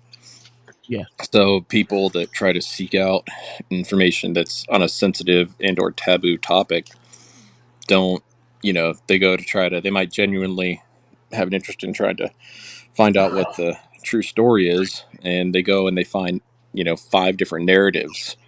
And, you know, unless they're very passionate, which most people aren't, they're just like, I'm going to see what, you know, real deal on this is. You know, now I'm going to go back to playing Call of Duty, or I'm going to go, you know, well, that do goes whatever else people do. But that goes back to, well, I said this before. When you go against the grain of the propaganda that is spewed to you, whether it's whether it's in college or not, because if you're in a class about fucking Nazism, not Nazism, by Judaism or being a Jew, and you speak highly upon Nazis as a Jew. Everything you say is fucking wrong, and that was me. But that's the funny thing about Ukraine, right? Mm-hmm. But I'm not saying there's who's the president of Ukraine? He's a Jew. And now you got Nazis fighting for him? Of course. For him, not against him. For him. Of course. No. Wait. Hold on. Let me backtrack. Because again, when I said before, when I was watching these videos of the Nazis that are in Ukraine, they weren't fighting for him. They were fighting against him and Russians. No, so they were really dumb then. So they were really dumb then. Yeah, they were fighting against both. Because they're most likely not alive anymore. They didn't have any what is the word? A line. They didn't align with either one of them. But I'm quite sure they probably fought majority on the Russian side because they kind of believe this kind of similar to the same thing. Well, Patton was downright assassinated because he wanted to, you know, he didn't want to fight the Germans at all in the first place. And, you know, there was all the talk of, you know, you gotta be careful here on YouTube, but of a certain type of camps and whatnot.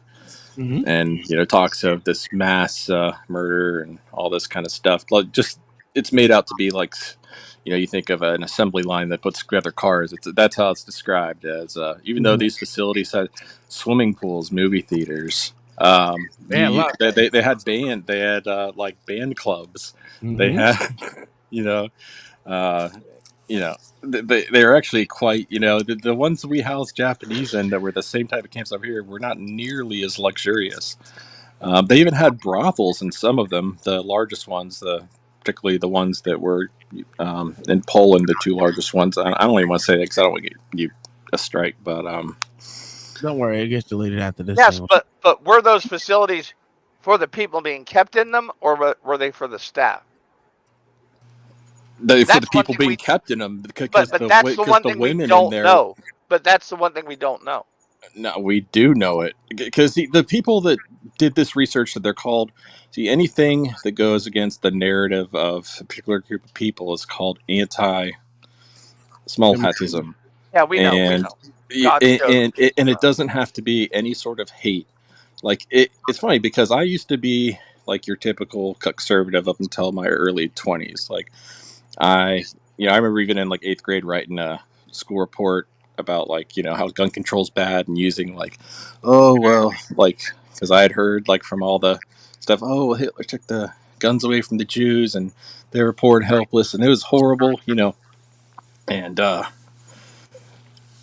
you later start looking to find out and realizing that, like, oh no, he didn't actually do that. It was just a national gun control law where he just made people register, didn't like make them take away. But anyway, And then took them after that. he didn't really take any gun. And passed a specific law for Jews and guns, which he did. The only people that he really took them from, you could say, is like known partisans, like people that, like, there would be like Jews. Well, yeah, not there were actually like all Jews. I don't think a lot of them were. I mean, you gypsies. You even had. See, but that's how you do it. You make them all bad. Hold on. I just want to try to find this one page that I had here, because it's, people always think the biggest thing about all this is that, like, everybody acts like they were just innocent people, and it just, one day that, little mustache man woke up and, convinced the whole German people, like, this group of people, they are, they're bad. We got to take them out. Like, we got to not only take them out, but we are going to make an assembly line of murder for them. This country that had more Nobel Prize winners, the highest levels of technology, like very, very rich, culture. Sure, held. I mean, the Olympics 1935 were held in Nuremberg, or Germany. Was it Nuremberg or was it Munich? Munich. I want to. It was Munich. Yeah, that's right. Munich. Munich, right? Mm-hmm. But yeah, it's kind of funny, and they say, like, like if you watch the Band of Brothers series, or like I don't think it's been a while since I've seen Saving Private Ryan, but they basically hint at it, like, that, oh, they know that they're, there's these secret camps and they're killing them, and they're, basically an assembly line type deal, which the only sort of grass chambers they had, grass chambers to grow grass, like for your lawn, anything like that they had mobile trucks that, I forget the exact attachment of Himmler's SS. Basically, it was carbon monoxide. It was not using Lycon alphabet Zyklon letter. B, sir. Yeah. Zyklon B. Okay, well, that one's not. Yeah, okay. It wasn't using Zyklon B. And you know what? Why Zyklon B is called Zyklon B? Is because Zyklon A had no sort of odor added. Like how they add the sulfuric smell to propane, so like, or lots of different gases. So if you have a leak in your house, you don't die of carbon monoxide poisoning. Well, Zyklon B was actually a variant of the gas. You can look this up yourself, where they added a compound to it basically so you could detect it if it was being spilled. The reason why you found Zyklon B containers all over everywhere is because, first of all, they were malnourished, as were the German citizens, because, their P-51s were gunning horses, cattle, anything that they thought could help the German war effort, was being killed. The plumbing of most of these areas where these camps were was completely shattered from Allied bombings. Even a good number of the actual people in those camps were killed by Allied bombings. I'm not saying that was a huge number. It was probably, I'm just pulling a number out of my ass, but let's say 5%. It was definitely a small number. But most of them died from typhus, though. They died from, you have poor conditions, you're malnutrition, you're living in an area where there's lice everywhere, which, guess what? Why were they in that area? Because they wanted to keep them away from, like, the German populace. Just like how, we don't want all these immigrants in our country or anything. And you wouldn't want, like, a detention center, right? I mean, if we had true American first politicians, we'd be going around, and everybody that snuck in this country in the last 15, 20 years, we'd have a hard concerted effort to go round them up, put them in a camp, figure out where they came from, and go send them back. And if you had this sort of camp, you'd want to have something that's not like right next to where your suburban neighborhood is or something, or next to a school or something. You'd want it out in the middle of nowhere, which is how these places that were primarily in Poland. They also had the one, in Budapest. I think there was one. Buchenwald was in Germany. Yeah, I think they had another one. It was Buchenwald, and I can't think of the other one is. Poland. Yeah, there's a lot in Poland. Actually, it was more. There was actually Well, the biggest one, hundreds of Auschwitz, small was ones. known. Yeah, Auschwitz was not. Well, That's the big Auschwitz. one. Yeah, that's a. What's one of the biggest one? There's another one. What the fuck was it called? Jesus Christ! It was the one the Russians found, I think. It's oh my god. Let me look it up. I think it was Buchenwald. I don't think it's Buchenwald though. I don't think so, bro. Yes, I found it. But they're actually. It's amazing to hear him talk about this when the Russians didn't do the same thing 30 years before in Russia with Jews. Well, yeah, they had the whole. Oh god, what's it called?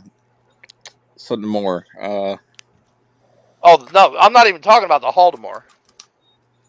Well, I'm not even talking about that. Those group, the Bolsheviks, the whole Red Revolution. There's a group that was known as the Byzantine Empire, the White Russians. That entire group of people was raped and murdered by that group of people that, they didn't do nothing. They were innocent in Germany. They definitely weren't an international cabal that was coordinating with one another. Just like how that same group of people, that same whatever you want to call it, ethnic, racial group that have always been a diaspora. They never have a home, never had a home. Hold on, this is interesting. I'm so glad that I had this quote to say this now, because it's actually from our founding fathers. Hey Mayo, here's a list of all the fucking concentration camps. God damn, they I told you. Yeah. I don't want contacts where that was the quotes. I'm horrible at double tasking. Dachau was the other big one. Yeah. Dachau and Auschwitz. Yeah. Christian quotes.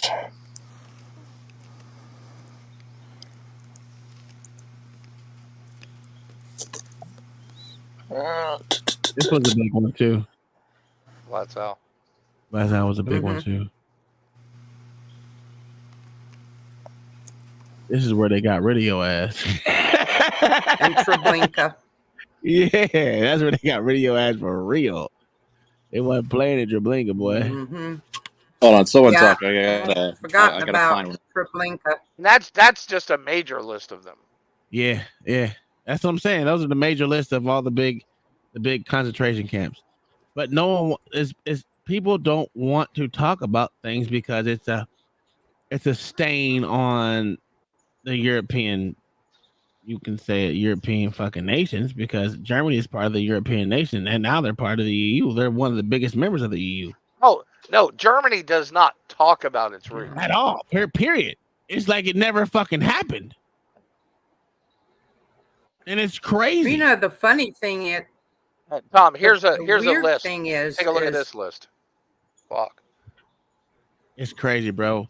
When I was doing there were camps in France. There was camps. Yeah, there are camps everywhere. Yugoslavia, Russia. Especially that motherfucker who's barking and won't shut the hell up. Why'd you put it in the back? Let me see. All right. Yeah, this shit's, bro. Literally, my fucking professor hated me, dude. He gave me a fucking D on my assignments and shit. And I literally had to go to the dean on his ass. Because he didn't like what I had to say. And that's the problem. We used to go eagles. We used to go eagle spotting in Germany when I was there. Yeah, we did that too. Yeah. Because you can still find Russian or Nazi eagles on buildings. Everywhere. Everywhere. Oh, in Little Illesheim, where I was at, there was an old Nazi SS headquarters that had been locked up since the end of World War II. And there's so many hidden bunkers there still that goes around. It's crazy. Oh, yeah. So these are... That was a big one, too. And a lot of these were just POW camps, too. Mm-hmm. A lot of ones in France were POW camps. Yeah. I think I found it. But they also collected French Jews, though. Yeah. Because that's one thing Hitler didn't want. Mm-hmm. Please let this be it. Was he didn't like that Jews could paint better than him. That's a fact. I don't know why we acting. Because he was a really shitty painter. Hey, he was actually a pretty. What do you mean? He was a decent painter. He was mainly did. What? He mainly did like landscapes and whatnot. I mean, He did shitty landscapes, sir. You just don't like Hitler, sir. all right. I mean, the emotional propaganda has what in the fuck? Oh, dude, look at those fucking paintings. He was the last man that helped the fight save Western culture. The synagogue of Satan seeks to destroy Western culture, and white Europeans are their biggest enemy because any country that we group together in a homogenous form, they realize that once enough of us become awake, they're always the ones that are driven out. So that's why they're so funny. All these Western countries that were built by white people are the ones being flooded by third worlders. You don't see third world countries being flooded by other third worlders. You just in a massive organized effort. Well, there are some people that will say that there hasn't been a Western country built by white people ever. So you have there are people that repeat what you said. I'm sorry. Because magically 13% of the population did 100% of the work. That's a fact. Why you know that? Listen, that's why we're taking up this. hold on. Let me bring myself to the front. That's why we're taking up this $2 slavery reparations fund. So you're really trying to say that you need that white people didn't build? Are you trying to say that white people didn't build Western society? Because he went to print screen for that. Well, where's Kai? Where's Kai when you need him? White people didn't build nothing in America, sir. Nothing. I did my white guilt thing. I sent him $5. Yeah, you guys send him $5. Do black people have to send in $2? Listen, there was black slave owners, so hell yeah, they need to send in $2. Yeah. Okay. Well, how much of the interview did we use? I can get into that one, but how many interviews did you? We're an hour into the 2-hour video. Oh, okay. That's it? Holy shit, man. Yeah. There's a lot of shit said though. I mean, he went around the mulberry bush to say nothing. Well, he's definitely using history, as perverted as it is. Well, because it is, always will be. Well, as a but he's using it to whatchamacallit? How much have you trying to take up time? I was waiting till everybody go to bed. I just put everybody to bed now, so I was going to look at the complete thing. So I haven't seen any of it, but I'm a Russian today's Russia TV watcher every day. I watch news from them at least 2 times a day because we don't get real news here. You know what I mean? So you have to go out to outsources, and some of theirs are just as propaganda as ours, but I at least give it to see the other side of the sword. And so that's why I'm so much up on the Ukraine war, what's really going on versus what the big 3 say is going on here. And so I've been doing this for the last 2 or 3 years. Even when they took it down, they had took it down at about mid-year, and then they had to put it back up because they got sued. So they had to put it back up. So you couldn't even watch it on YouTube or anything. You mean RT? Yeah, you couldn't. They had took it down for a while. Well, you would have to go through different means to get it if you wanted. Yeah, you could get. You still. Yeah, you just have to go to the website itself. I mean. Yeah. But I mean, I hear what you're saying because I mean, you know me. I am a C-SPAN watcher. You C-SPAN watcher? Oh my God, yeah. Even though it's stupid as hell, I still watch it because I want to know what our fucking government is hiding from us, which is everything. Yes. Yeah, 200 hours of naming fucking post offices. Fucking ridiculous. Yo, it's crazy. Every year. Let's get back into this shit. I mean, geez, I know I don't really have to work very far tomorrow, so we're good. Of course, not a defense of Nazis, neo or otherwise. It was a practical question. You don't control the entire country. You don't control Kiev. You don't seem like you want to. So how do you eliminate a culture or an ideology or feelings or a view of history? You don't. in a country that you don't control. What do you do about that? You kill it. А вы знаете, как вам не покажется странным, It's called судя genocide, sir. в Стамбуле, You know, as strange as it may seem to you, during the negotiations in Istanbul, we did agree that we have it all in writing. Neo-Nazism would not be cultivated in Ukraine, including that it would be prohibited at the legislative level. Mr. Carson, we agreed on that. This, it turns out, can be done during the negotiation process. Wasn't that in 2008? And there's nothing humiliating for Ukraine as a modern He's talking about civilized a modern one in Turkey. Is any state allowed Fuck to the promote Ukraine, Nazism? so-called It is not, neo-Nazi. is it? That is it. Will there be talks, and why haven't there been talks about resolving the conflict? Because these motherfuckers don't want to die off. Они были, они You muted, OG. согласования позиций. I say they're giving women wooden guns, They so they reached a pretty much very high about stage ready of to die out. coordination of positions in a complex process, but still they were almost finalized.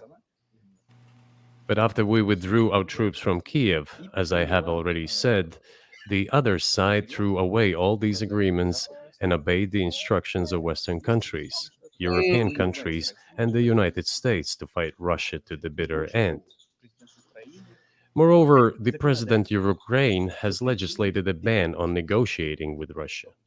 He signed a decree forbidding everyone to negotiate with Russia. But how are we going to negotiate if he forbade himself and everyone to do this? We know that he is putting forward some ideas about this settlement, but in order to agree on something, we need to have a dialogue. Is that not right? Well, but you wouldn't be speaking to the Ukrainian president, you'd be speaking to the American president. When was the last time you spoke to Joe Biden? I cannot remember It's a when I horrible talked to him. picture. I do not remember. We can look it up. You don't remember? No. The one Why? is it might be a Do horror I have picture, to but it's a remember true one. everything?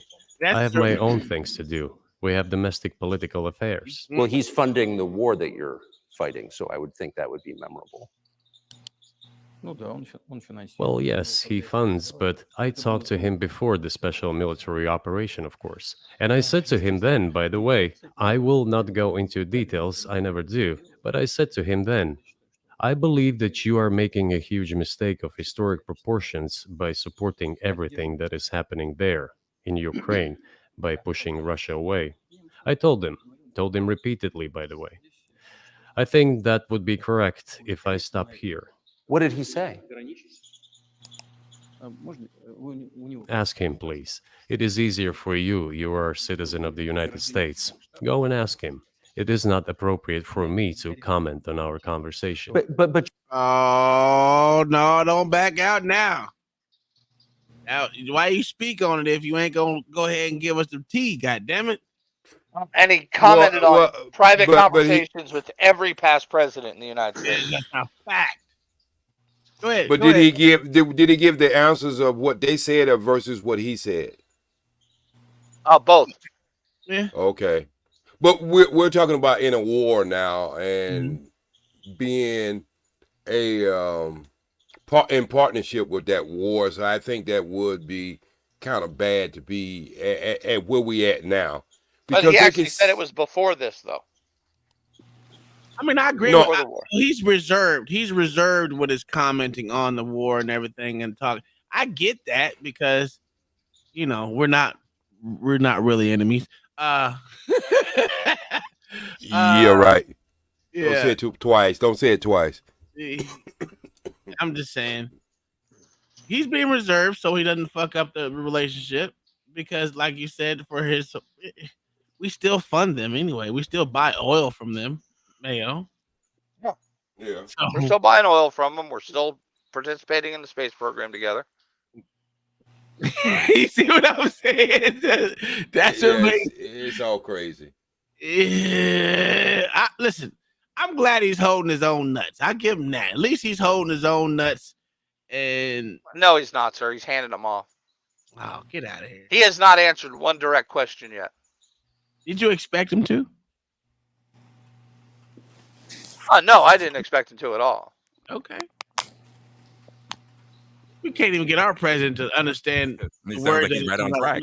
The president can't say simple nursery rhymes. What are you talking about? Did you see the first video I played of Biden? Mayo? What, sir? Did you see the first video I played of Biden? No, sir. Oh my God, where he confused Mexico with Egypt? No, that's not the worst.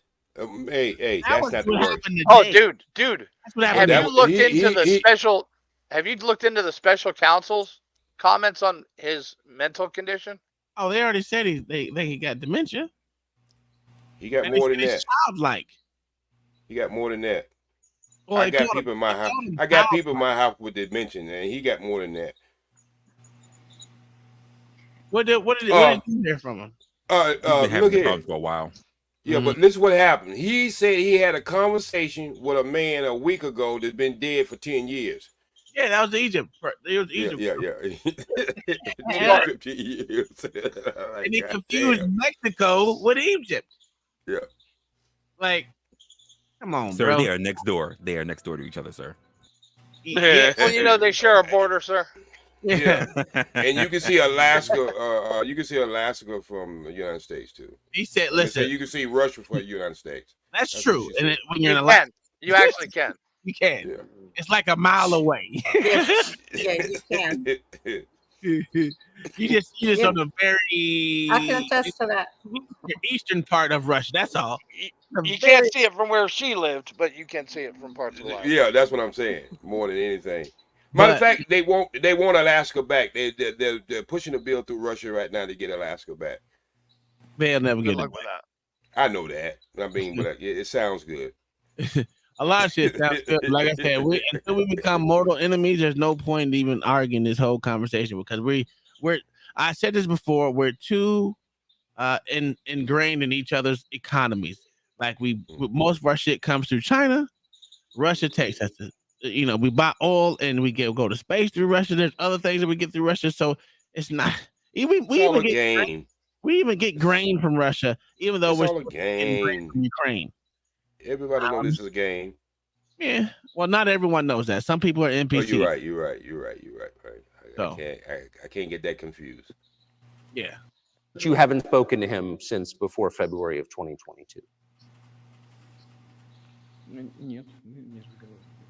No, we haven't spoken. Certain contacts are being maintained, though. Speaking of which, do you remember what I told you about my proposal to work together on a missile defense system? Yes. You can ask all of them. All of them are safe and sound, thank God. The former president, Condoleezza, is safe and sound. And I think Mr. Gates and the current director of the intelligence agency, Mr. Burns, the then ambassador to Russia, in my opinion, are very successful ambassador. They were all witnesses to these conversations. Ask them. What does that have to do with this? If you are interested in what Mr. President Biden responded to me, ask him. At any rate, I talked to him about it. I'm definitely interested, but from the outside, it seems like this could devolve or evolve into something that brings the entire world into conflict and could I don't think initiate so. a nuclear launch. And so why don't you No, just call it's Biden not. and say, let's And work neither this is out? Gaza. No, it's not. Neither one of them are important at all.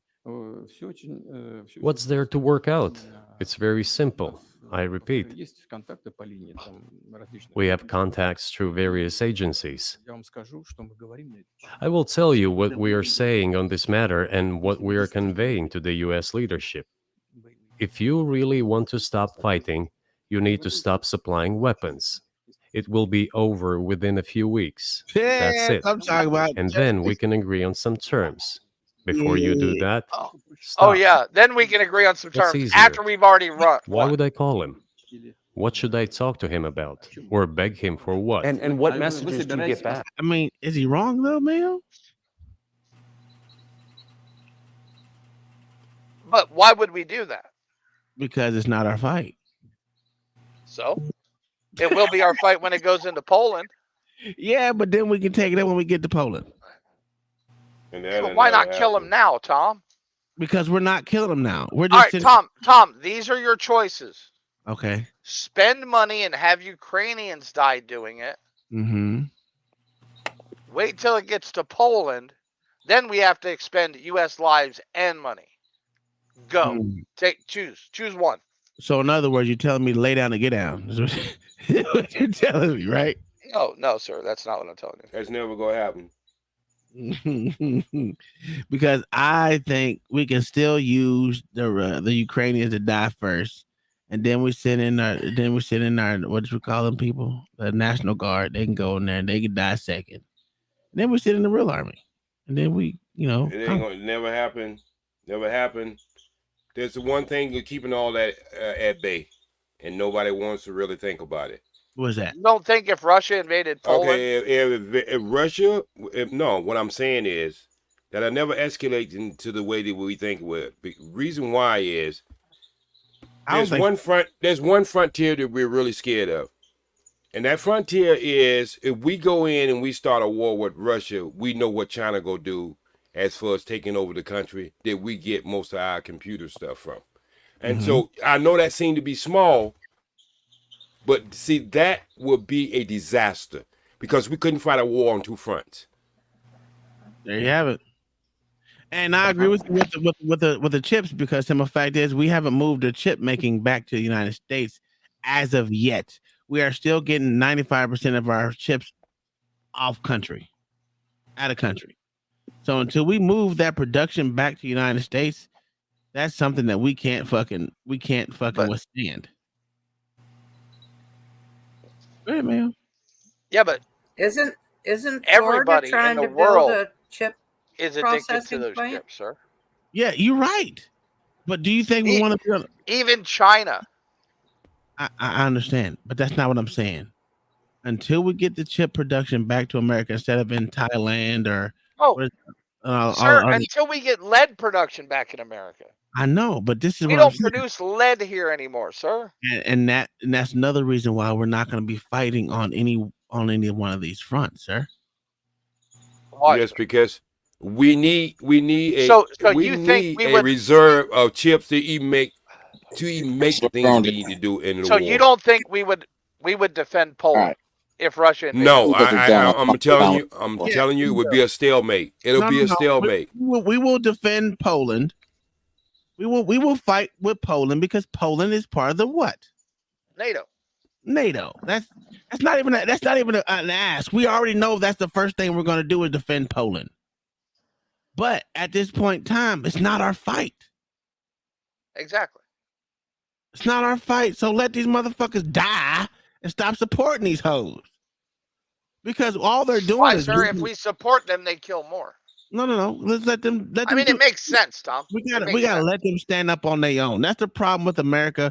We want to defend and stand All up. we're doing is giving them weapons, sir. Yeah, All we we're should doing give is them giving them shit weapons. because what it They're is still shooting them.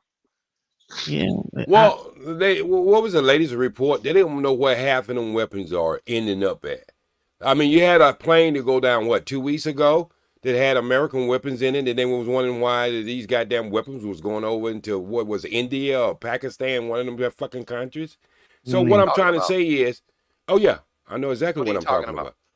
I'm talking about what I'm trying to say is a lot of these weapons that we're sending over there are ending up in the black market, bro. You don't understand. A lot of the weapons we used in Afghanistan and Iraq also end up in the black market. I understand that.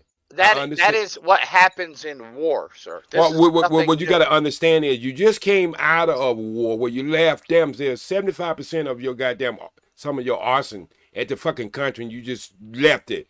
Now you're sending all these goddamn weapons and all these money into this country. I mean, at some point or another, we got to understand you can't produce these fucking things overnight. Well, the thing we left over in Afghanistan and Iraq or something that we pretty much predominantly stopped using to begin with, except for I understand. Except for the regular old ARs and all that. Well, not ARs, the M5s and all those. Yeah. M4s. That's shit material. But the thing about it is, I personally say we should stop supporting it. Period, because that's just my stance on it. I don't think we should support a non-NATO country. That's what I don't think. Considering that we're fighting there, and then you got to think about where else are we fighting? We're also giving weapons and everything to Israel as well. So my question is, BRICS overtook it as far as the economics. BRICS overtook. No, they haven't. No, they haven't, sir. Well, okay. Well, let me can I finish what I said, and then you can go ahead and jump in. Okay. So, if you look at it, all the major countries are joining BRICS. Okay. What was 3 weeks ago? They sanctioned. They put a sanction out there for America with these countries. So I'm just saying, there's battles being fought on all fronts now. And in the end of the day, it comes down to the money anyway. So somebody's going to run out. Mm-hmm. And we know we need the oil, petrodollars, and all these countries are dropping that shit like hot potatoes. That is a thing that we can always count on. As far as all oil being sold on a certain standard, using a dollar bill, most of it anyway. So what I'm saying is, we're fighting a war on all fronts. We can look at this in 2 dimension or 1 dimension if we want to, but y'all know the strategy of this whole thing is so different, so many different levels that it'd be hard to just even try to keep up with it. Mm-hmm. No, you're not wrong in certain ways. You know what I'm saying? You're not wrong. I mean, we all could be right and just have different areas of combating this thing. But the thing, BRICS is in this infancy stage right now. It's still trying to get his feet upon itself, which is, like I said, give it 10 years, I'll give them a higher mark. But right now, I just can't. They're moving to it right now, but it's. But look at the last chess move. Something happened. What, a week ago, a week and a half ago? I think we're fighting on too many fronts. I know. No, what I was saying about these other moves that are happening on the outside. Something just happened with South Africa, who brought Israel to the court. All right. You know as well as I know, Uncle Tom, that would have never fucking happened 20 years ago. So we got to understand where people are losing as far as support. And when you lose support, your morality just goes shot to hell. Well, right now it's like what I don't want to say it's like Vietnam, but the support for Palestine is kind of in the same realm as it was with support against Vietnam, especially with the Palestinian government. I say it would be more closer to South Africa when it was coming into the first 10 years of apartheid, when they first started barking against it. Well, I'm not going to. And where is South Africa now, sir? Well, it's not where it is now, because you got to understand, as we change and our mindset changes, the new generation, one thing we got to understand, the world is much smaller now, and it's called the smartphone and the Apple phone. So a lot of things that news and governments has been done in the past won't work today. Yeah. It's a different landscape. That's for damn sure. Yeah, but Israel getting charges in international court is nothing new. It is nothing new, sir. Again. What is the international court? It happened in the UN. Yeah, but it happened in the UN, and you have that one vote to stop things. But I'm talking about world attention now. It's not even about even they can enforce it. We're talking about morale of people all around the world. But they've been putting Israel in front of that shit for years. No, not in this court. They haven't. Yes, not in this court. Yes, they have. Well, maybe put something in the back where I can go, and I'm always willing to learn, sir. But I know the UN did it, but I never seen the World Court do it. The International Court of Justice is the UN. Okay. I don't know. I'm not gonna pay. I don't really pay attention to that the court system shit on the Before you end it, I have some stuff I would like to read here, Uncle Tom. Go ahead. Please do. All right. Well, I'm sure we all learned about the founding fathers, and with another sector of anti-whiteism, anti-Western society, groups like BLM and everything had been, they always say, oh, well, they're slave owners and all that kind of stuff, but I'm sure you've never heard this part about it, and there's a reason for it. And you'd think that, if they were trying to beat up on them, they would tell you about these quotes. I got several founding father quotes here. Hold on, I think I might just moved it. This is from George Washington, founding father, first president from 1789 to 1797. They work more effectively against us than the enemy's armies. They are 100 times more dangerous to our liberties and the great cause we are engaged in. It is much to be lamented that each state long ago has not hunted down as pests to society, and the greatest enemies we have to happiness of America. That was George Washington, and I got a lot of them for Ben Franklin here. Their ideas, the Jews, are not those of Americans. The leopard cannot change his spots. The Jews are a danger to this land, and if they are allowed to enter, they will imperil its institutions. They should be excluded by this Constitution. I warn you, gentlemen, if you do not exclude Jews for all time, your children will curse you in your graves. In less than 200 years, they will have swarmed here in such great number that they will dominate and devour the land. There is a great danger for the United States of America. This great danger is the Jew. Gentlemen, in every land the Jews have settled, they have depressed the moral level and lowered the degree of commercial honesty. They've remained apart and unassimilated, oppressed.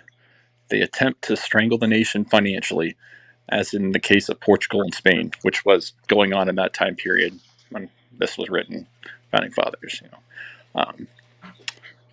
For more than 1,700 years, they have lamented their sorrowful fate, namely, that they have been driven out of their motherland. But gentlemen, if civilized world today should not give them back Palestine and their property, they would immediately find pressing reason for not returning there. Why? Because they are vampires, and vampires cannot live on other vampires. They cannot live among themselves. They must live among Christians and others who do not belong to their race. Got a bunch more, but let's move on to Thomas Jefferson. But that's actually Thomas Jefferson. There's the Jews no are, evidence of this, sir. There's no evidence that this was ever said. Yeah,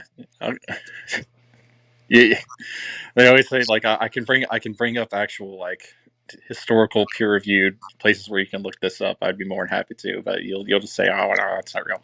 Thomas Jefferson, founding fathers, third president of America from 1801 to 1809. Dispersed as the Jews are, they still form one nation, foreign to the land they live in. I got everything from like popes, General Patton. General Patton's one that I really recommend. I have a book called Patton's Letters Home, and it's not just his letters home, but it includes like his diary writings and his like all the speeches he gave, textualized. Very, very interesting read.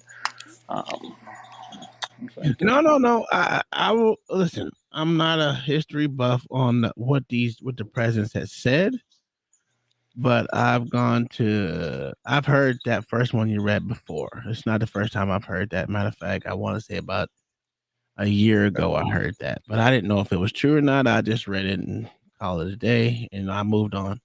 But it's interesting, even if it is true, say they did write it. It wasn't wrong. No, for thousands of years, these people have done the same thing, and they've been kicked out. There's some people that say 109 countries. There's some people that say 114 now, but they've been kicked out from the best research that I've done. They've been kicked out of 112 different countries from 64 different nations. Well, it's even if you want to get or been kicked out 112 times in 64 different nations, meaning some they were kicked out of twice, over the long period of time. I have like a very, very detailed list, which like talks about all the different things. You want to look at like modern history where, if you want particularly like the downfall of the Catholic Church, you can look at like the Spanish Inquisition where, it was like convert or die. And that's when the Catholic Church inherited a bunch of what we call crypto Jews, where, they're, or we call it Christian in name only, which it really became a bad thing in America and Europe, along with Schofield. What about other things Washington said, like the letter he wrote to the Jews in Rhode Island? I'm not discounting that. These are actually documented, though. Yeah, well, I'm sure, like, if you go to like a college's library, they're not going to have these, and there's a reason for them. Because they don't exist. I wouldn't say they don't exist, because it has to be exist for someone to say it. I mean, Somebody can create it. Everything's created, including the Bible. And every word is made up. Someone else's interpretation. Oh, okay. So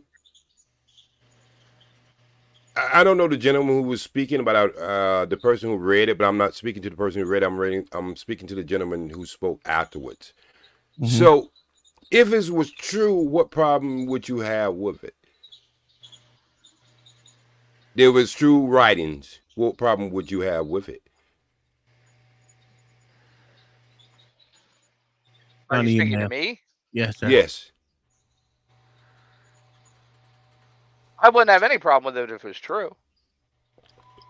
Well, have you did enough because it would be true. Okay, so have you did enough research to know it's not true? Yes, I know who claimed it, that this existed, and I know a lot of his shit has been disproven. Okay. Have this one been disproven? That's what my question is. Yes. Okay. And who would that person wait, stop. Who would that person be? No record of this exists. No, I'm saying who would that person no. What I'm saying is who would that person be that you say is most of that claim this? William Dudley Paley. Okay.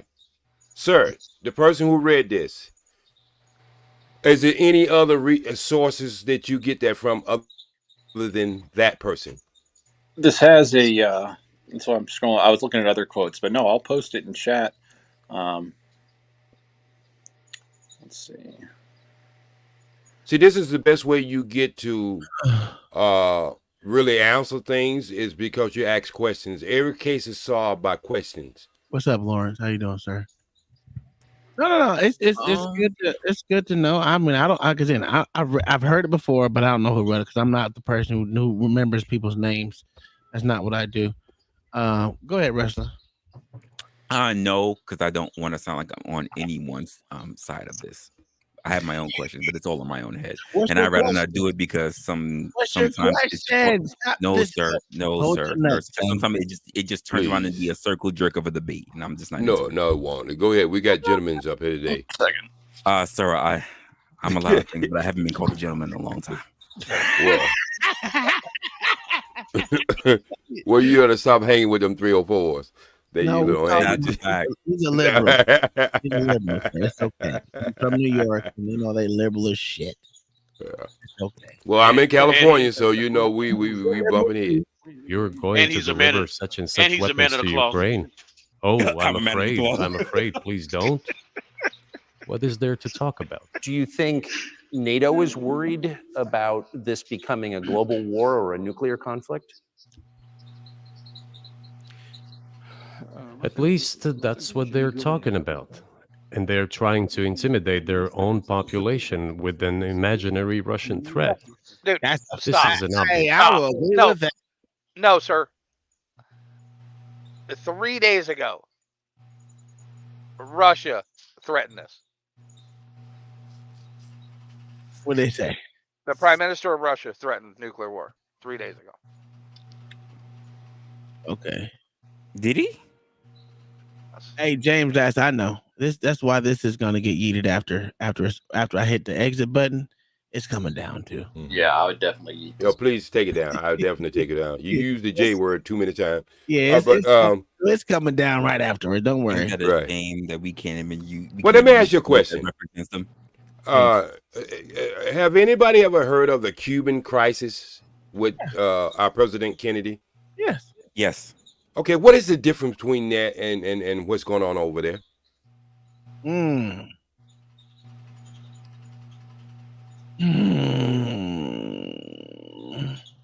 Well, technically, strategic might worth one. I mean, and how far, how close it is to America.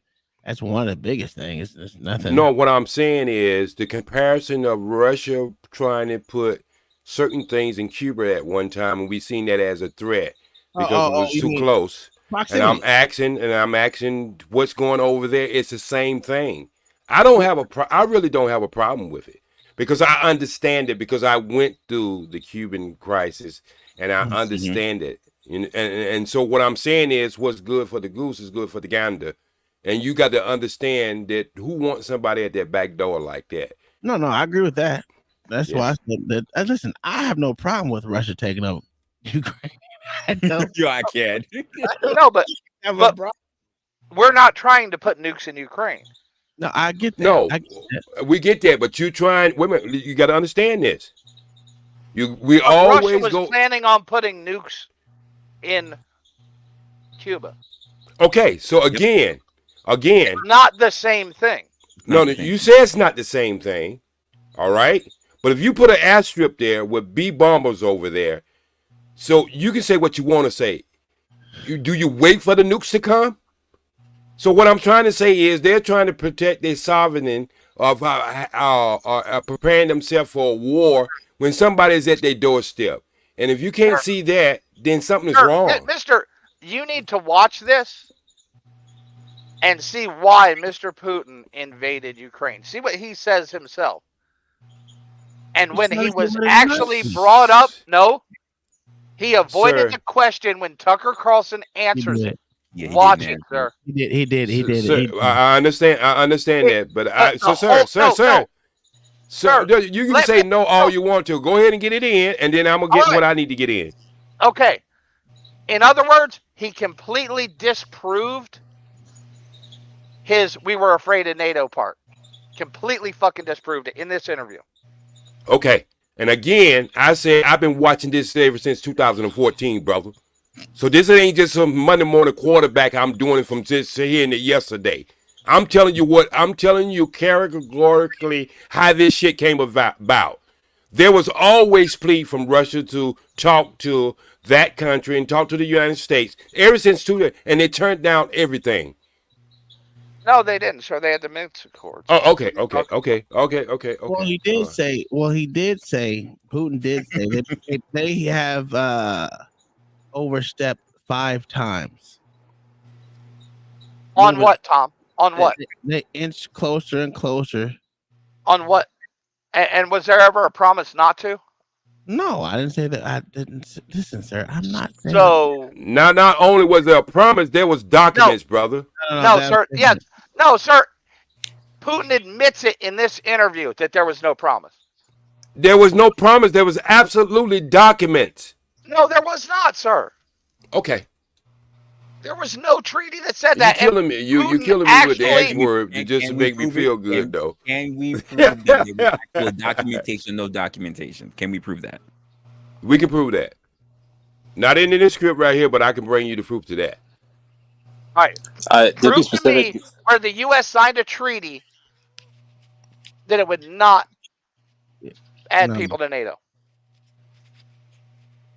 No, that was not it. That was not what I was talking about. What were you talking about, sir? What I was talking about, Ukraine at one time came to the table and there was a deal. And I think about 1 month afterwards, the United States input itself and crossed out that deal. And ever since, that puppet actor over there has been our puppet. And everything that we want that puppet to do, then that's exactly what they do. Because you mean the Minsk agreements? Is that what you're speaking of? The Minsk protocols, both 1 and 2? Because if you've been studying this for all these years, you would know this. Oh, okay. Again, my brother, I am an American citizen. All right? I do overviews of this stuff. It's not a curriculum for me. Okay?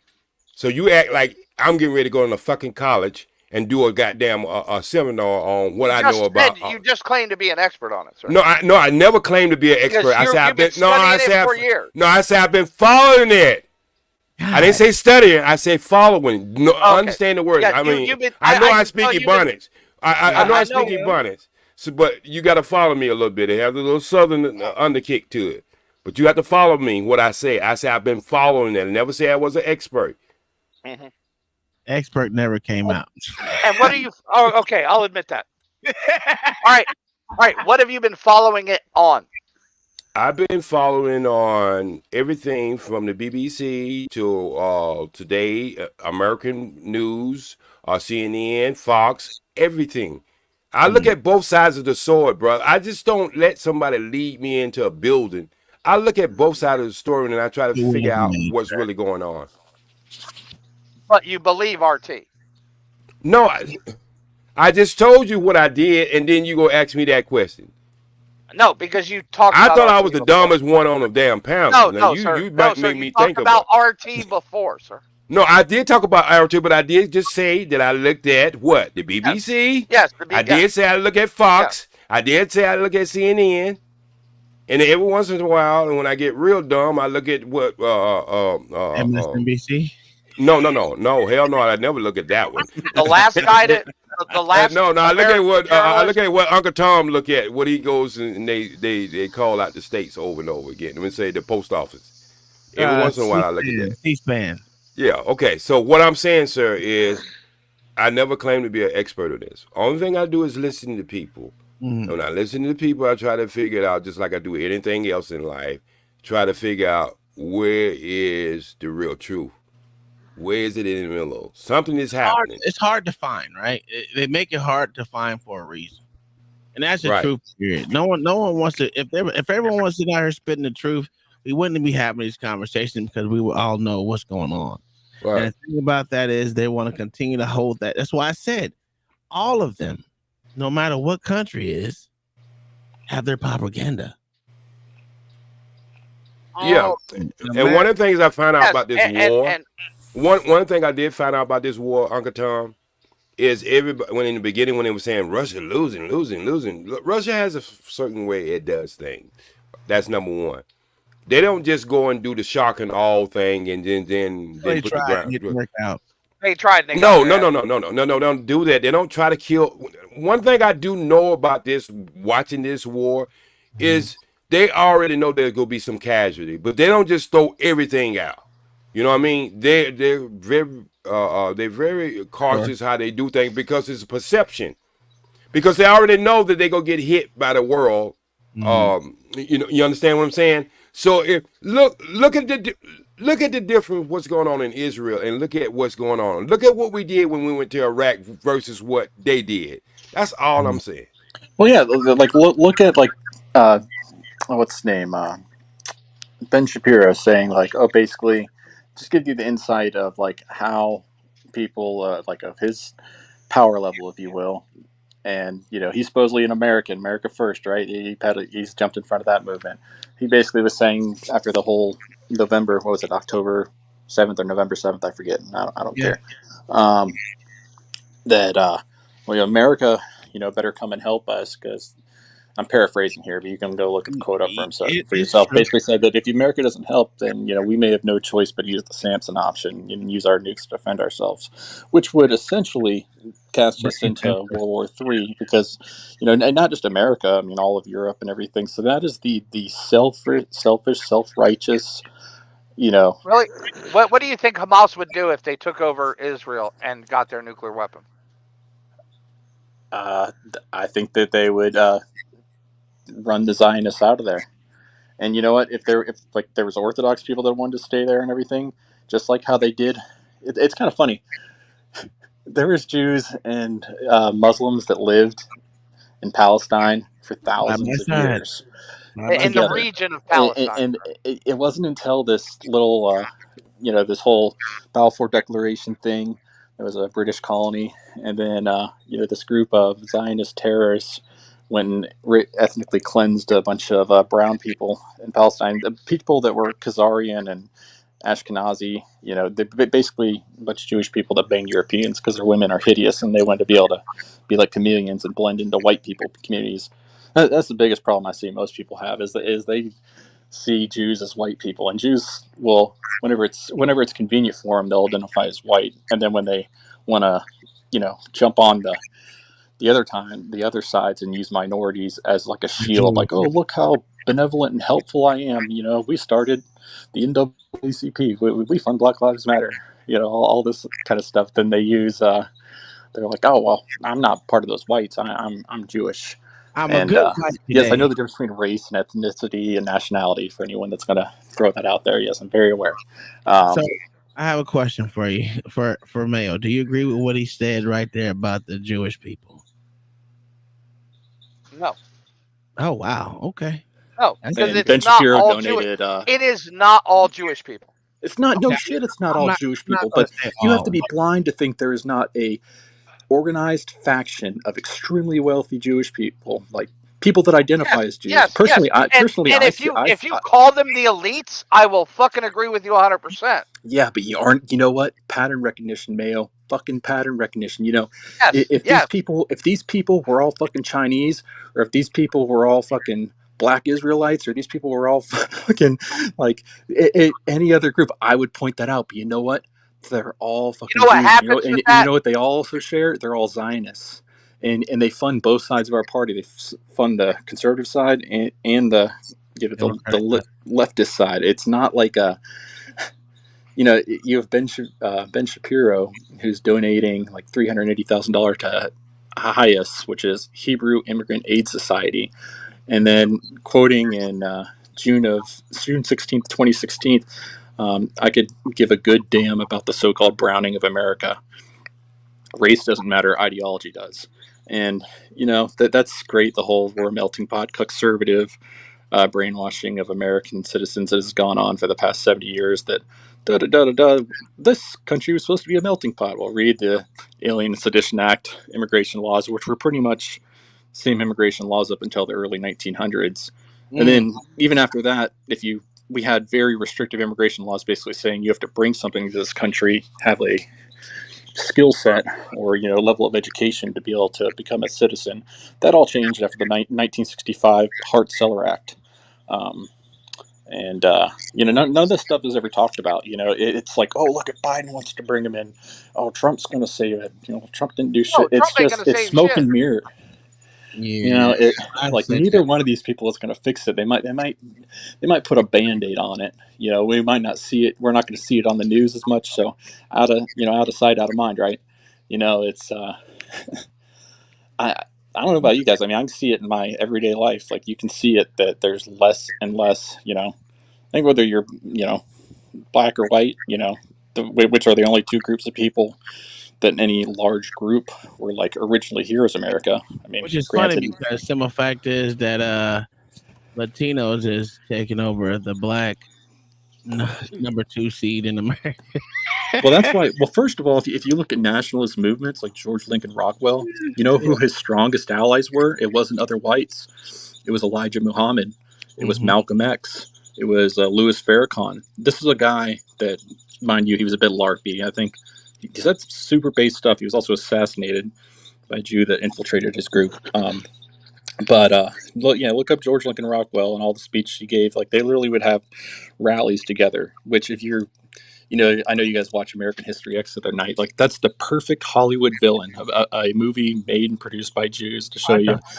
We're going to have them say some little bits of truth that actually is true about us Jews, but then we're going to make them seem like how evil these people are, and all that kind of stuff. And that's the whole brainwashing. That's the Those things shown in that movie actually did happen though. Except for the curse. You literally, I mean, that was the whole skinhead movement back then. Well, yeah, but. And I said it was an oxymoron then, right? Because I said, listen to this. How can you be a fucking American Nazi, right? Have an American flag and a Hitler flag at the same time. Yes, Frank Collins. Yeah, that's. But y'all know I'm in Frank California. Collins is a Jewish man who was we really don't know, but we expected that he was funded by the ADL. You ever heard the term the Illinois Nazis? You know, there was in the Blues Brothers. You know that great classic movie. The Illinois Nazis. Oh, they marched down the street, and then there's that huge ACLU thing where they came out, and at least back then we still had freedom of speech. Now we're starting to become more like Germany. It's going that way. You can't have flyers that say anything that could be deemed anti-Semitic, or it's a felony, 5-year prison sentence minimum here in Florida. Where? Texas has a law like that's that false, too. sir. That's completely false. No, that is 100% true. I'm very no, aware it is of not, this. sir. Read the law, sir. Yeah, you know how they word it. They Read word the it as litter. actual But law. you know what? If someone throws a single one of those pamphlets on the ground, then it becomes litter. That's how they get you. And people have been charged already for doing that. No, they haven't, sir. Okay, man. I'll give you names. I can't have the guys' names right off the top of my head. Hold on. We can say it never happened, but until someone shows you proof, people gonna say it never happened or it did happen. I don't really care. No, because the law literally doesn't mention anything like that until you go into private property. Here's one thing that me and Mayo will both agree on here, is it's kind of I very much like understanding history. How we got here, because I love my country. I love Western society. I love my people. There's shit wrong with it. I get it. Just like black people should love their people. They should love, they should do everything to learn about their history and their own people, and try to help their society out. And I'm not saying like you can't, like, segregation and all that kind of stuff. But I'm saying that, let's be honest. People tend to group together with their own people. It's a natural thing. Called tribalism. What's that? Called tribalism. Yes. Tribal nepotism. Yeah, that too. But it happens in church every day. It happens in the school system every day, and there's no way you will get away from around that, because likewise. And so, I mean, you do it in profession too. Doctors hang with doctors, lawyers hang with lawyers. So that's just a human thing. I just want to ask a guy who is, everything seems like they're up to this point is either disproved or he don't believe. I want to ask him this question. Do you think they are doing anything over there in Israel wrong to the other people? I think they're just trying to... Not you, the other guy who... You talking about Mayo. Mayo. Well, hold on, before you answer, let me get it out. OG Speed with the $5 says, damn. I didn't say that right. Yeah, Florida Evans. Go ahead, Mayo. Mayo, go ahead. What would you consider wrong, sir? I think being able to... Right. Wait a minute. That most certainly wouldn't be Okay, right. all right. Would blowing up a mosque be considered wrong, sir, in your eyes? Yes. All right, what if that mosque is used to hold weapons? Well, that y'all would... No, I'm serious here. I'm serious. Okay. And that would be a good excuse to do it, but then you don't have the proof and you just blow it up. I'm not talking about that. I'm talking about mother or more than that. I'm talking about when you see the same thing. Wait, let me finish. When you see the same thing happening over there, you seen to happen in South Africa, apartheid, that the world got tired of. When you control the people the way they move, where they have that special IDs, and they have to have, and you keep moving. You keep moving the borderline closer and closer, and you're letting people move in where they don't supposed to be. In 1945, there was a condition, and then you just keep going over and over. You just keep pushing and pushing and pushing. So I'm asking you again, straightforward. Do you think they're treating the people over there right?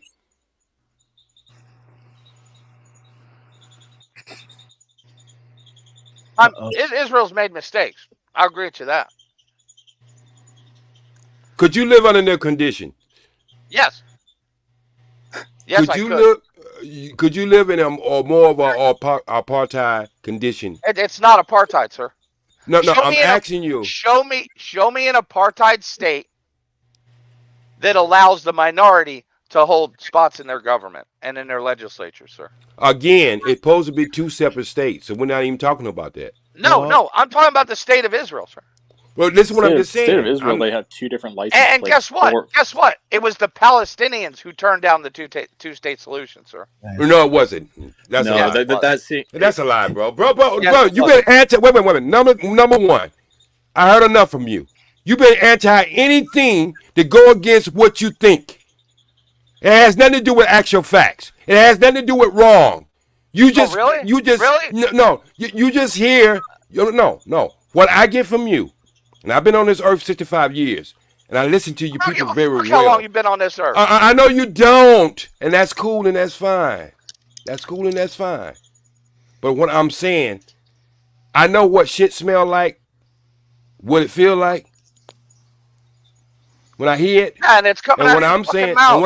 and what I'm saying about you is everything that's been brought up, not just from me. Anything goes against your logic of people in this world who is causing mischief. And you don't have, even when it got read this thing or whatever, you knew from the beginning, George Washington, as he was signing them fucking documents, he was owning slaves. But you probably don't see anything wrong with that. And so what I'm telling you is, your conversation is not to have the conversation. Your conversation is all about keeping a mindset. No, sir, it's not. Mayor, you gonna take that? Shut the fuck up. Because this guy's a fucking idiot. So stupid. Your mama's an idiot. And your this guy daddy knows too. nothing about me. For not, she should have let the best part of your ass run up between her legs. Come on. No, I'm not gonna let a motherfucker sit up and call me an idiot. You don't even know me. I understand. Fuck your mama. Well, fuck your daddy, and you probably was sucking his dick on the way out of your mama's pussy. Now, can y'all? Now we coming back. Can we come back? Now I am the comedian on this goddamn channel. Now you want to go further? No, you're the fucking idiot. You want to go further? Sir. No, I am the comedian on this panel. You want to go further? You can call me what you want. Shh, yo, y'all listen. Y'all can agree to disagree. Y'all don't have to sit there and cuss each other out. Quite possible. I was making a simple statement, and he just fucking went off and literally called me a liar. I didn't call you a liar. I say you have a certain mindset, sir. You're always trying to put words in my mouth. What's my mindset? Same as San Bernardino, probably the skinhead. You're a fucking idiot. Yo. You're a fucking idiot. Dude, the skinhead guy would be closer. Well, the skinhead guy would be closer to you on your I think you might say that. I understand you might say that, but I think I give grace to both sides. Dude, he literally says I think I give grace to both sides. I say I am the kind of person who try to listen to both sides. What have I said that was pro-Nazi, sir? Well, what you have said. What have I said that was pro-Nazi? Well, no, what you have said is pro-evil. Pro-evil. What have I said that was pro-Nazi, sir? What he have said is pro-evil. If he can't see, what have I said? Wait a minute. What he can't see that a certain group of people controls people necessities of life. They move in borders that they shouldn't be moved in.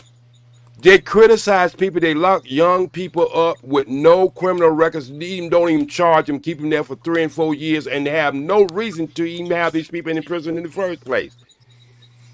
Well, can I say something? And I know it's not going to be the popular stance. Fuck Ukraine. Fuck Israel. Fuck Gaza. Fuck Russia. I don't give a shit about none of them spaces. But one thing, Uncle Tom, I could say the same thing if they wasn't involving us. Yeah, I agree with you. That's the problem. That's the problem that I have with it. And if you know my stance on it is I don't care about. Listen, we shouldn't be funding any parts of those shits. Let the motherfuckers kill each other. I said the same thing about Iraq and Afghanistan.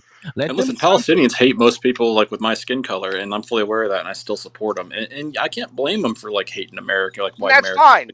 Because our government, which we got a bunch of Shabbos goys, fake evangelical Christians that get on their knees to these Zionist Israelis and sell out their country. So same with them we can go. We can go help them. Ethnically cleanse a country which they stole from these people in the first place, and their main argument is, well, God's a real estate agent and we're God's chosen people. And they have, there's very contested history of, you know, the whole, like, which, you know, who are these modern groups? And, you know, it's just, no, I'm right when it comes to them. And, you know, if you say otherwise, well, you're an anti-Semite. And in certain countries, if you disagree with me, I'll put your ass in jail and I'll ruin your life. I'll get you fired from your job. I'll you know, throw every bit of so-called hate crime legislation when these people are the ones that truly are just like dividing and conquering every group of people. Like I said, I would be on Uncle Tom's position and just say, screw all these other countries, America first. But the fact that we are being involved in it, like, you know, and I think we shouldn't. My enemy's enemy is my friend. Like, fuck Israel. Like, I don't listen. I think, like I said before, people who don't believe, people who read the Bible only read the Bible to look at the good stuff that happened. But the good Lord believed in motherfucking genocide. And I keep saying this until you read that Bible and believe in genocide like he did, then you're not a real true believer, because he John 8:44, they are of their father, the devil. You know, people always, I always love the, you know, Schofield revisionism has damaged not only like white European culture. I mean, every culture, you know, that is a large part Christian, to be quite honest, with a few holdouts being Catholics and a few sects of Protestantism, like not saying all, but Presbyterians, Lutherans. Whoever's the best fighter should win, and that's God's chosen people. So if it's you, you shouldn't need my help to help you fight and make sure they don't be what they is. Let them fight it Point out on blank. their own. Point blank. If God give you something, you ain't got to fight for it. Well, it's kind of funny. The group that murdered our Savior, and that have books in every one of their holy buildings. You know, every single synagogue has both a Torah and a Talmud, and the Talmud says that. Don't say it. Don't say it. Don't say it. Don't say it. Don't say it. Please don't say it. Please don't say it. Well, I'm not going to say the bad things because we know it to be true because we can pull it up. But don't say it. Please don't say it. We pulled it out how much a 3-year-old can be. You know, that was crazy. Don't say it. Please don't say it. It was crazy. Anywho, hey, this is a conversation that it's uncomfortable, I guess. I'm not for me, because I don't give a fuck either one of them.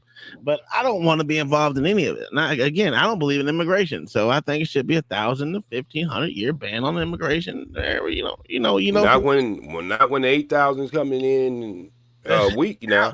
Yes, we're up for 13, 18 million, so they say, between those two. Well, but you know what? Over 55% of them are Asian.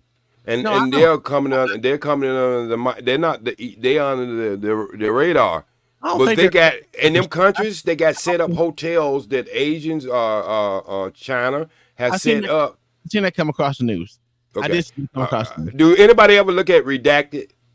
It is a good. I look at Redacted. So I look at Ground News too. There's a lot of different places where I look at where I just don't get them. There's a good one that Zero Hedge. Yeah, Zero Hedge. That's a good one too. Mm-hmm. A lot of good things. Got a lot of fucking good news representatives out there that are not mainstream media that actually get facts out there. And Mayo sends me a whole lot of shit. Believe me, if I don't get, you leaving, Mama? Oh, what's up, Ma? Sorry, I'm on my phone. I just want to say hi to you, by the way, Mama. You're awesome. Love you. Oh, forgive me, Mom. I didn't even know you was in the house. I didn't even see. I'm kind of blind too, so I wouldn't have said the things I said. You were quiet today, so. I mean, I'm sorry. I'm sorry. Well, you're old, but I'm still older than you guys. I'm sorry, but Arafat turned down the I waved solution hi to offer both bill. of you. Yeah. Arafat did. From what I've read, Arafat did turn it down. I'm not gonna say coyote, Mama. But I will say this. I love the white on white violence. I ain't gonna lie.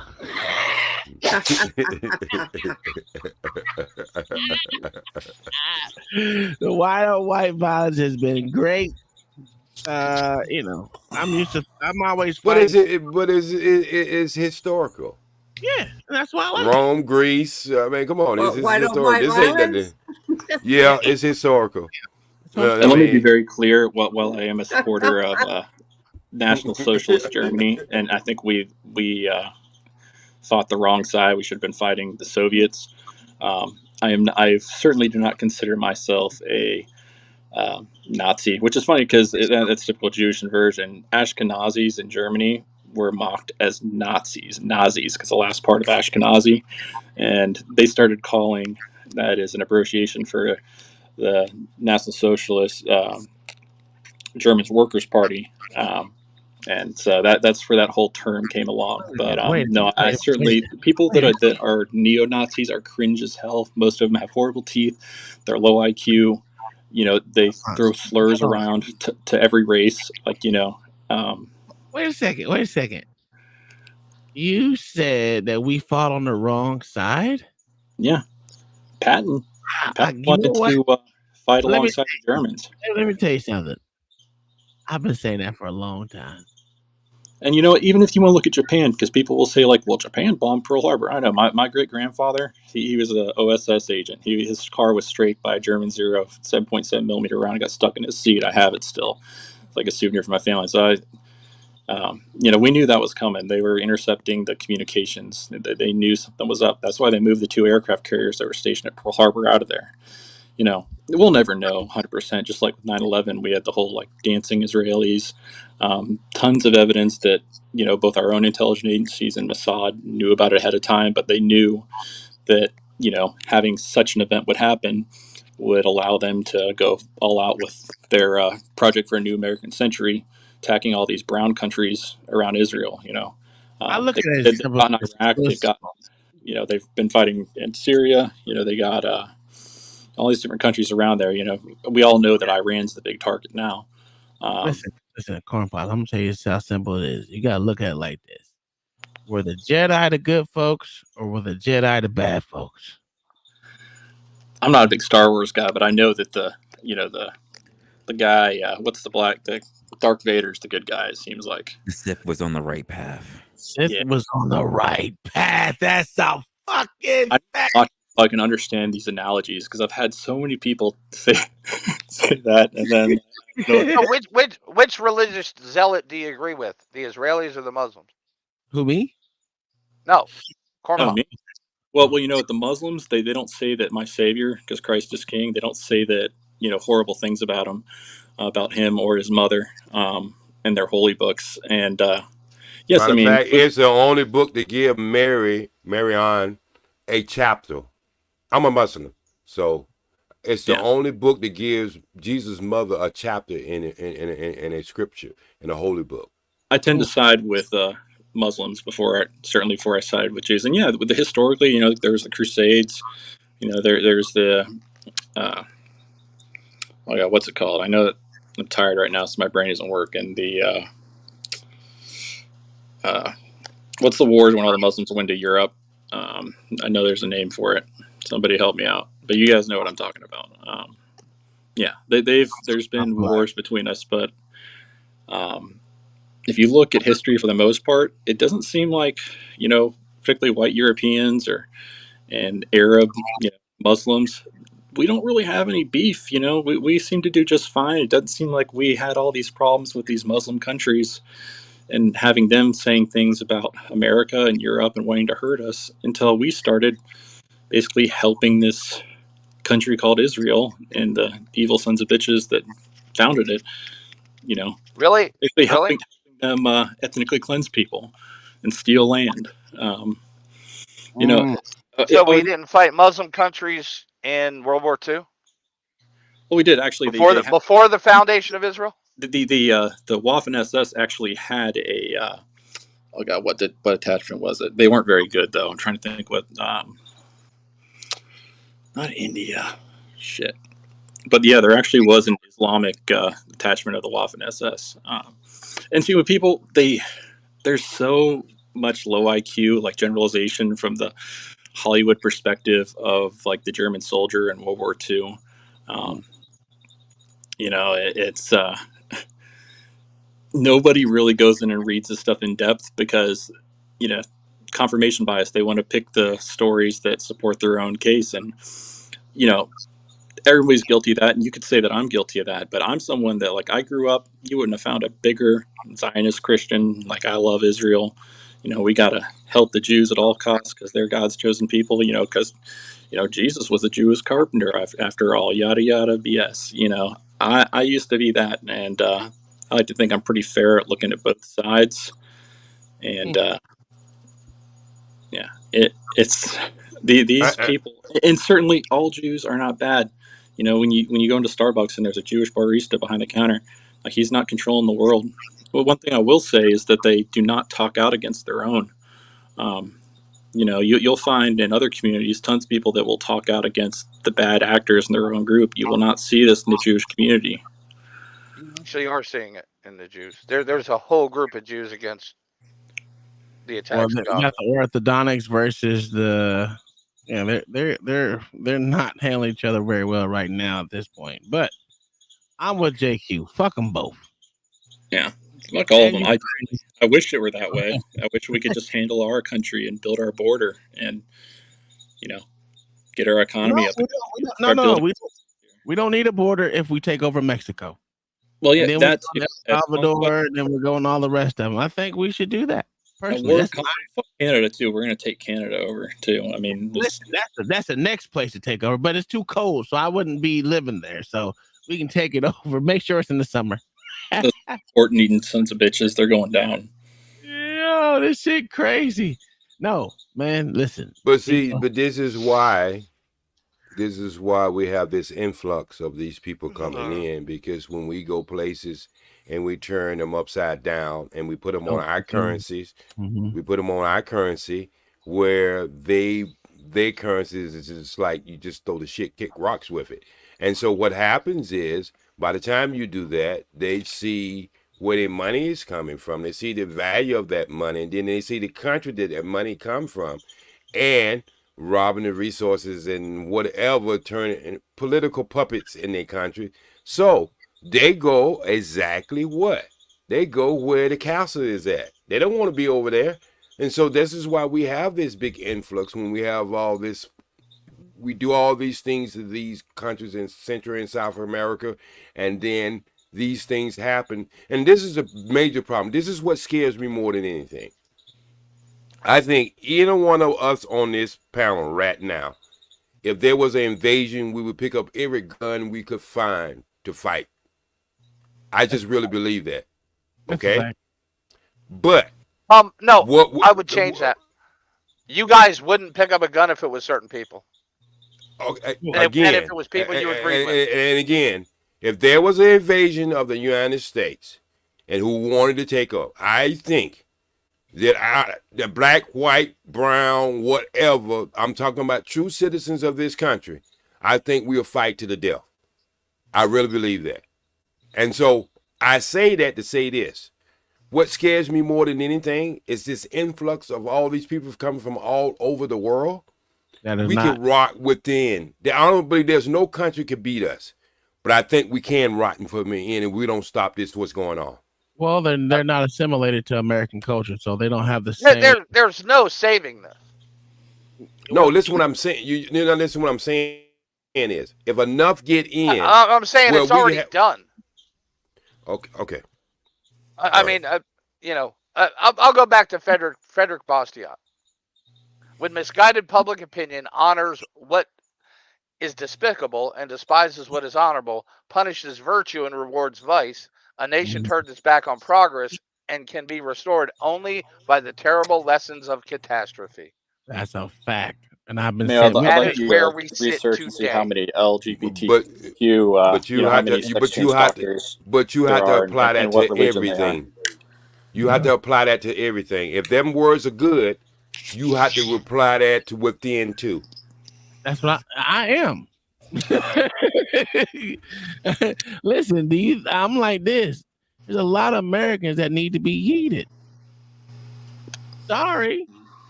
Well, birthright citizenship needs to go. I don't care. Like, if you got popped out of your mother, completely 5 years ago, I'm sorry, you're out of here. Gone a long time ago. Yeah. Well, we did pass that bill, but the Supreme Court turned it over. It came from California.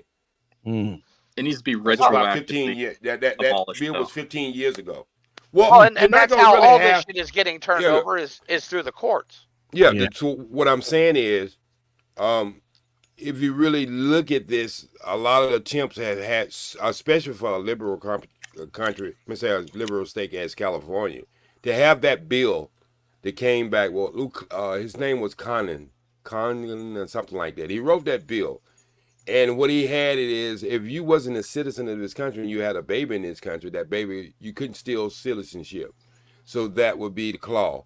But the Supreme Court overturned that, and so you got to understand is, we can think the way we want to think, but see, OG, this is the problem.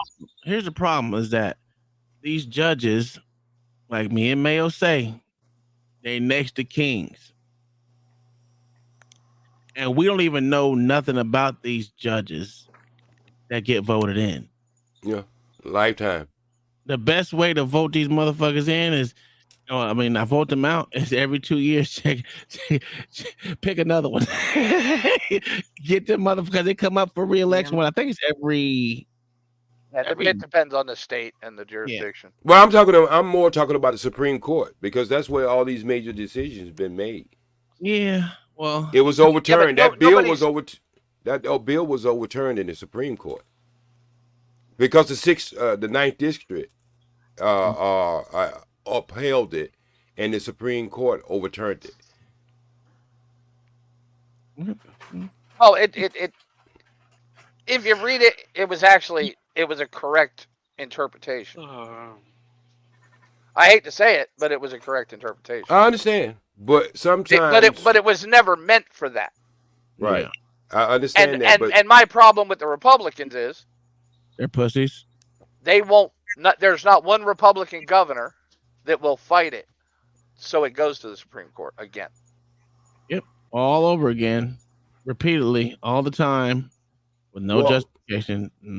Because now, actually, because of the what decision was that turns everything back to our founding and the original meaning. The one they're using for all the gun cases right now. You know what I'm talking about, Corn Pop. Okay, yeah.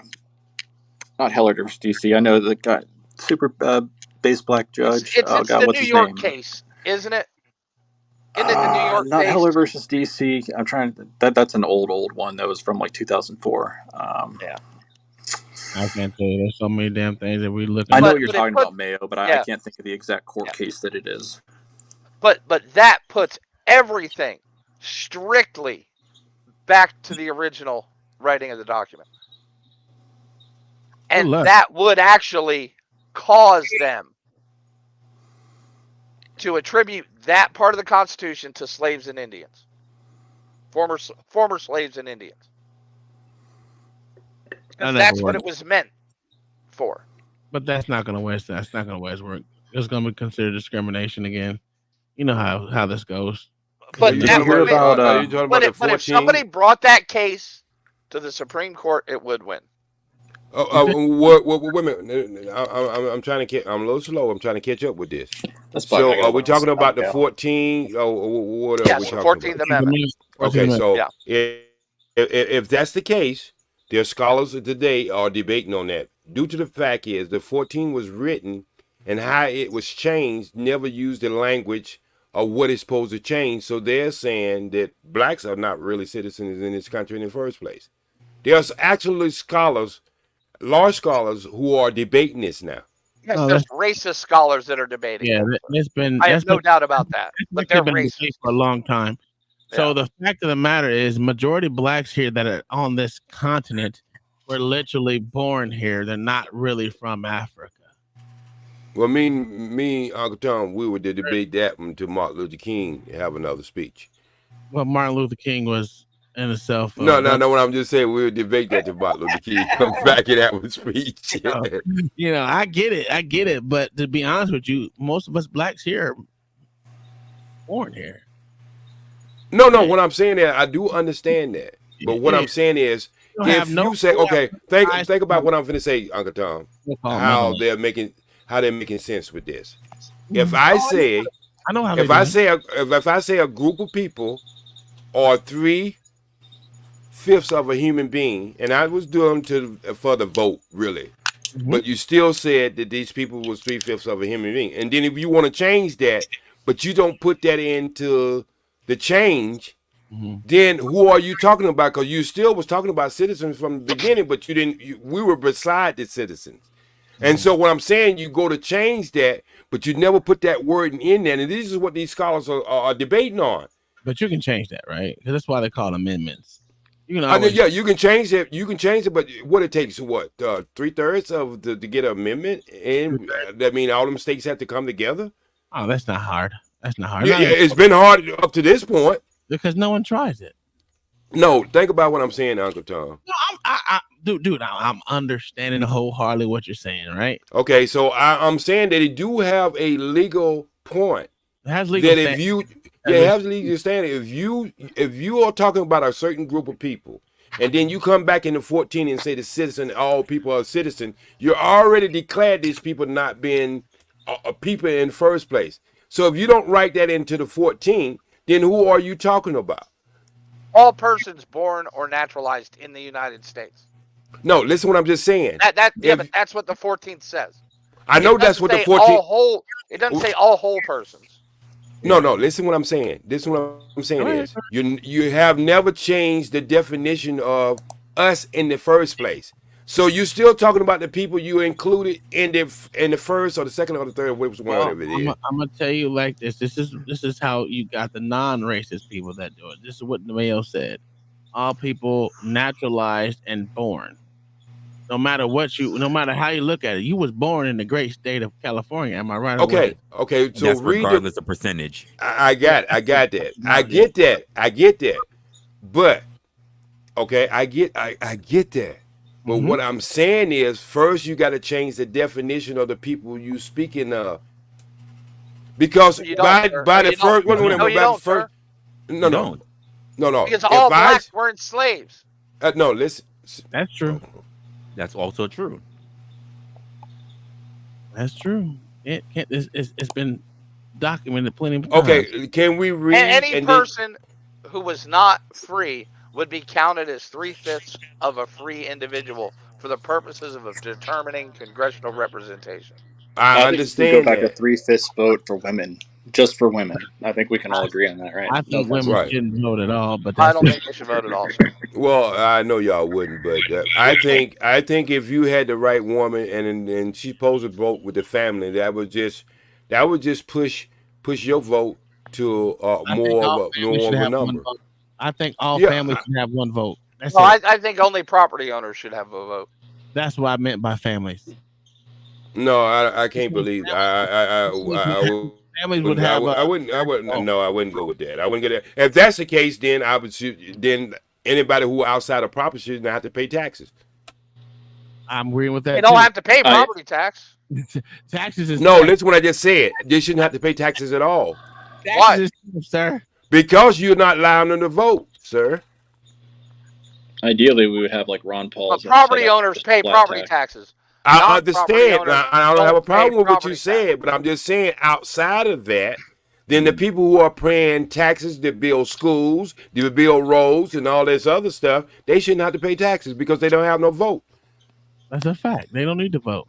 One house, one vote. Okay, and that's good. So then you would have majority of our taxes coming from homeowners, and you know that wouldn't support a country. Yeah, well, it ain't support the country now. What are we talking about? The way we're doing now, it ain't work. I understand because we're giving out more than we're taking in. Here's the problem: property taxes. We're giving out more now. That's what I said. We're giving out more than we're taking in, but it has nothing to do with the check is not there. Property We're taxes crisscrossing. are for local entities, not federally. So what? Property taxes is not for federal. I understand that. Okay, all right. So if you're in your state, you're still paying for the things that are around you, which is roads, bridges, and all that shit. Yeah, but it's been subsidized by the federal government. Federal dollars. Not all the time. Most of everything, school, roads, highways. Major highways are funded by the federal government. And schools. When the last time it's the National Defense Highway System. Yeah, if your kids don't go to the public schools, you should get some sort of tax refund or something. Right. Oh, surely. Most certainly. I agree along with that. Yeah. There's a lot of ways to you can in some states. Oh, really? You can refuse to pay schools taxes in some states. Georgia's one of them.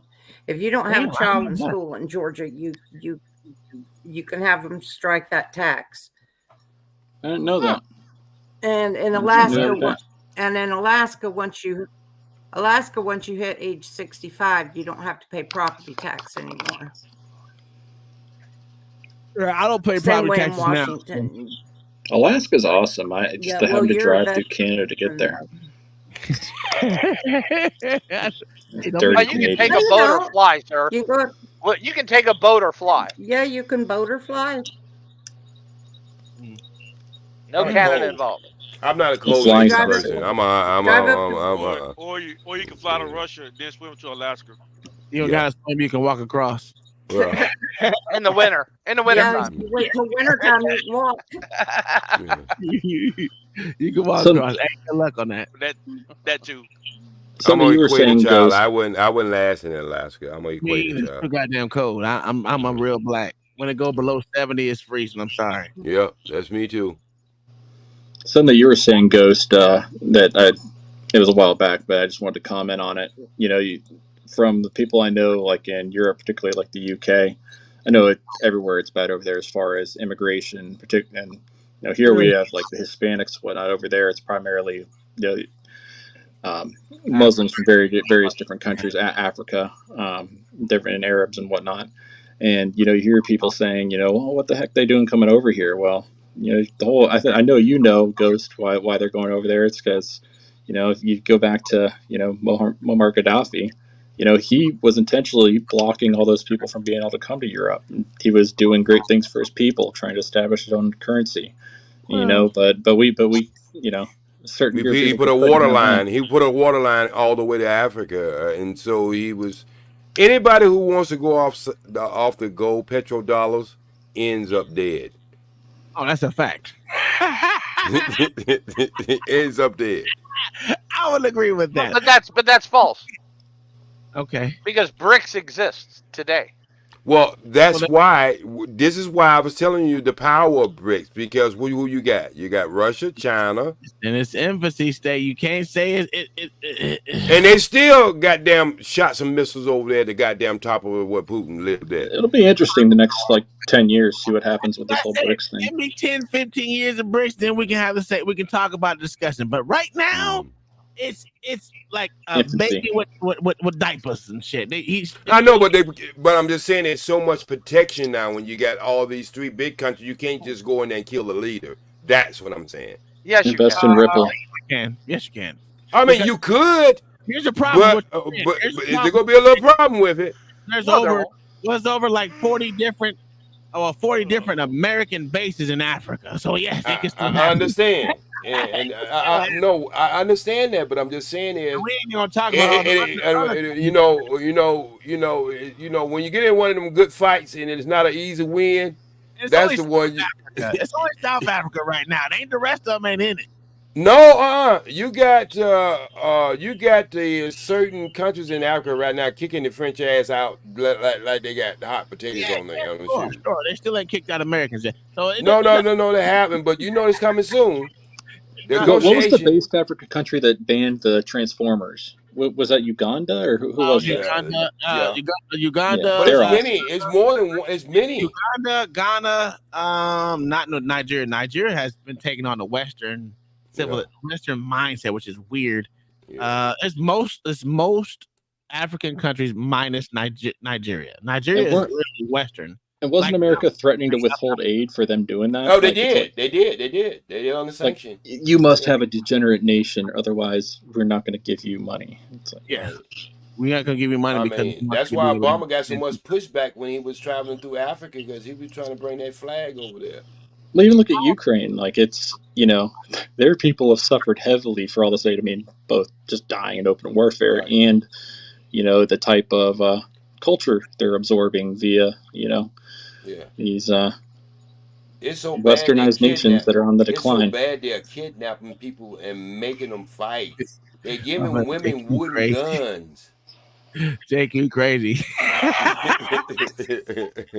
I'm tired of the gate.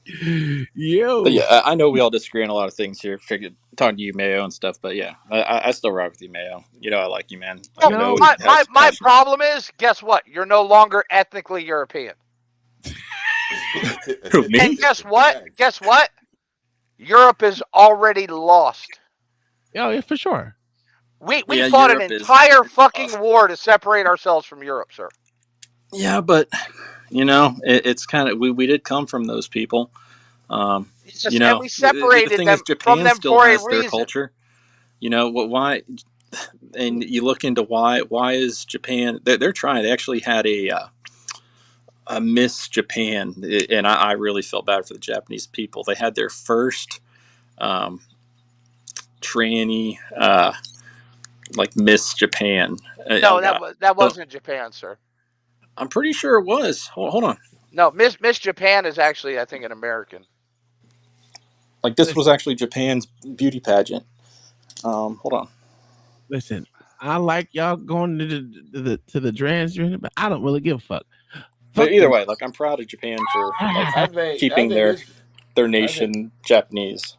I think it's the first time I've been over here, country bunking, Uncle Tom. Yeah, it is. I'm surprised you came. Shit. Well, you know, I hang anywhere, bro. I told you don't like the Coonville. This is Coonville, USA. No. But you know, I'm from the South. So I am think I. my first years of music, my dad was a truck driver, so I listened to country music. So I can get along with anybody.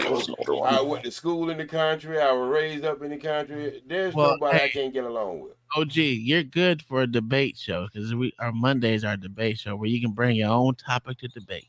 Oh, okay. And I love them. Oh, Jesus.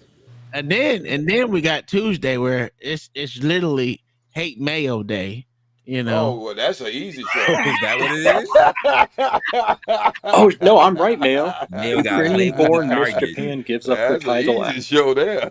Yeah, but that's not the tranny one. Which one? Y'all have a tranny show too? No, hell no. No. Let's see, what's her name? Top versus citizens. We talk about issues between policing in America. Oh, that's a good show for me. Yeah, I'm an advocate. I'm an advocate. Me too. We actually it was Miss Netherlands actually. I actually love that show. That's pretty good. So did the Transformer like give up her position? Because I read one article that said that. Is that what happened? But so the Transformer almost won then. That's still just as bad. You know, I met Mr. Fantastic today. He came to the house today. No. Yeah, he came to the house today. Yeah. Oh, Miss Portugal also was a tranny. You still? I know Thailand's the country that's really bad, but they're the ones who like started that whole. Oh, the Philippines are the same fucking way. Well, the Philippines, the lady boys, and yeah. I think that, that's mostly because of the U.S. Navy. Oh my it's kind of strange. They do a lot of the operation over Indonesia. They do more operations over there than anything, and that's a Muslim country. I never been able to understand that. Yeah, because they like money, sir. They like money. Okay.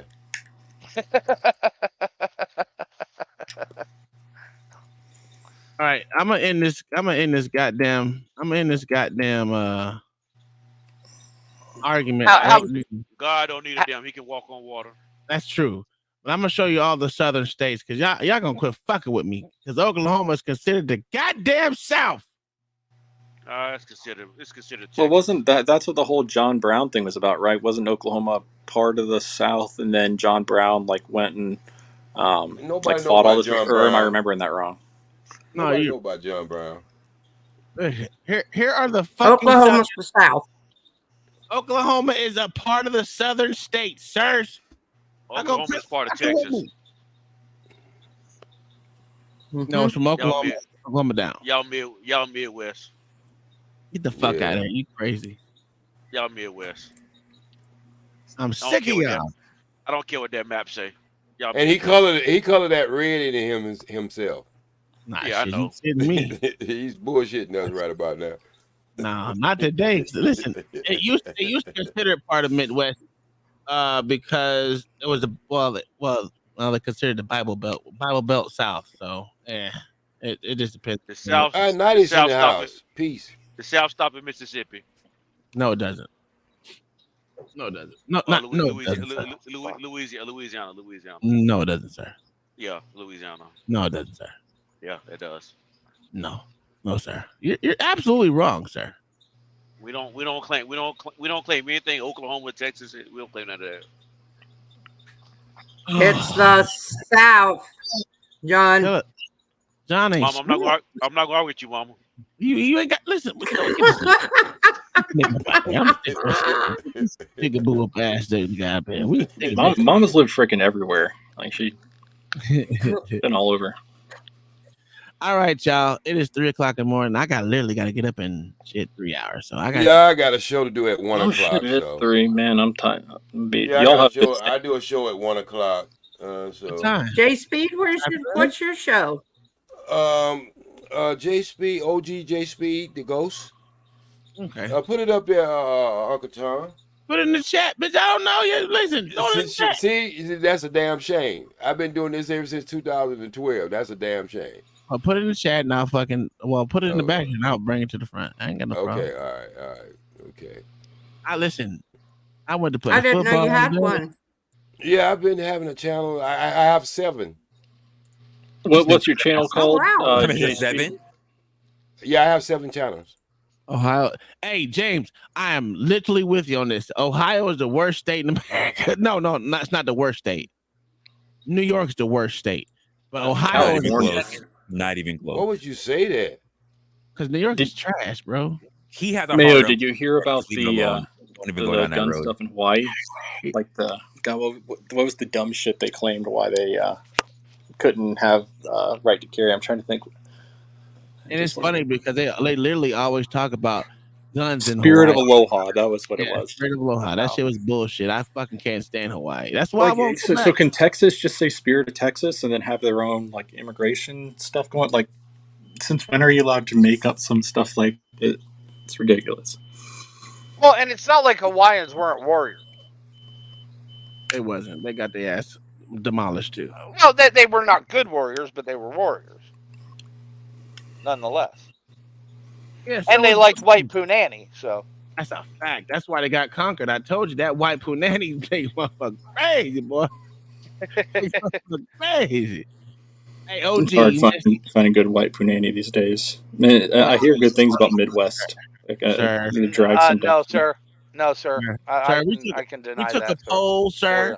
We took a poll, sir, and we found out that white punani is the best punani. That was a skewed poll, sir. What'd you say? That was a very skewed poll, sir. It wasn't skewed at all. Just. Well, no, I'm not arguing about the actual quality. I would agree with you on that. I'm talking about like the mental aspect of them. And, they're crazy. I mean, all women are crazy to an extent, but yeah, go look at Mama. She beat up a whole bar for her man. Mama had a very exciting life. We've had some. I cannot find your page for shit. Where's your page? God dog it. How you not know OG? Did I say OJ? I did. That's why. Hey, there we go. That's the second time you got called OJ today. That's a fact. There we go. I got you, sir. Let me go ahead and subscribe. I got you. I didn't even know you were subscribed. Wait a minute. Didn't the OJs do that song Backstabber? All right, here we go. Here's OG Speed.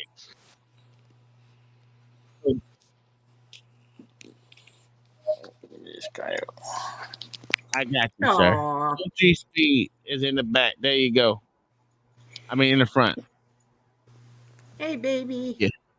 But you guys and gals and mama, I'm gonna need to get the hell up out of here. I'm gonna be on. I'm gonna try to get on Nidish's page in the morning to get me through my 5 days. You muted, sir. We gonna look at the other half next week. Other half of what? The interview, the speech. We didn't get all the way through. Oh, yeah, we didn't get all the way through. We literally 1 hour. We got 1 hour left out of it. That's why literally. I said we can do the other half. We can do it tomorrow. What's tomorrow? Friday. Yeah. Friday. We can march through it tomorrow. All right, let's do it tomorrow. Oh, same place, same time. Well, we start at 8:00 over here, which is like That's what I'm saying. I get here a little early. Like 5 your time. So no locker room tomorrow. Locker room is gonna be. We're doing pull up Friday, sir. Oh, that's right. Because LA out of town, ain't it? Yeah. LA out of town. We're gonna pull up because I'm gonna start drinking probably about 4:00. Oh, so I'm gonna be over here with the drunk. Oh yeah. We're gonna be drunk, but we're gonna be drinking. The rest of them might get drunk, and then we do movie night after like about 11:00 or so, 10, 11:00. Now, when you do movie night, do you actually show the movie or what? Yes, sir. How you? Yeah. We So on you Rumble. just We watched the whole movie. on Rumble? They let you do it? Oh yeah. Oh yeah. Rumble doesn't give a shit about copyright. No. We watched Not one. movies for the past. What movies we got this weekend? Did we come up with movie lists that we're gonna do? This Miami weekend? Vice was one of them. Yeah, Miami Vice. I actually worked on the boats in that one. The black Image 38 Donzi and the blue 43 ZR. Those were at my shop. I seen a movie so fucked up last night. It damn near made me want to hold my hand up for the manosphere. It was called Marriage Pass. Have anybody ever seen that? Yeah. That movie was so fucked up. Listen, I can't do it. I don't know. No such thing as a marriage pass to me. That's death. I Yeah. don't know what we're doing here. But his wife set him up so pretty. Yeah, no. I mean, she even let her sister get some of it, and then her sister ended up getting pregnant by him. Look at this guy. B-baller, you know goddamn well we're not watching Still Magnolia. Not watching Still Magnolia.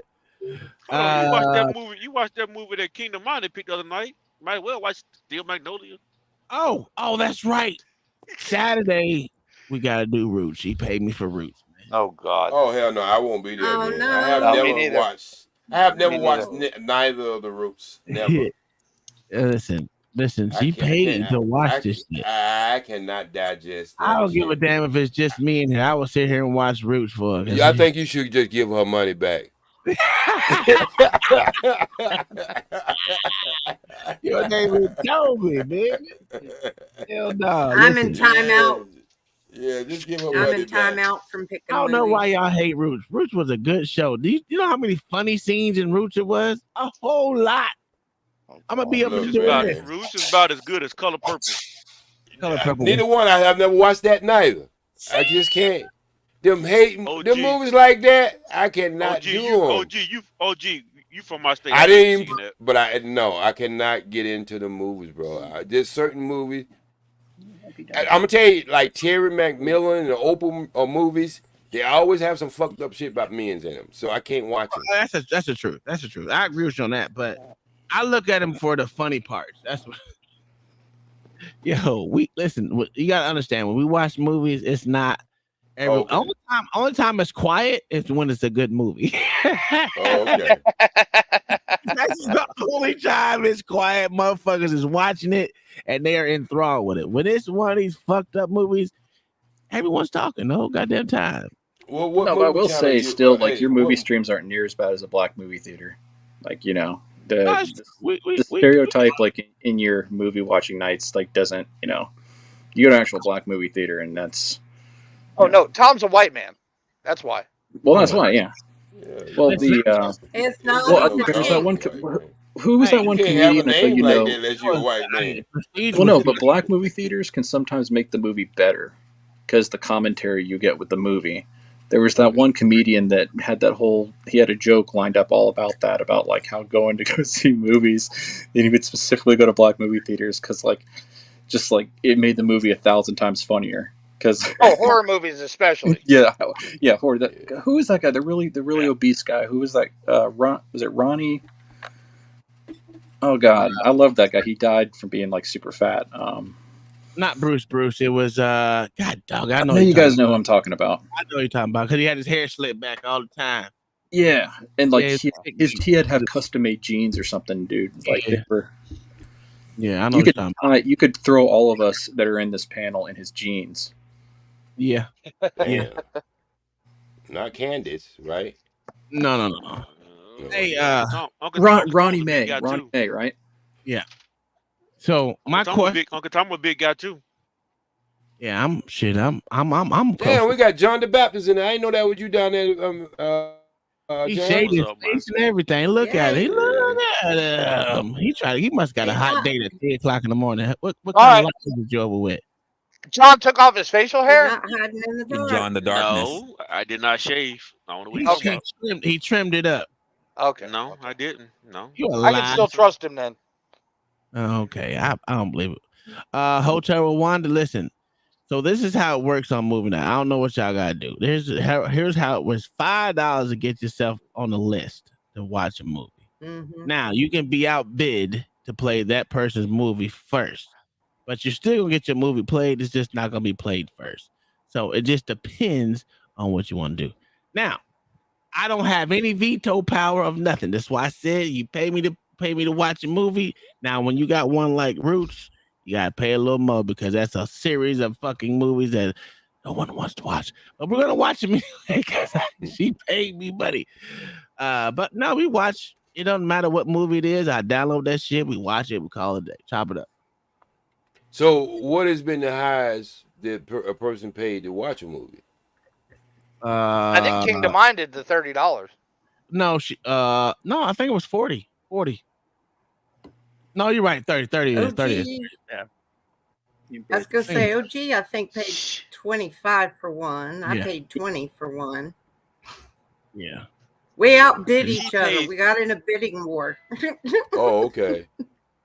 She paid. So that $30 to happened. watch How that Roots. happened? Like you got somebody who got $50 on deck right now to play a movie like Roots, and then when you get ready to boot it up, and then somebody say $60, would We you don't- unboot we it? don't- Yeah. As soon as they pay, sir. Okay. That's a fact. I got you. Yeah. Well, OG's got dang his God dog it. His link is in the chat. Give him a subscribe. I mean, he makes his mic is very loud as shit, so that's good. I mean, No, it's when like, you come over there, I use more of a HD mic, and it is Oh. it's a little more smoother. Guys don't like it because it kind of like if you have a little sugar in your tank, you start twinkling and shit. hey, Because the mic sounds so, the mic sounds so good. Still Magnolias. You know how much I hated that movie? I fucking hated Still Magnolia. Jesus, that was a boring fucking movie. That was literally the white color purple. I know.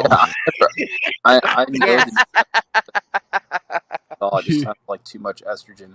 Like, We're driving like, Miss Daisy. Driving Miss Daisy. Oh, that was a good movie. Oh though. my god, dude. That was a good fucking movie, man. It would have been better if they had a little sex scene in there between them two.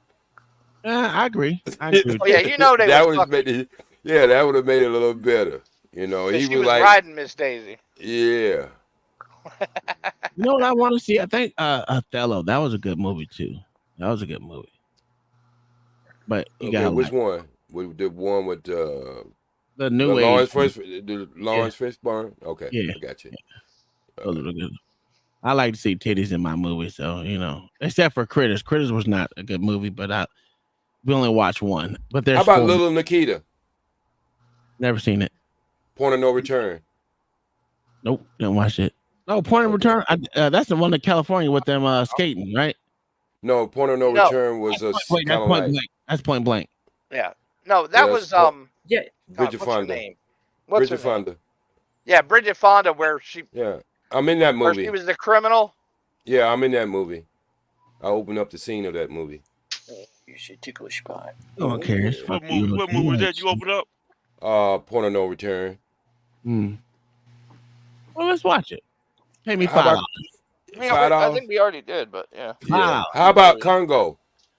I love that fucking movie. Dude, I I'm in love that that movie so too. much. That's one of that my movie movies too. pissed off some like environmentalist, like gorilla loving woman. Well, that we was shot that movie in Africa and Costa Rica. Hmm. Some in the United States, but most of it we shot it in Africa and Costa Rica. Oh, you worked on that? That's awesome. Yeah, I'm in on that movie too. Look at the credits at the back. Congo here. I don't even know That what was like Congo one of my favorite childhood movies. Yeah, it's a Michael Crichton piece. The one who wrote You're the telling me Jurassic Park. something that I don't fucking know. I don't know. You can say Michael Cronkite. I still won't know who the fuck. Oh, I got you. But it was one of Ernie Hudson better movies.